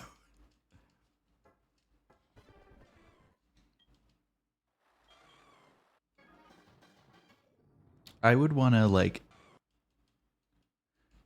if I were to make a Build-A-Bear, I would want him to be like the smallest, softest, most wholesome looking lad, and then record like a little voice module for him, that would be something along the lines of like, why did I reset on the start screen? That has not determined a shiny yet whatsoever. But I'd want him to be like, yeah, little soft, wholesome, friendly looking dude. But then when you squeeze him, he does something along the lines of like, your soul is forfeit. Yes. It condemns you to eternal damnation for daring to touch him. How dare you?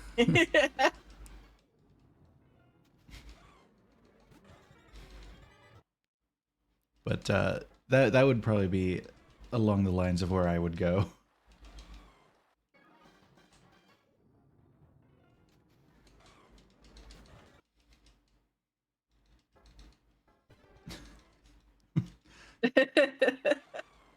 That's my name, Demian. Oh my god.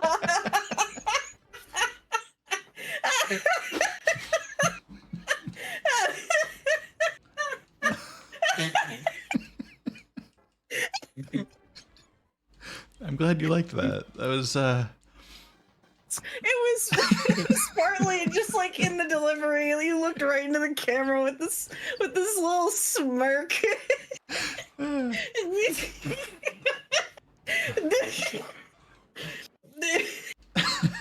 Okay. I will separate myself from this coffee. It is no longer about me. It is just a generic demon. I may be weird, but I have limits. No, I respect that. I respect that. There's a demon coming into your room, and I am another one. I am It's a somewhere different else one. entirely. I'm at Krispy Kreme buying a dozen donuts. He's working on his non-alcoholic rum chata G Fuel flavor.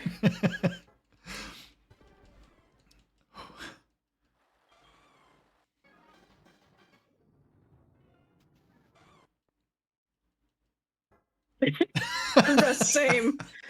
You know, big mood, my dude. Same. Call that the second coming. Anyway.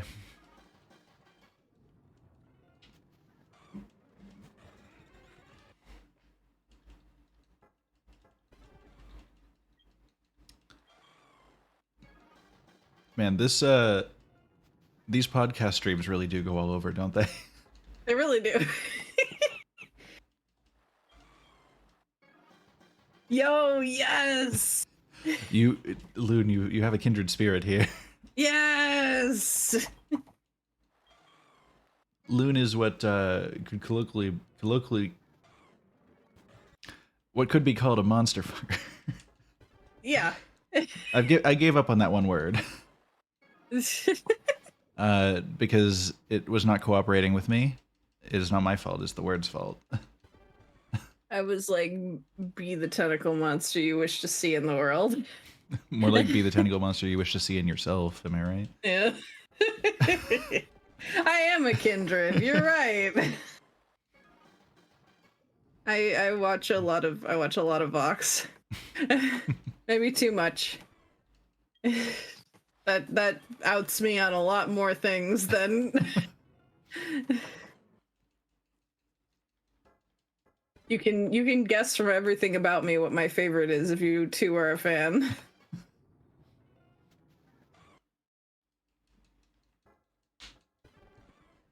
Oh. Luigi, I am begging you.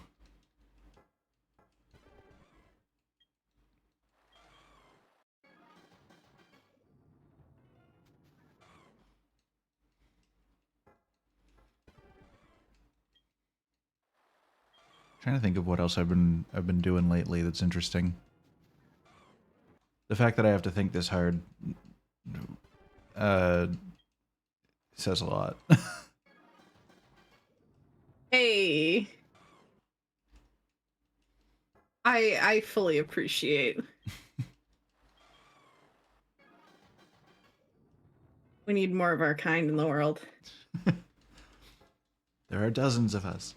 I was playing through God of War, and I got to the point like when you get into like the main like area with the boat, and you see the world serpent for the first time. Yep.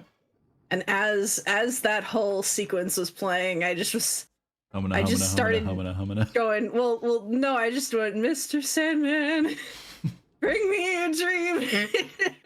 You're the cutest that I've ever seen.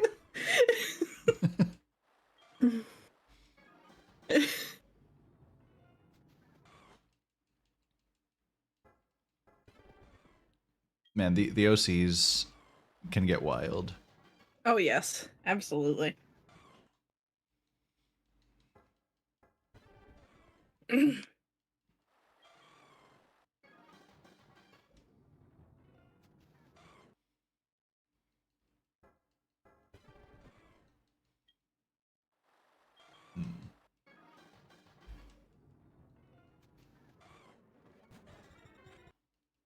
I'm trying to figure out like what order I'm playing games, because I'm running into the problem of like there's a lot of things that I want to play, but the thing is, if I play these games, I'm moving them up the list on top of other games that I want to play that I've been wanting to play for longer. Yeah, but that's kind of where I'm at too. But the longer I delay on some of the games, like if I want to replay Breath of the Wild before Tears of the Kingdom comes out, and I want to stream Tears of the Kingdom the day it comes out, so I need to play Breath of the Wild soon. But I've already played Breath of the Wild, so it's I'm choosing to replay a game I've already played versus play something new that's been on my list forever.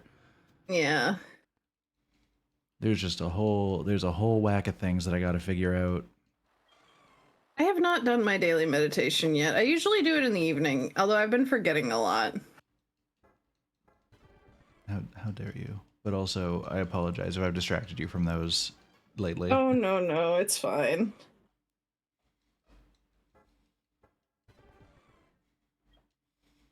It's not, like, keeping my meditation streak is not life or death to me. I'm just working on, working into my day naturally.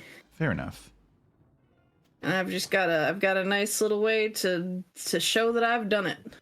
Hell yeah. Because I found like when I tried to do meditation on my own, I had a lot of time of like, does this count? Does that count? That didn't count. My mind was too busy. That didn't count. It turns out usually that counts. You just have to you have to sit down and block out the time and just dedicate yourself to it, because actually getting to the point where you can bring your mind to peace is like, it takes a fucking while. Yeah. Yeah. It's called a practice for a reason. So I think having something that tells me like, yeah, you did your 10 minutes, like you're good. Like that clicks in my brain a little bit better. Because I self-doubt myself way too much otherwise. Big mood. And also, every now and then I have a little talking fox that tells me a story or tells me a joke. Oh, nice. And yeah, that's the thing that they use to draw you back. Apparently later on you get to like decorate a garden. Ooh, that sounds like a good time. Yeah.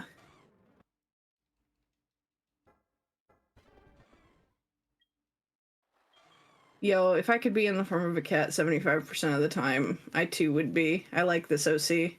Yeah, that's fair.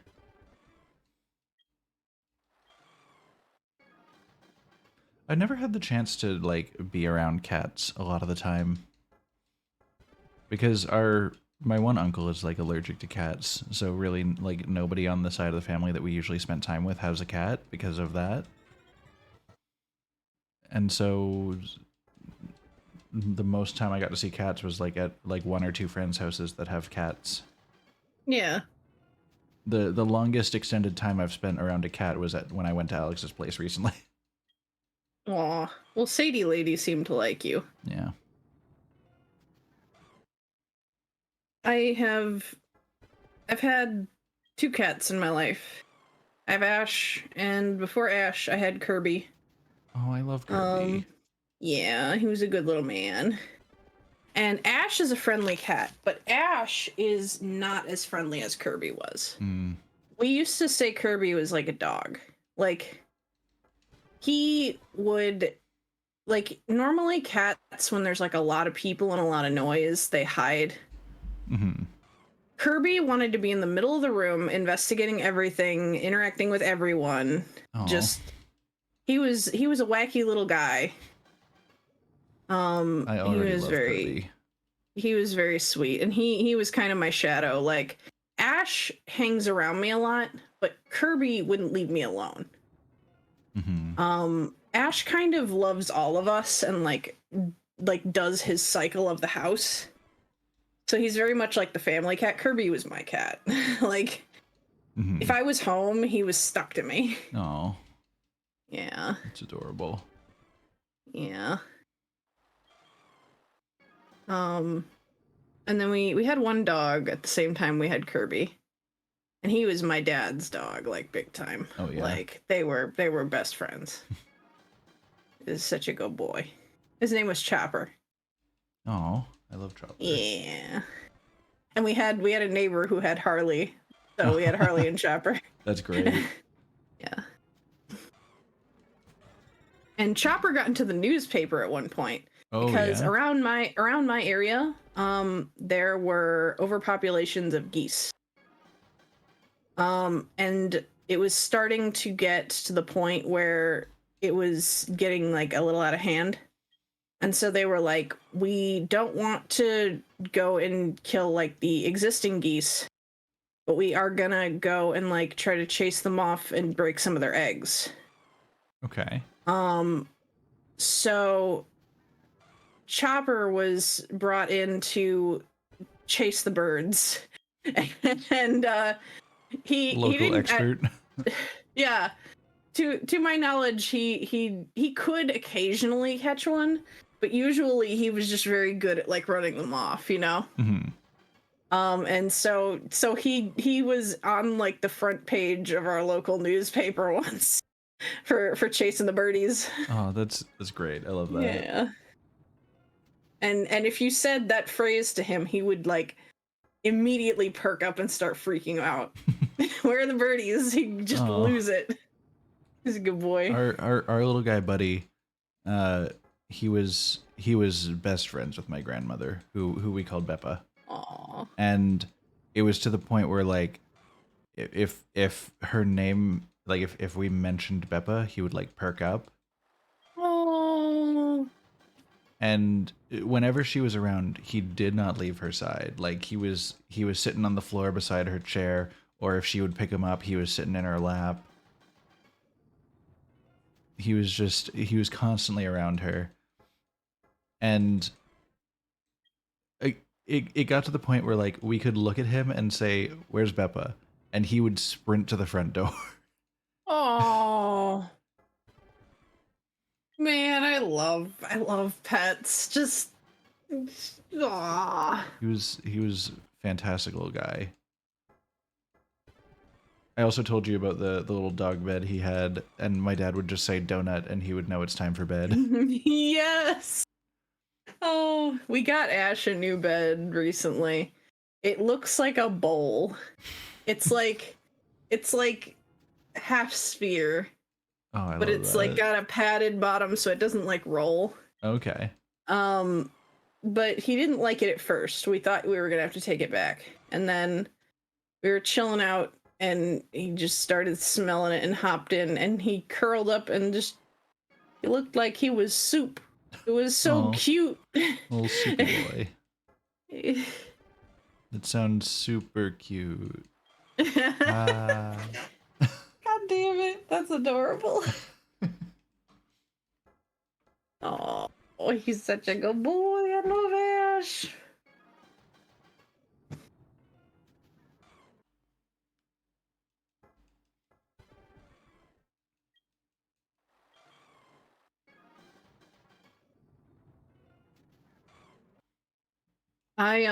When I go to sleep, I have like a pretty routine sleeping position. I sleep on my side holding a pillow. Makes sense. And Ash has gotten into a habit of forcing his way between my arm and the pillow so that I will also be hugging him. Oh. And that is like my heart just explodes every time. That's so precious. When It's like, let me in. Buddy would sometimes sleep on the bed with me, and his spot of choice was, so I'm also a side sleeper, and I tend to bend my legs, so there's a bit of like a nook that you could nestle yourself into if you were the size of a small dog. Yeah. So Buddy liked to nestle himself right in there, which made it quite awkward if I needed to move, because basically any movement would jostle him around and wake him up, and you don't move until they do. What if I accidentally backed out on a shiny? It will be tragic days. But I just won't do that, Would I give up or keep going? Oh, do you think you can make lightning strike twice? Well, again, it's a 50-50 shot. Either we get it or we don't. We just keep losing those 50-50s. Yeah. You're hunting for shiny execute and you killed it? Oh no. No. I at least have this going for me because I'm on an emulator. I can save state at the start of the shiny encounter. And I just have the Master Ball also.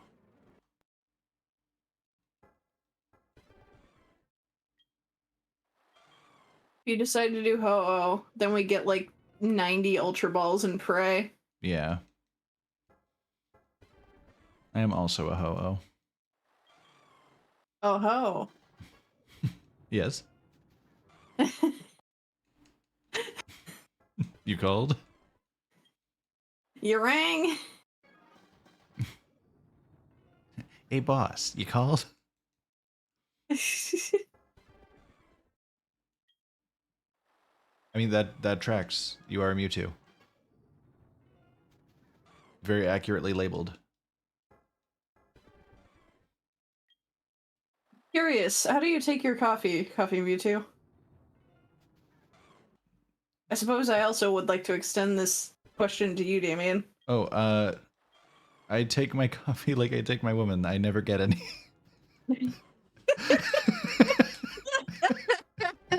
Oh my god.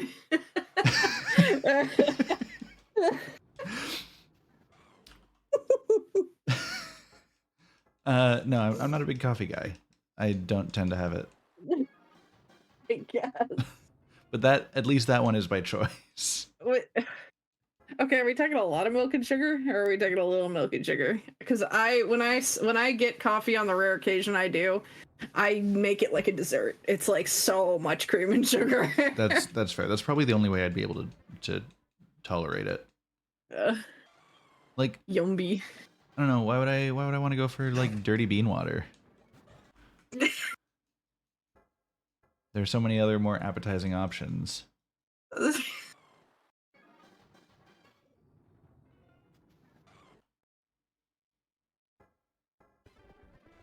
Are you a fan of leaf water? From time to time, I partake in the leaf water. Do you have a favorite kind of leaf water? I have not gotten that deep into it, I will be honest. That's fair. Neither have I. I have some tea bags of like orange pico. I figured I would actually ask you for help in my own expertise because I'm so picky that I'm very intimidated to try teas, because if I buy a box of it and then I don't like it, I'm like, what the fuck am I gonna do with the rest of this? What I find is if you have like anything similar to like a David's tea near you, you can get them to make you a tea of just whatever flavor. I do not have something like that. That is we used to have a Teavana where you could sample them, but I think they went out of business or something, or at least the local one did. I don't know. Coffee, I guess unfortunately I may indirectly be calling you dirty bean water. But you're also a Mewtwo, so that like redeems it, you know?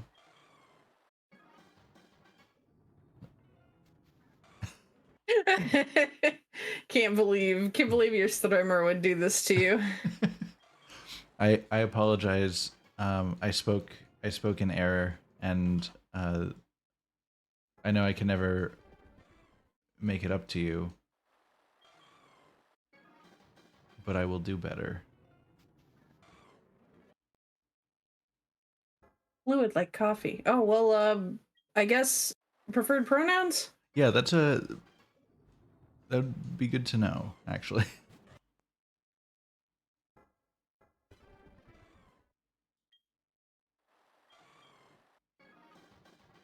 And if you come in one day and you're like, it feels more like a he day, then we'll go with that. Mm-hmm.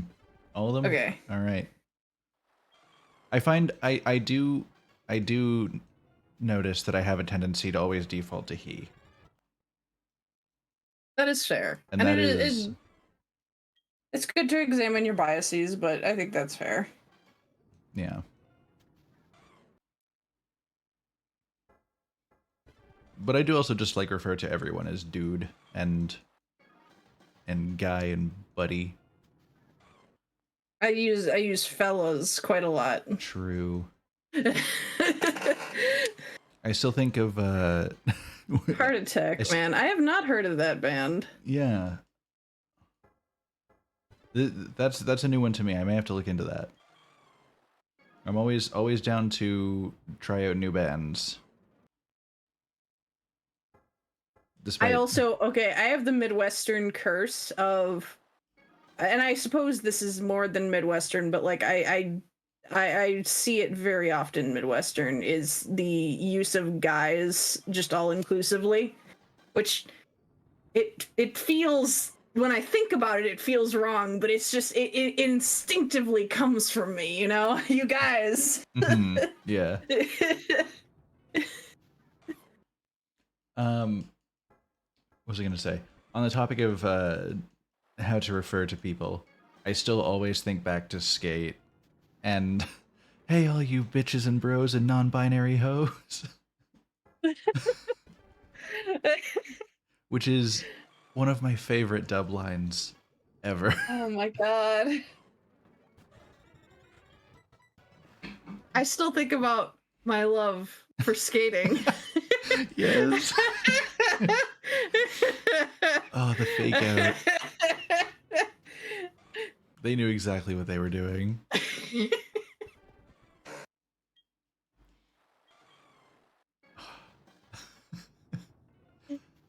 I can't wait for more of that show. It's gonna be so ridiculous.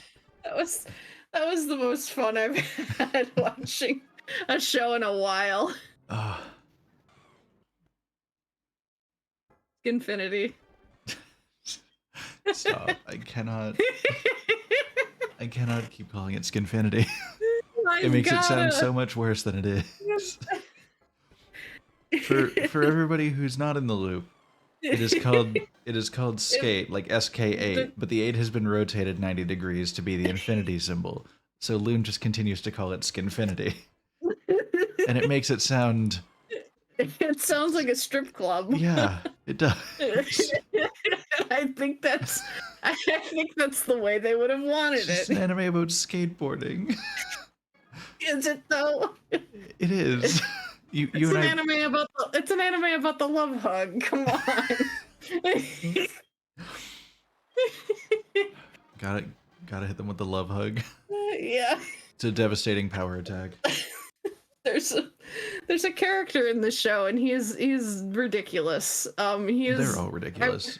They're all ridiculous, but he's an antagonist, and he has this move where like he turns his skateboard around and like abruptly changes his momentum to uphill. like yeah, like and just like comes at them with like his arms outstretched, and they call it the love hug, and like it normally intimidates people into like swerving out of the way or some shit, you know?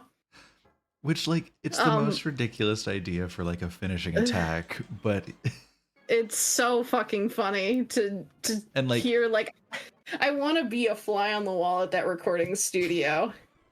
Well, I love all the characters talking about it so seriously. Yeah, Like yeah. He's using the love hug. it's this devastating thing, and it's like you need to avoid his love hug. It's yep. He comes at them with a finishing attack. That's probably the way that's he not would far say outside it of his too. vibes too. Yeah. He's very much like a JoJo villain-esque. Yeah, he's looking for Oh yeah, his name is Adam, and he's looking for his Eve, in yeah. his own words. He's finding his soulmate of skating. Yeah, his soul skate. It's the best I got on short notice. I don't know, that was pretty smooth. I feel like I could do better. That's fair. He's just trying to kickflip his way into someone's heart.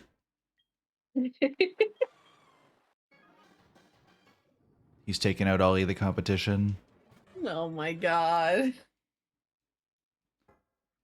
He's probably on Grinder.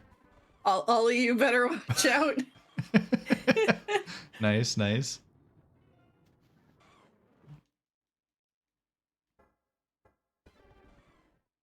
You certainly won't be bored with him. There's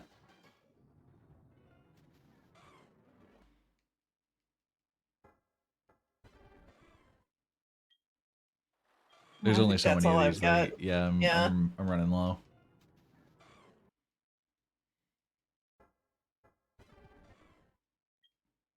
Something railed.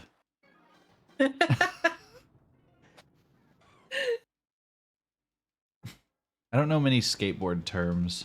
I've played Skate 2 and Skate 3, but that's really my most exposure to skate culture. Tony Hawk's Pro Skater for the PS2, baby. Tony Hawk? More like... Nope. Can't insult the man like that. All I know is...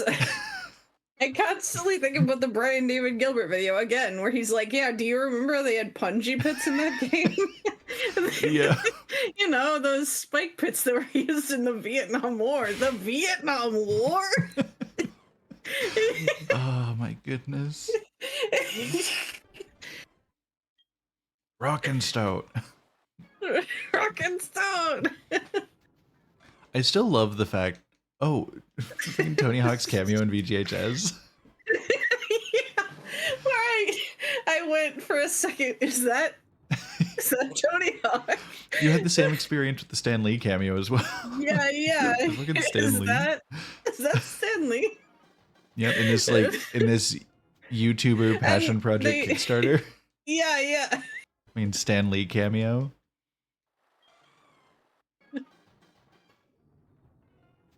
Wasn't Tony Hawk like the president too? He was on the game show to become president. Oh, okay, okay. The president was Joel McHale. Got it. And again, I did love that consistent background plot of the president being missing, but every time they make an announcement about it on the news, it's interrupted by like important gamer news. Oh, that is, in my opinion, the best example I could give of like you could still have good world building in like a completely silly setting. Yeah. Like it gives very vaguely similar vibes to the Ninja Sex Party song "Everybody Shut Up, I Have an Erection," in which just before I believe the final verse of the song, the President of the United States is about to declare war on, we never find out who, because Danny Sexbang interrupts to announce to the world that he has an erection, which is much more pressing news. It sure is. I also forever will appreciate the line, "Here's a tricky dick that cannot be impeached."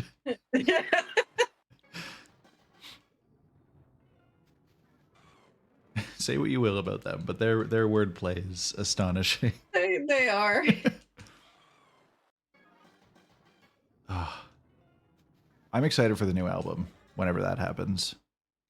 God, when is that happening? I don't know. I think it's sometime this year. They just put out a single for it.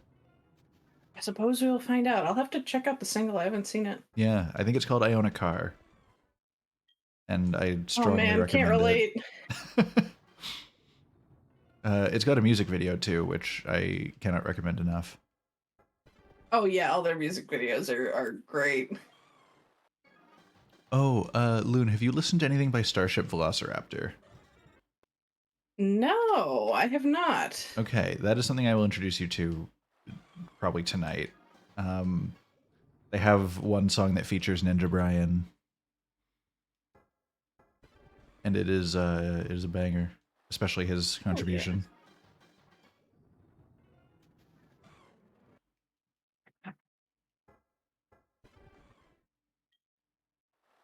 Really, just anything with Jonathan Young in general, I'm a big fan of. yeah.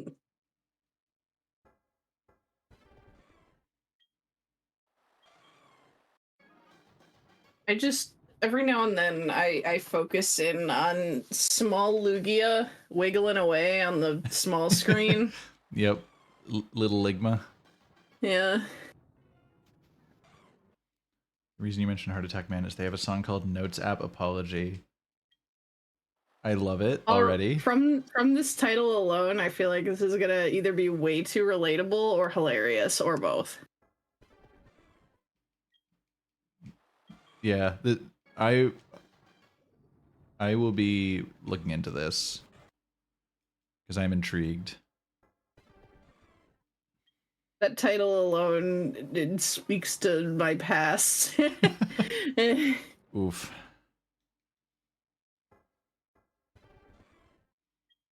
To be fair, I rehearse out everything that I'm going to say to anyone that is of any importance, up to and including my pizza order.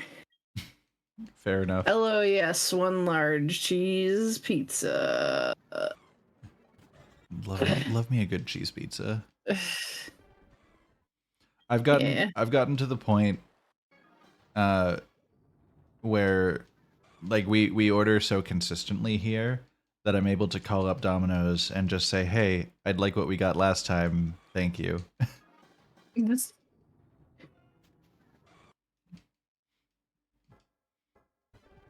Ooh. I like a good anger song. Hell yeah. Ooh, Loon, I'll have to show you one from Mike Mentz later. One of the guys who used to be in I Fight Dragons. He's got some good shit. Oh, what was I gonna say? On the topic of being well known at business locations, have I told you about my EB Games fame? I'm sorry, what? So, before we moved to this house, the house that we were living at, there was an EB Games within like a couple minutes walking distance. Okay. And we lived. Is this why you have so much shit? No, this is completely separate. Okay. I was a kid that didn't have much to do, so I would just walk over to EB Games and look at what games they have, and like usually buy something. And I would just go and hang out sometimes and chat with the people that were working there about games that were coming out. And like we just got to know each other pretty well. I'm still friends with a couple of them on Facebook, even though that store has since shut down and everybody's gone their separate ways. But it got to the point where like they knew me well enough that they not only knew my birthday, but they recognized my dad and were able to connect those two pieces of information to the point where like he would go in and get something near the end of September and they'd be like, "Hey, did Damien have a good birthday?" My God.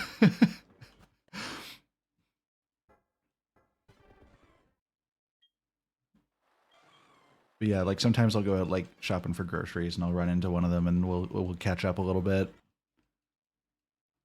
But yeah, no, they knew me very well at that EB Games. If there's anywhere that I can freely go and talk to people, it is at the Game Stops and the Hot Topics of the world, where I know at worst I can point at something and be like, hey, by the way, about this thing. Yeah.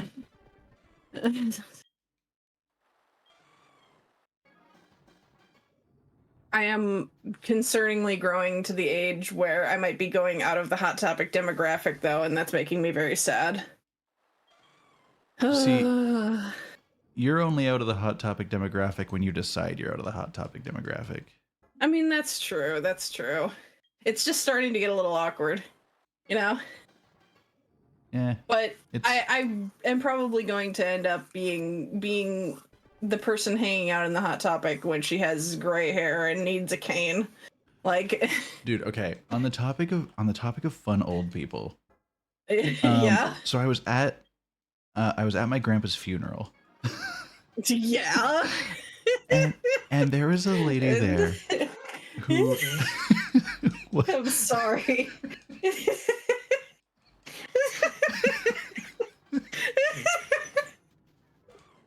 I hate that segue.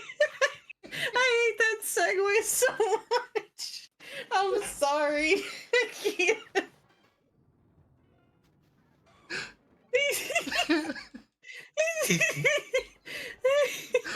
We need to get a clip of that later.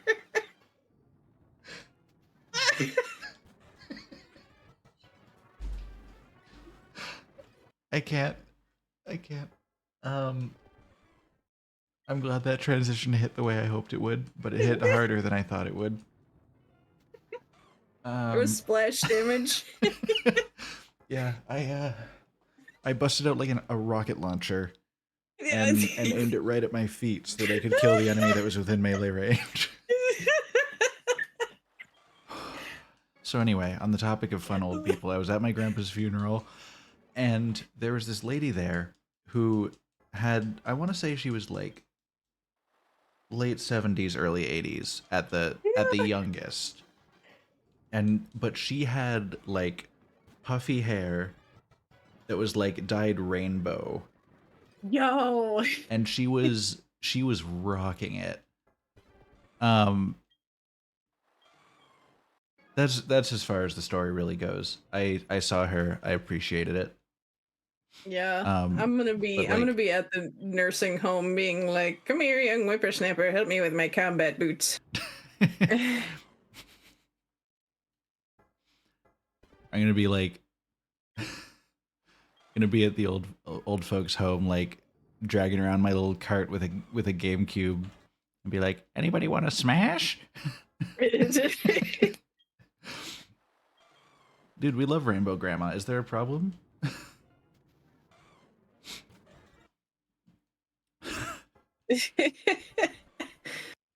So, no, I would like to apologize for that transition.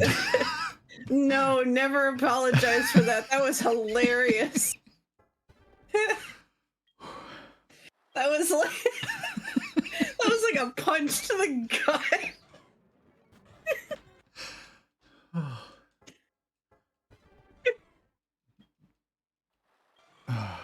Shiny hunting is going well. We're having fun. And I think that's the main thing.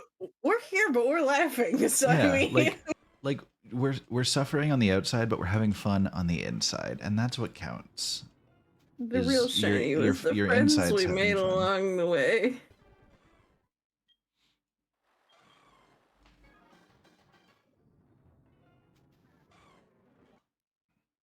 Oh my God. That's fair, Coffee. Sometimes you just got to lean into the bit, you know? That's what I do best.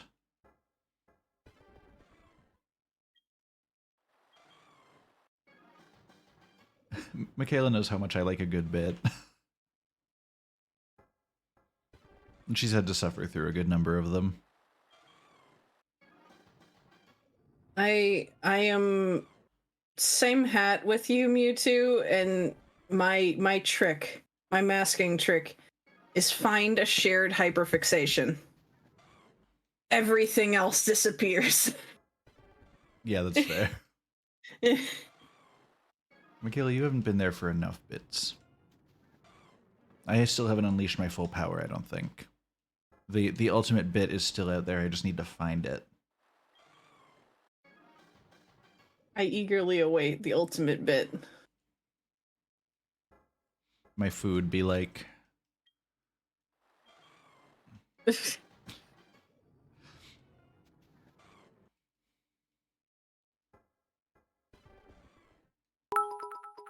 Oh, thank you He's for the in this bit. one. I was about to make the same joke, but you beat me to it. That indeed is the ultimate bit.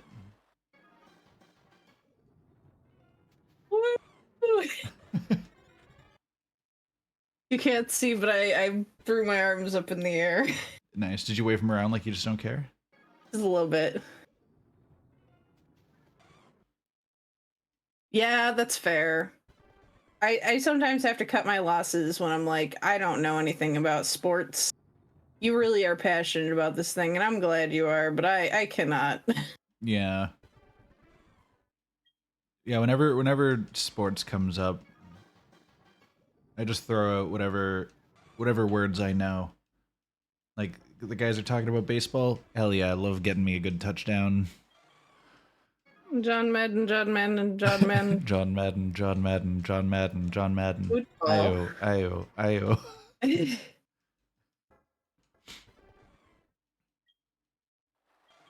Eh.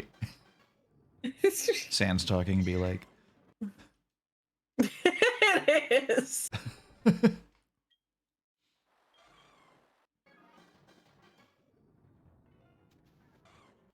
Sports usually have balls. I mean, not all of them. We could talk about fencing or badminton. Perhaps a good bit of hockey. And fencing has sword play. And that's fair. Badminton has a shuttlecock. And I can't find one for hockey, but I'm sure I can. Well,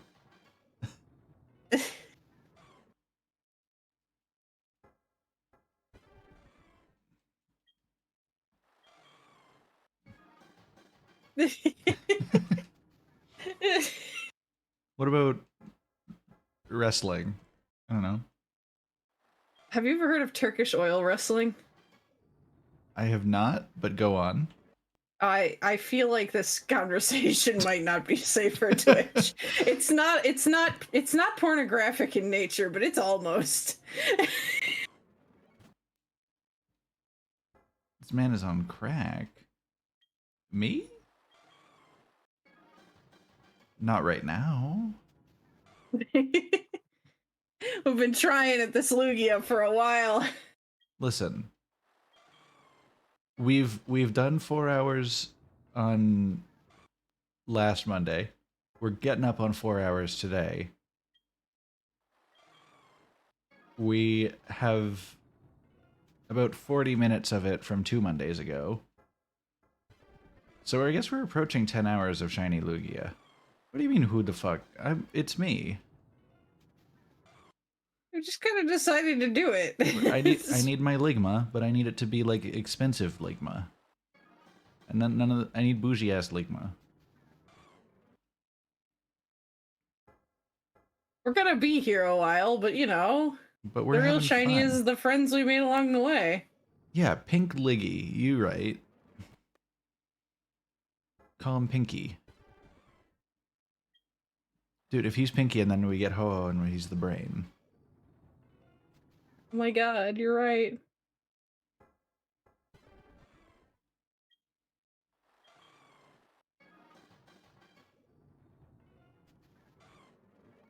Michaela, can you remind me of that flaming snail Pokemon?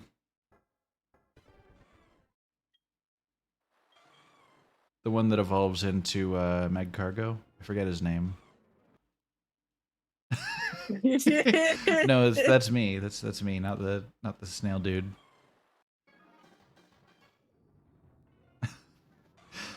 I need the chat to know for the record. I on one single glorious occasion, I got Michaela with Updog. Smells like up gamers in here. Wait. Yeah. Yes, you can? Can? No, Is this I think he's saying like it would be a shame if.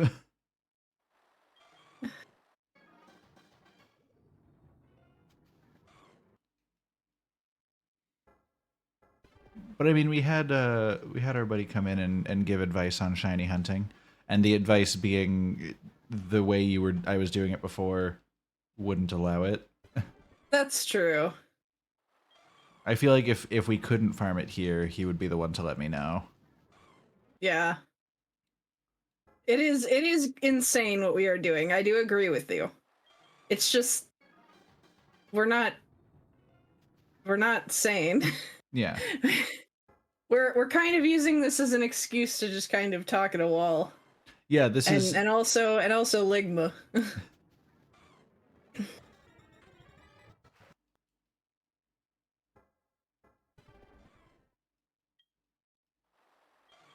Yeah, coffee's got if you go to the if anybody wants to go to the Discord and go to the game discussions channel, Coffee Mewtwo has posted a pic of their setup. They're running 5 concurrent 3DSs and resetting all of them for a shiny Celebi. Wild. I respect it. I respect the shit out of that. Once again, I was about to say I don't have the patience to do that. And then But we are coming up on 10 hours of shiny Ligma. Yeah. What if all of them came up shiny at once? Buy a lottery ticket.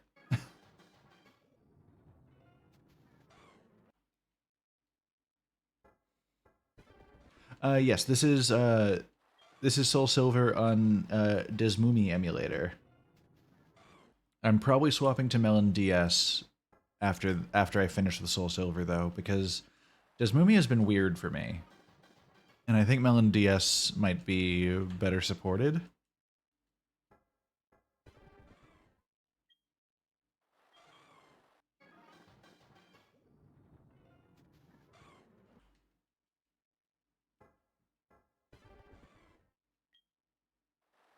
Can I move the Lugia? What do you mean? Probably not. Once I catch him, I can bring him with me.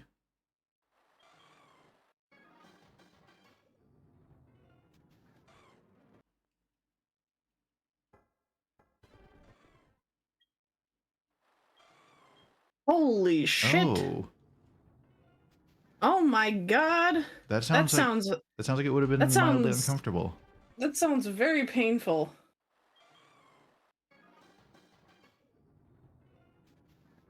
Oh, can I box it into and move it to another game? Yeah. I might be able to find a way, but I'm really doing this for the clout. Once I finish with SoulSilver, he'll probably just disappear to the void. I do have a copy of SoulSilver I would be willing to send to you if you'd be willing to figure out the technical end of it. That's completely fair. Mm-hmm. Michaela's returning to the lurk. I hope you enjoy your Zelda. Are you doing more? Are you doing Breath of the Wild replay or playing something else?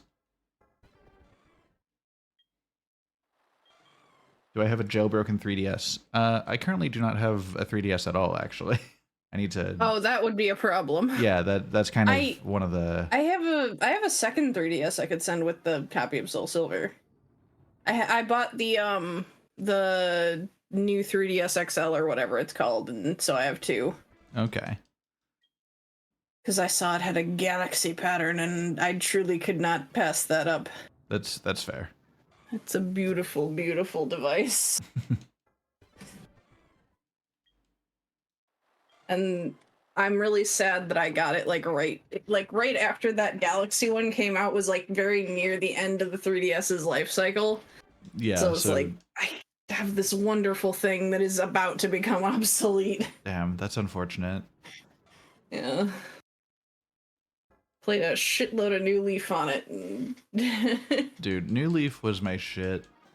I don't know what it was. I got super into the first Animal Crossing. I got super into Wild World. I got super into New Leaf. I got super into New Horizons. I barely played City Folk. I like rented it for a week, and that was my extent of City Folk. I never owned City Folk, and I had all the others. That's a very specific shared experience. Yeah. I have City Folk downloaded and ready to emulate. I could probably get into it.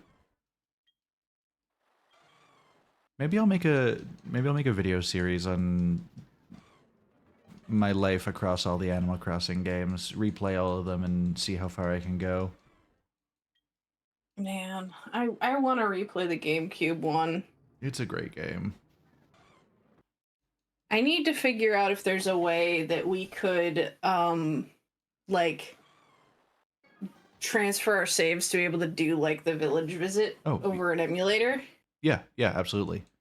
If we could, we should make it like a not like we're streaming it at the same time, but like we do our separate shit, and then we have a day where it's like, go visit my fucking town, and that'd be part of the stream. Well, yeah. So Dolphin Emulator, it's real easy because it saves all the files to like a folder. So I can just send you my save file, and you can drop it into your memory card folder. Okay. And it emulates slot A and slot B, so it'll be able to do the Animal Crossing visiting another town thing. That would be a really fun, like, chill project to do on the side. Yeah. I would probably play some of it off stream, but like do like the big stuff, just like, yeah. Yeah, absolutely. Or like Gorilla It, where like I'd play it like at random weird times that I don't have anything else going on. Yeah. Imagine first timing Lugia getting the shiny and not knowing there's a non-shiny version. I always wonder how many people get that experience of like the first time they see a Pokemon and they see a shiny version of it and they're not aware of what it looks like until they see a different colored one.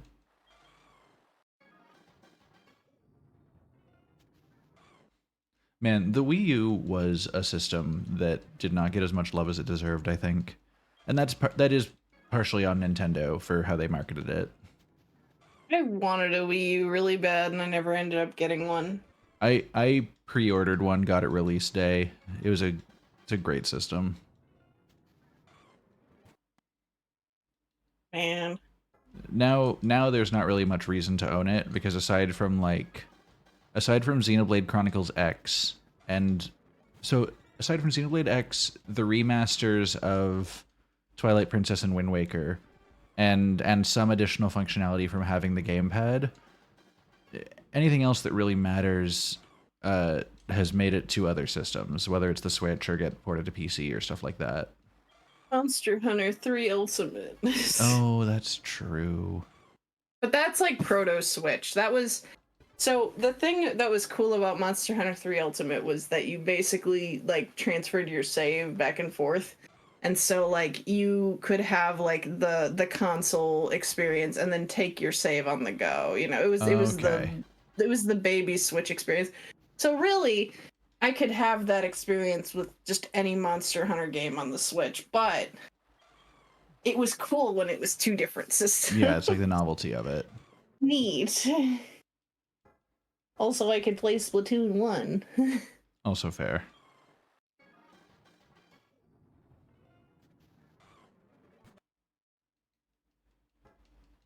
And I think there was a Pokemon spin-off game on the Wii U, but I don't remember. There was Pokken Tournament, but that also made it to the Switch. Oh man, I need to get that for my Switch. Especially for GameCube emulation if you don't have a PC that can run them or if you want to have them on the go. Oh man. So GameCube emulation on the Wii U was pretty solid. Oh yeah, Pokemon Rumble U I guess as well. Didn't consider that. Yeah. I don't know. GameCube emulation has gotten a lot better lately. Like I can run a good number of GameCube games from my phone with a Bluetooth controller at this point.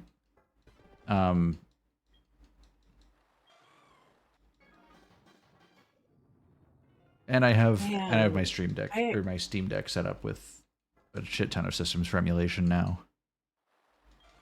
I have had an Android tablet just kind of chilling around for a while that I mostly use for drawing. I should see about getting it set up for gaming. Yeah.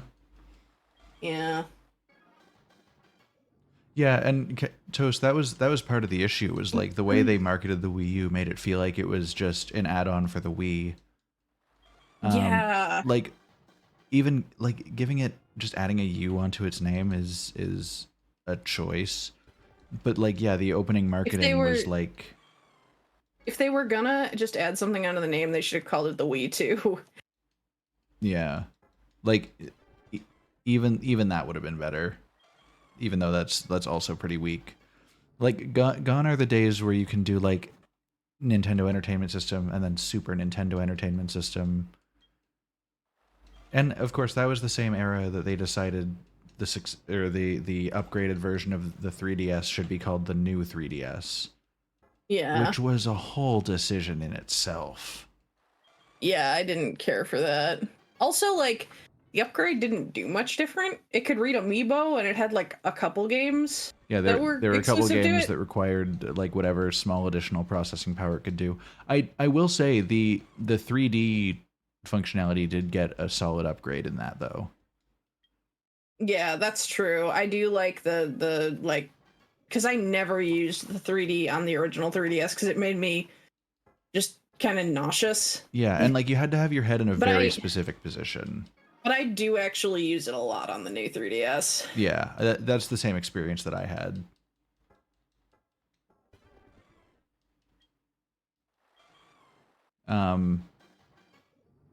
Yeah, I don't know. Nintendo just had a period of like making some. They made some choices. Yeah. But they definitely seem to have improved on it in the Switch era. I hope they take the fact that people have been clamoring for an upgraded version of the system that can actually handle games for years now. And I hope they actually do something with that. Mm-hmm. Because, like, I know that Nintendo has always gone really strong on, like, their systems having some kind of, like, gimmick to them. And not being super technically strong, but having a lot of games that push the limits of what it can do and are stylized to look good regardless. But it's getting to the point where even their stylized games that have lower graphic fidelity are struggling on the system. Like Breath of the Wild on launch had frame rate issues on the Switch. And I adore my Splatoon, but Splatoon 3 has also felt very chunky at times. Yeah, so like this system was struggling to run first-party games that should be very well optimized for it for 6 years ago. I think we're about due for something that can handle a little more, especially as games are getting more intense and more resource intensive every year. Yeah. Because, like, I mean, I look back at the GameCube, and that's a system that had, like, barely anything graphics resource-wise, but, like, Kirby Air Ride, Luigi's Mansion, Super Mario Sunshine, the Pokemon games that are on it, Metroid Prime, like, those games all still look good. Because they made them stylized and they work with the hardware. But the other side to it is they run well on the hardware while being stylized. And we're kind of drifting away from that in some of their releases.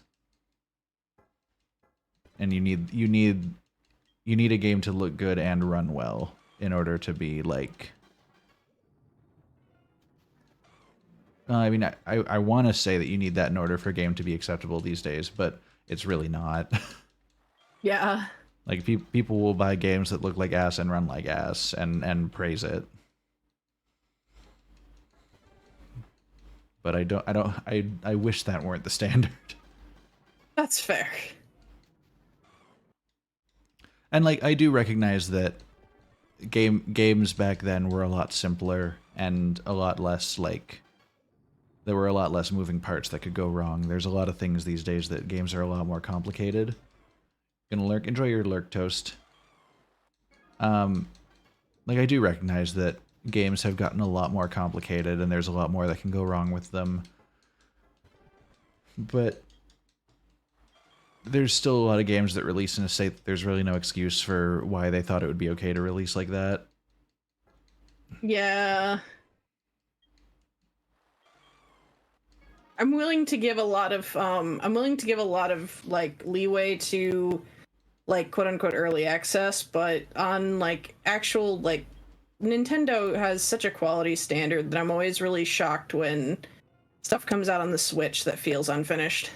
Yeah, like Nintendo games have always felt very, very polished when they release, for the most part. Um, but I think part of what's made developers more complacent is the fact that you can now update games. And like that's great for like back in the days when updates first started, it was like they've released the game and then like a critical issue was found and they were able to like push out a patch that would fix the issue for everybody. Yeah. Prior to that, it was like if there was a game breaking problem, that sucks. Um, and being able to edit the content of the game that you got over the internet in order to fix problems like that was huge, and that's amazing. But then that led into uh like that meant that there was more leeway to have issues on release because you could just put out a game and if there were problems, you can fix them later. And then it got to the point where like rather than just fixing problems, you can now add content to the game, and that's really cool. Except now, like we're plagued by everything needs a DLC and a season pass and a million different microtransactions of little things you can buy and add into the game. And like we were talking about before with Animal Crossing, you get to the point where like they'll release a game that you would expect a new iteration of a game to have content like all the content that the older games had established as like standard for the series. But now their companies are feeling more comfortable releasing games with less content than their predecessors and just banking on like love of the game to keep customers there until they add that stuff later to keep them engaged. Yeah. And that's something that bothers me a lot. That was something that even Destiny had. Like, the Taken King and the Rise of Iron DLCs for the first Destiny game brought a lot of quality of life changes and updates and things that people had been asking for. And like those two updates and DLCs really turned the game around when it was at a low point in a lot of people's opinions. But then Destiny 2 came out and they were developing it concurrently with those DLCs. And it seems like the design teams for both games didn't really communicate a lot of those updated design choices, and Destiny 2 launched with a lot of issues that had been fixed by the DLCs for Destiny 1. And 2 years later, you'd think that they would be able to keep those same quality of life changes, but it took a long time to get them back into the game and to right the same errors that they made with Destiny 1 and had 2 years to learn from those changes. Mm-hmm.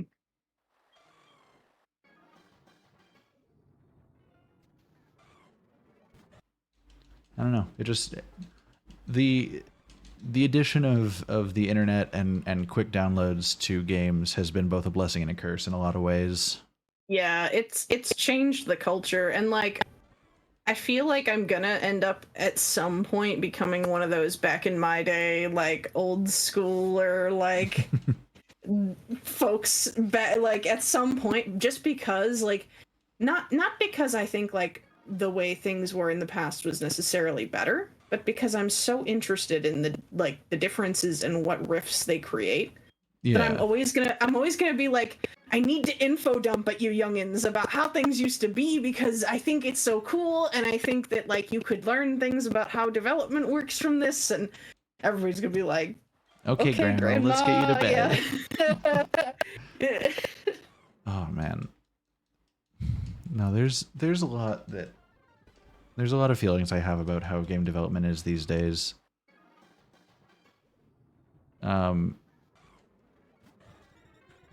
Oh, is Loon turning into robo mode? I'll reset her for a moment.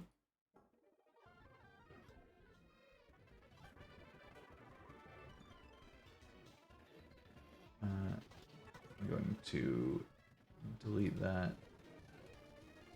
and add you back in. How's she sounding now, my dudes? This is the testing my sound song.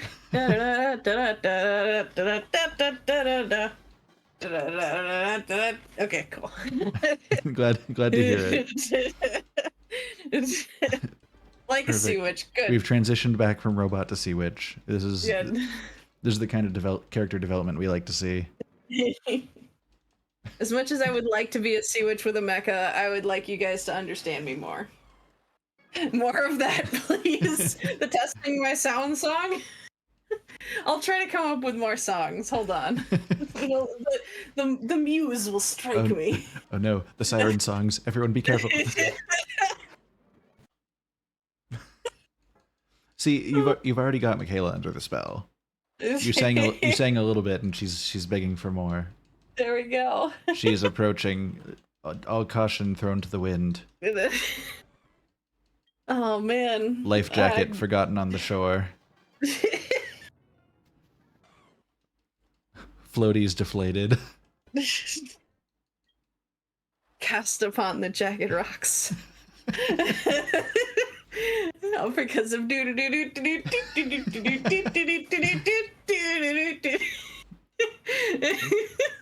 I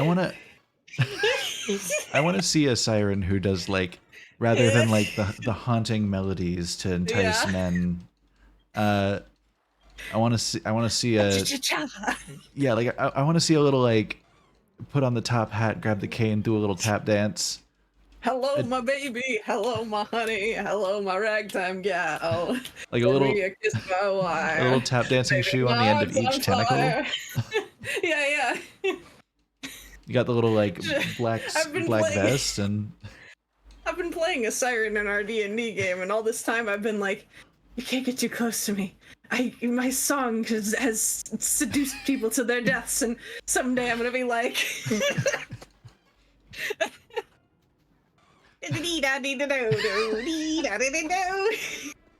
No. And Alex is gonna be like, everyone roll wisdom checks. Oh no.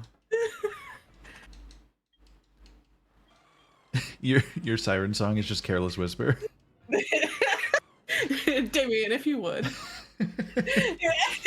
let me put on the vinyl for a moment.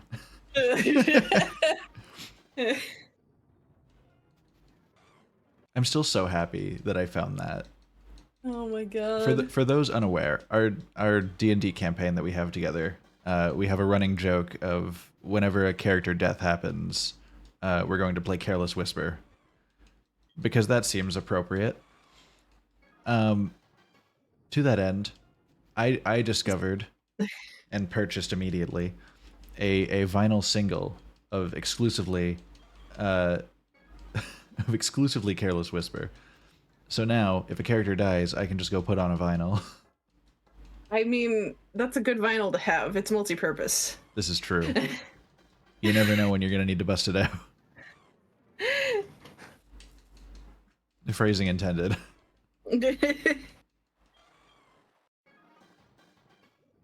I also have I'll Keep Coming by Lode Roar. I was just gonna say, dude, if I went over to somebody's house and they're like, hold on, like, just put on exclusively Careless Whisper, I'd be so down. It's like the Konami code. Yeah. It's foolproof.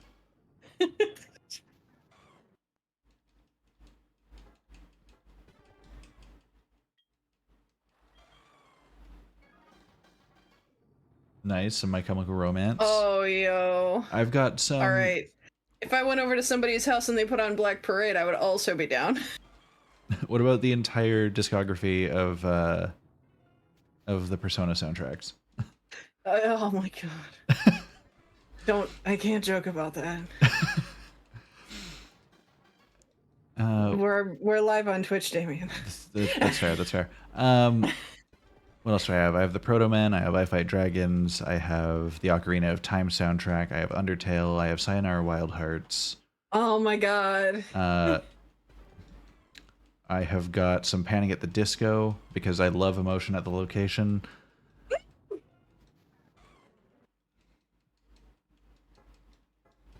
Sorry, I have a lot of emotions about Panic at the Disco. Yeah, that's fair. I went to go and see them live, and I have one of my core memories now is Brendan Urie doing a backflip in the middle of a song. Damn, all right. Yeah. I've got some Ruby soundtrack ones, just like little singles of a couple songs, like 1 or 2 songs each. Anxiety Attack in the Attic. That's just my childhood.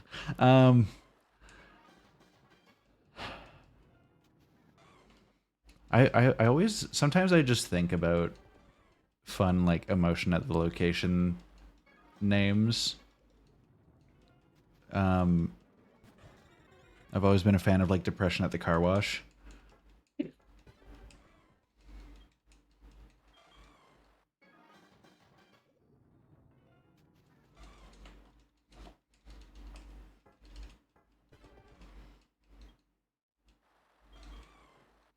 I feel like I'm trying to think of some, but like I feel like the 2-syllable snappiness is really important to it.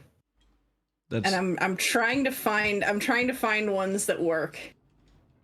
I think you managed to squeeze by with adding 1 extra syllable though. I think Depression at the Car Wash works. Yeah. I'm trying to find ones that still kind of hit the rhythm though. Because all the ones that have been coming to my mind have been way too long. I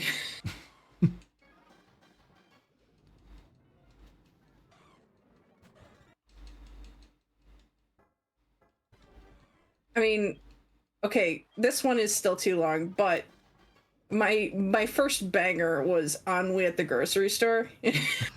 Nice. Angry at the GameStop. when they don't honor your pre-order. Holy shit.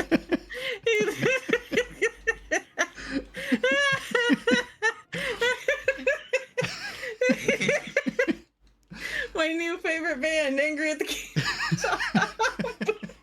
Oh, new Discord status just dropped. Hang on.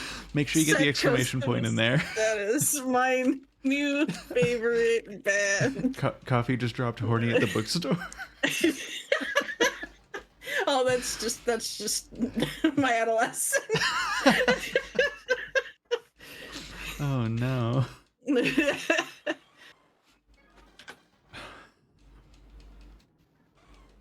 Hungry at the food court.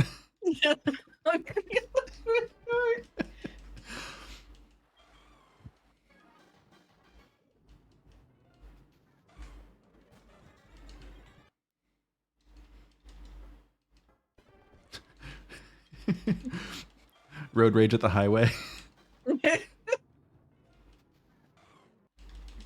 Or more accurately, road rage at the off-ramp. Everybody's trying to merge when they shouldn't be. Oh my god. Oh, I have concerns about Aroused in the Graveyard. Right, why?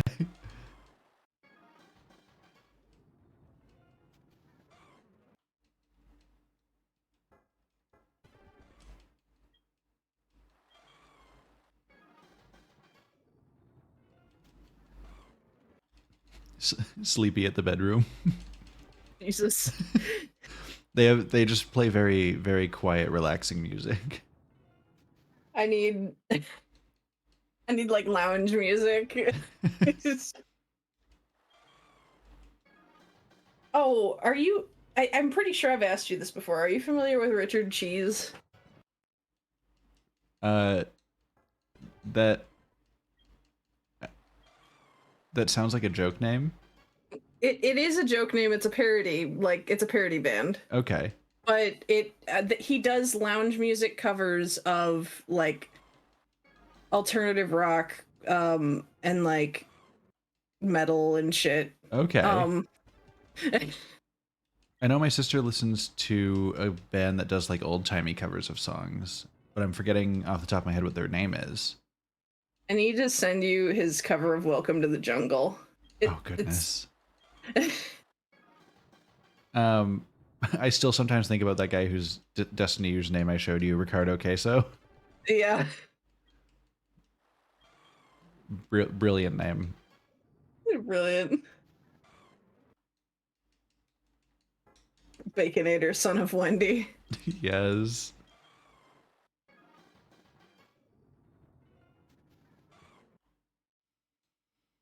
There are some people in Destiny with very creative names. I do. Okay, my favorite part of Destiny lore is that Guardians are all like funky little gremlins. Yep. They are canonically just goofy dudes. Like the saviors of humanity and population of just so much of the game is just the weirdest little guys. Oh, I need to find a lore entry about there are 3 guardians who like enter a competition and like wager some of their own personal belongings on it. And they are a trio of the most guardians out there. Oh man.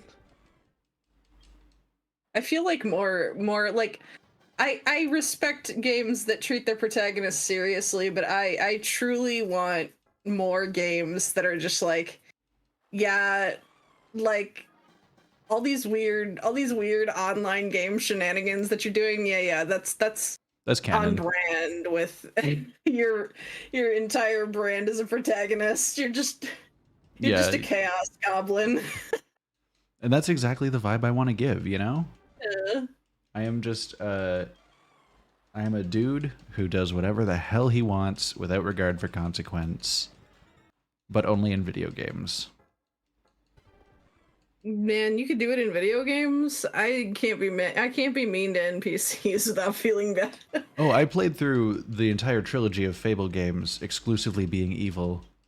Oh, dude. I probably could, but I do remember you saying that you showed Alex the genocide route of Undertale and that she assaulted you about it. Yeah, yep. I got punched in the back quite hard. But no, I figured the perfect ending to a full evil run of the entire Fable series was to Scrooge McDuck the entire kingdom of Albion into extinction. So that's exactly what I did. Nice. Are you aware of the story of those games, Loon? Oh wait, you were never an Xbox person. I was never an Xbox person. Tell me more. So okay, so you don't mind if I talk a bit about how the story goes? Go for it. All right. I do not know if I will ever play them, so like give me the skinny. So fair warning to anybody who's listening in, if you don't want spoilers for Fable 3, now would be a good time to back out for a little bit. Just you've been warned. In Fable 3, half of the game is you are the prince or princess of Albion, and your brother is king. Your brother is a cruel king. You do not like your brother. Your brother makes a lot of choices that are bad for the people, and you think you can do better. So, after escaping the castle in the dark of night, you begin rallying together the people of Albion. You travel around, you garner supporters to your cause. It eventually leads to you bringing an assaulting force back to Albion Castle and leading a coup and ousting your brother. Throughout all this, you are bringing people in on your cause by making them promises of changes that you can make once you are in power that will benefit them and their people. You'll invest in the town of Brightstone and bring back their dilapidated and crumbling library that houses like the sum total of humanity's knowledge. The people in the mountains, you'll restore their rights to hunt on their own lands and give them more support than just kind of shucking them off into the mountains and saying fend for yourselves. Yeah. You'll invest in like the workers and laborers of. Also, Michaela just dropped usurp at the kingdom, and I'm a fan of that. It's a good one. you'll like invest in Bowerstone, that's currently going through like an industrial revolution, and pay to support the workers rather than having like child laborers do all the work there. There's a lot of good that you can do once you get in power, but that's the first half of the game. The second half of the game is now that you are king or queen, it is revealed to you that the reason your brother was doing the things he was doing is because he was given visions of a great evil that is incoming, and in order to properly defend the kingdom and save the people, there is like you need funds to basically pay for enough soldiers to be able to defend the kingdom. And he was trying to make choices that, although they were screwing over a lot of people in the short run, it would mean that he would be able to save the kingdom. But with you in charge, those decisions now fall to you. So you have to decide whether to continue building up funds to be able to defend the kingdom or make good on the promises that you made. So if you have been playing smartly up to this point, you could potentially make enough money to both make good on your promises and defend the kingdom. There's a certain threshold that, like, the more money you have in the kingdom's coffers, the more people you'll be able to save, and up to a certain limit, once you surpass that amount, you'll be able to save everyone. Yeah. So I got far enough that before I started the making decisions portion of the game, I already had enough money to save everyone. And I could afford to make good on all the promises. But I was playing as an evil character. So I broke all my promises. I did everything I could to amass more wealth. And I basically made all of the bad evil choices. Everyone hated me as king, but we had enough money to defend the kingdom. But as a greedy bastard, I didn't want to use all my money to defend the kingdom. So the day before the final battle, I withdrew all the money from the kingdom's coffers into my own personal account. Oh my god. So we had $0 in the kingdom. And though I survived, the entire kingdom of Albion was laid waste. Holy fuck. And I was the only person remaining. Oh my god. And so that's how I Scrooge McDucked the entire kingdom of Albion into fuck. oblivion. I used to rule the world, etc., etc. Well done. Very well done. Oh, absolutely worth it for the story. I have played all the games being a good person, but being evil is so fun sometimes, you know? Oh, I agree. Most of the times, I just like, find it hard. My first playthrough of a game, I am a good person. And then once I'm satisfied that I have given everyone a happy ending, then I go apeshit. God. What was the other game that I did that in? Not necessarily like I did it on purpose, but I went through like Life is Strange, trying to make the best choices I could. And past that, now I feel more comfortable going through and like doing some of the ruder options. Yeah. I will say I had a fun time. I had a very specific image in my mind for how I wanted my first Mass Effect playthrough to go. Yeah. Because they have a very like easy moral system. They have the Paragon and the Renegade options, you know? Mm-hmm. And they come in like, you know, larger story decisions and smaller like dialogue choices, you know? Yeah. I wanted to make a shepherd that did the big story beats the Paragon way, but she was just a bitch. Love that. And she was mean to everyone she met, and she was prone to fits of violence against like people who sometimes didn't deserve it. But she generally like still wanted to do right for the galaxy. I genuinely started to get really like invested in her story, and like they give you a little snippet of like backstories to choose from, and I started to come to the conclusion that like, oh, she might be like traumatized. Ooh. And like that might be like why she is the way she is, but she's trying her best. And like I got so into it by the end, you know? Yeah. Nice. I'm so excited to finally play Mass Effect. I want to do that sometime soon. Yeah. But I say that about a lot of games. I am going to play the Mass Effect games. It's just a matter of time. I must make sure I make time to watch that because I love them so much. Oh, absolutely. My feelings about three's ending aside, I love them so much. I'm looking forward to seeing how it all goes. I'm also just really glad that the Legendary Edition exists so that I can recommend them to people. Without recommending like a well over a decade old series. Yes, and also like being like, oh yeah, and like this DLC, and this DLC are required reading. Yeah. It's just all there. Yeah. Which Because is that's like my big thing about BioWare games in specific is that they do really good story DLC, but not all of it is good. Yep.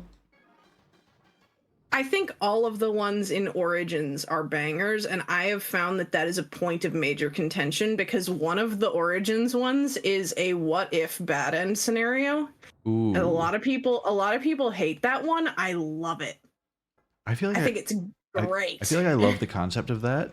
I'm gonna see how it plays out.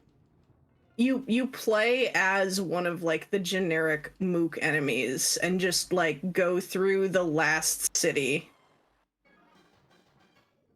Nice. Oh, I'll have to go and check out what Shiri is doing later. I love Shiri. All right. I think I'm gonna do probably like 3 more, and then including this one. So there's one. You do not have to rush on my account. I do Oh. not have to catch. Yeah. No. So this is the fact that we're now past 11 o'clock, and we've been doing this for 4.5 hours. That is true. That is true. So that's 2. And finally, Is this gonna be the one? imagine if it was. Please. Nah. All right. Well, such is life.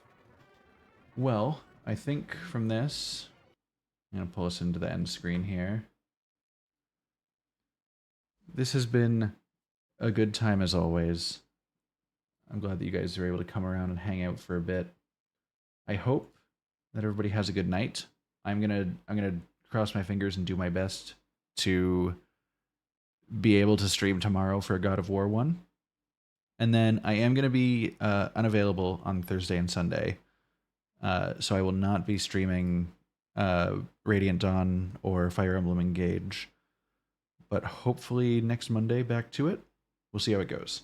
But thank you guys. Hope you all have a good night. I will do my best to as well. And I'll see you next time.